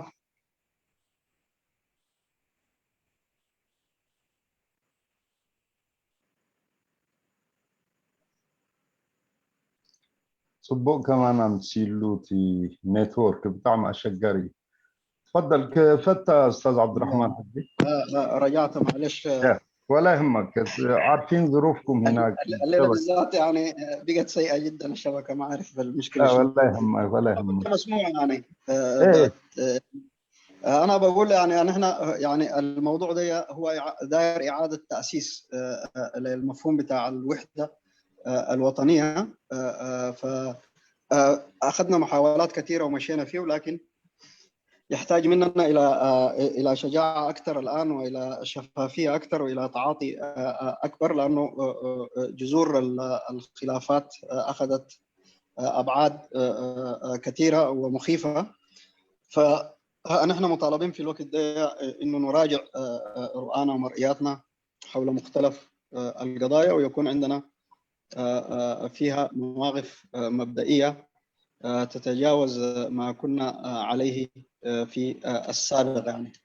فأنا أشكر الأستاذ صلاح لأنه أتاح فرصة إنه الإدارة تتبنى مشروع الاستمرار في القضايا دي، وأتفق معهم إنه يعني هي آثار، فنحن لو عالجناها أو ناقشناها في إطار تاريخي ممكن كثير من القضايا يمكن أن نتجاوزها، وأيضا نحاول نديرها. يعني الانتهاء من القضايا دي صعب، لكن في المرحلة الحالية إدارة الجوانب دي مهمة يعني بترحيل ما يمكن ترحيله إلى مراحل قادمة، والتضييق من فرص الخلاف في القضايا اللي ممكن تشكل أولوية في الوقت الحالي. إذا أخذناه بالشكل ده ممكن نتفاهم يعني.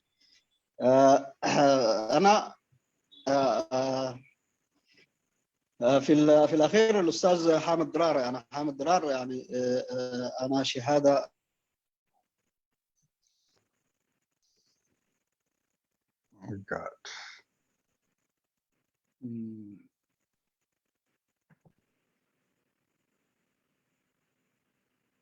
قطعت الشبكة سيئة جدا. والله كانت عاملة مروة اليوم لغاية دلوقتي. اي والله في آخر لحظة في الختام بس. الجرماي عن طبيق اللي حفا بالكانير كايدكاك هو إذا حفا بيلانيري انت قبل دليه انت سقاب قاشانا زمص سال على احمد انت دالو خوينو يا الله ابتو قداي سال على احمد زل علو عبي قدايو مخنياتو السخاء مهناس متأمماني نحنا بزح زقود لنا ام متأممان انت هليو يبل انا بوغني نتاريخنا بغبو زنببنا سبات هيكوننا نسخاء مخنياتات اللو حده توم تاريخنا كاين فل اوكي مسيل ولا همك معلش يا اخواننا انا اسف جدا انا خارج عن الاراده فانا ان شاء الله الاول كنت مسموع استاذ امين. ايه كنت مسموع فعلا.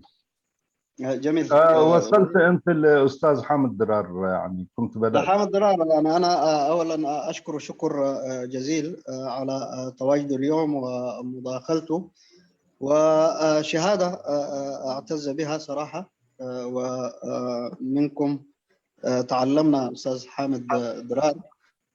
فانا اؤكد على كل اللي قالوا، فهي مسؤولياتنا الان مسؤوليات يعني لا نستطيع أن نعفي نفسنا منها، فمفروض نؤسس لواقع صحيح الآن وواقع له ضمانات في المستقبل.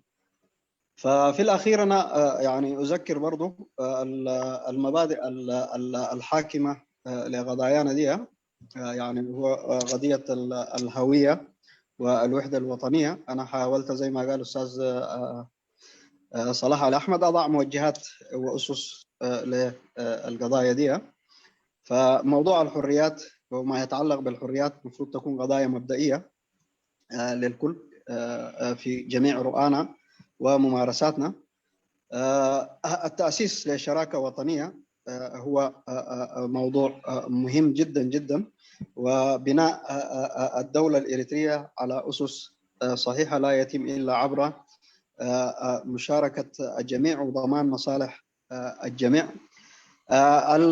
التأسيس على المشتركات الموروثة والتي تعززت بسنين وتضحيات طويلة ما بين مكوناتنا الاجتماعية والثقافية والدينية وغيرها، والبناء عليها عندنا موروث ضخم وموروث يعني نفخر به مفروض يكون الهادي في إشكالاتنا.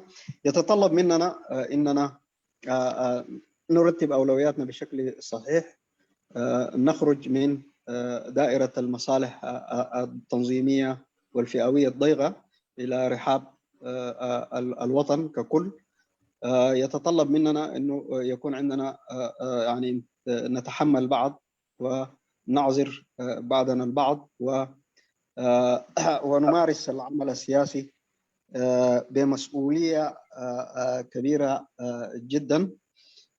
أنا أشكر الجميع للاستماع وأعتذر عن الإطالة. ما أعرف أستاذ قرماي ممكن حترجمها يعني. شكرا لكم جميعا واستفدت كثير، وإن شاء الله نواصل في لقاءات أخرى. تفضل قرماي.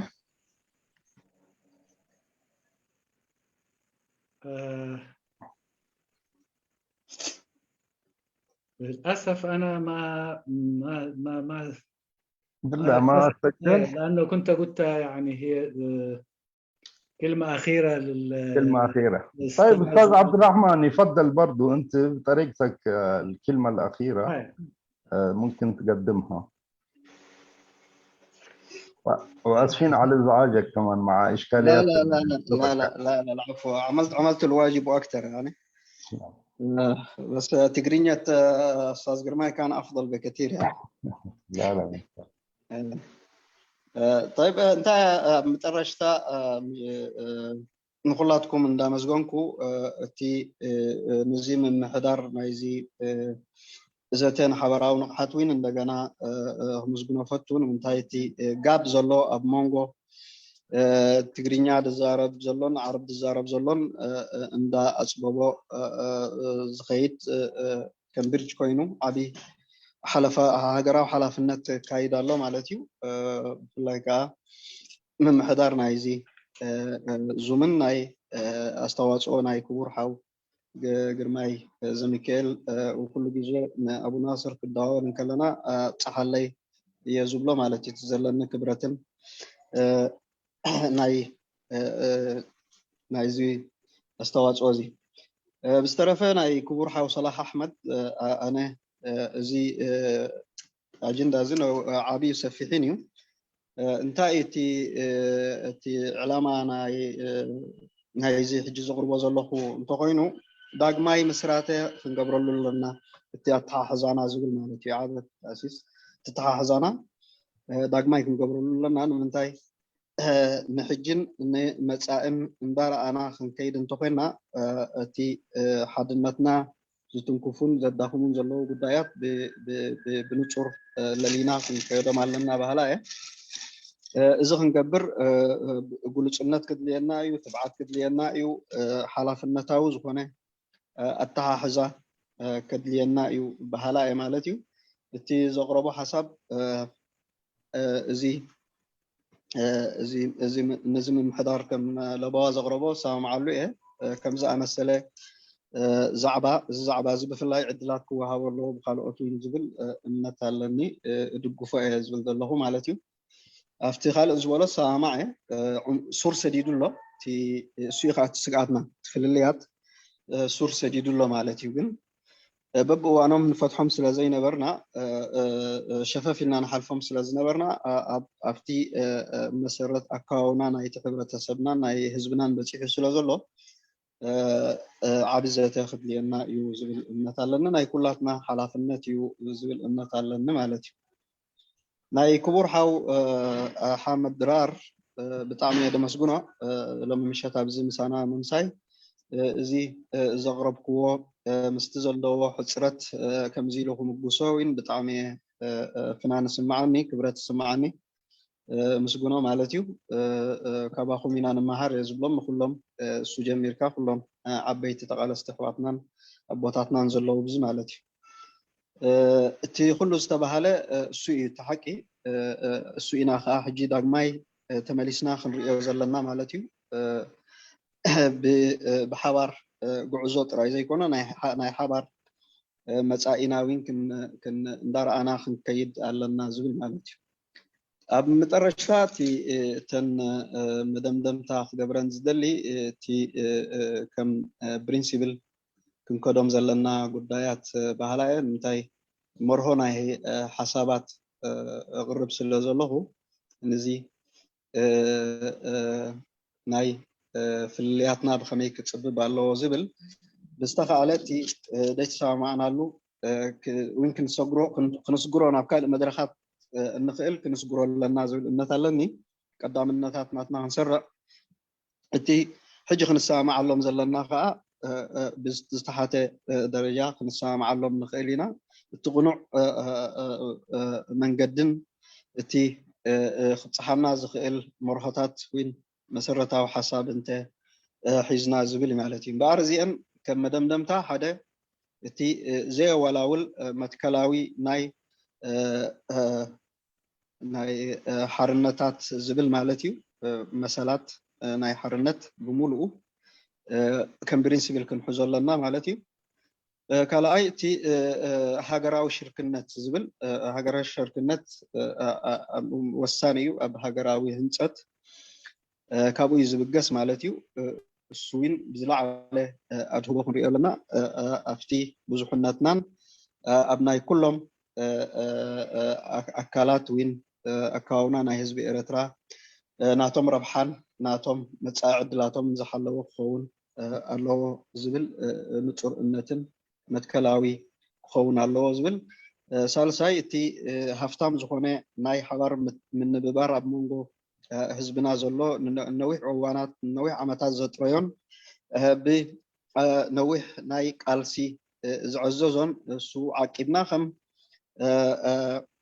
مسرت ناي داغماي هنصا ناي حدنتنا خنغبروم لنا زبل النتي زلني صنيلكم زي سمعكموني بملاءاتكم مسجنكم نوح هي تزاريبه عندنا كبرت يهاب لي ويغني لي يغني لنا أستاذ عبد الرحمن طه نحن بلبنا مسكنك ناي بحكي لهم شت حزكاز غربك تحسوا يكون أقرار باخا يكون كله تي كتب محلال فوز انتقى أن الاختطاط بطعمي دس دبلن رطوبن نفس وقف أبزي بتصحف دسود وزلو أبشاتكم ولا كال نزي زرقاقت بلبي نمسكنا كان حناون أبكت على جزيون كم مزينا يلومي أرستي مخا جزية حصرت لزقوانا في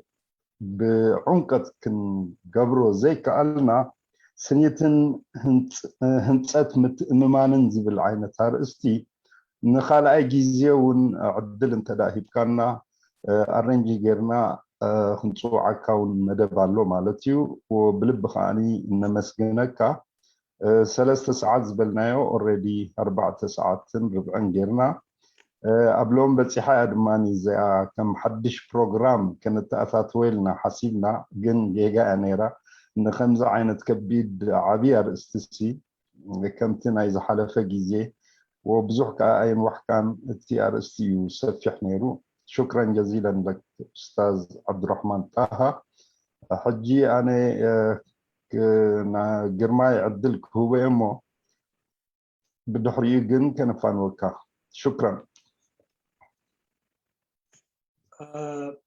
أنا بوجني دحن بزح زبلو بالليل صبوغ مشيت نيرو كارتوم بطعم زتود أسبات أنت أهل اليوم أنا نير لو مشيت مالتي مخنيات مخيات سرح كان مجمرتا نتي سيمينار ويستمهرو أي تخاطات الكون كن أبتحتون مرسم بزحوين تماهيره بزح فليته بطعمي يغني لنا ناي مترشتا جزيه خا كم زي كونا بسيرو لالو امين كاو ترفقن على نيشتي مالت ايدي زل علكو كم تلمود انت دا نقاشانا فاني خايخوين كابتي ناي حساب مهاب اتا بكبر حو صلاح ابو احمد زوردت نتبي اب حساب كهدلي ايدي حفابيلي اوكي دحن كالوتون 4 سبات هون وي 3 لو يدوم حفظ بلو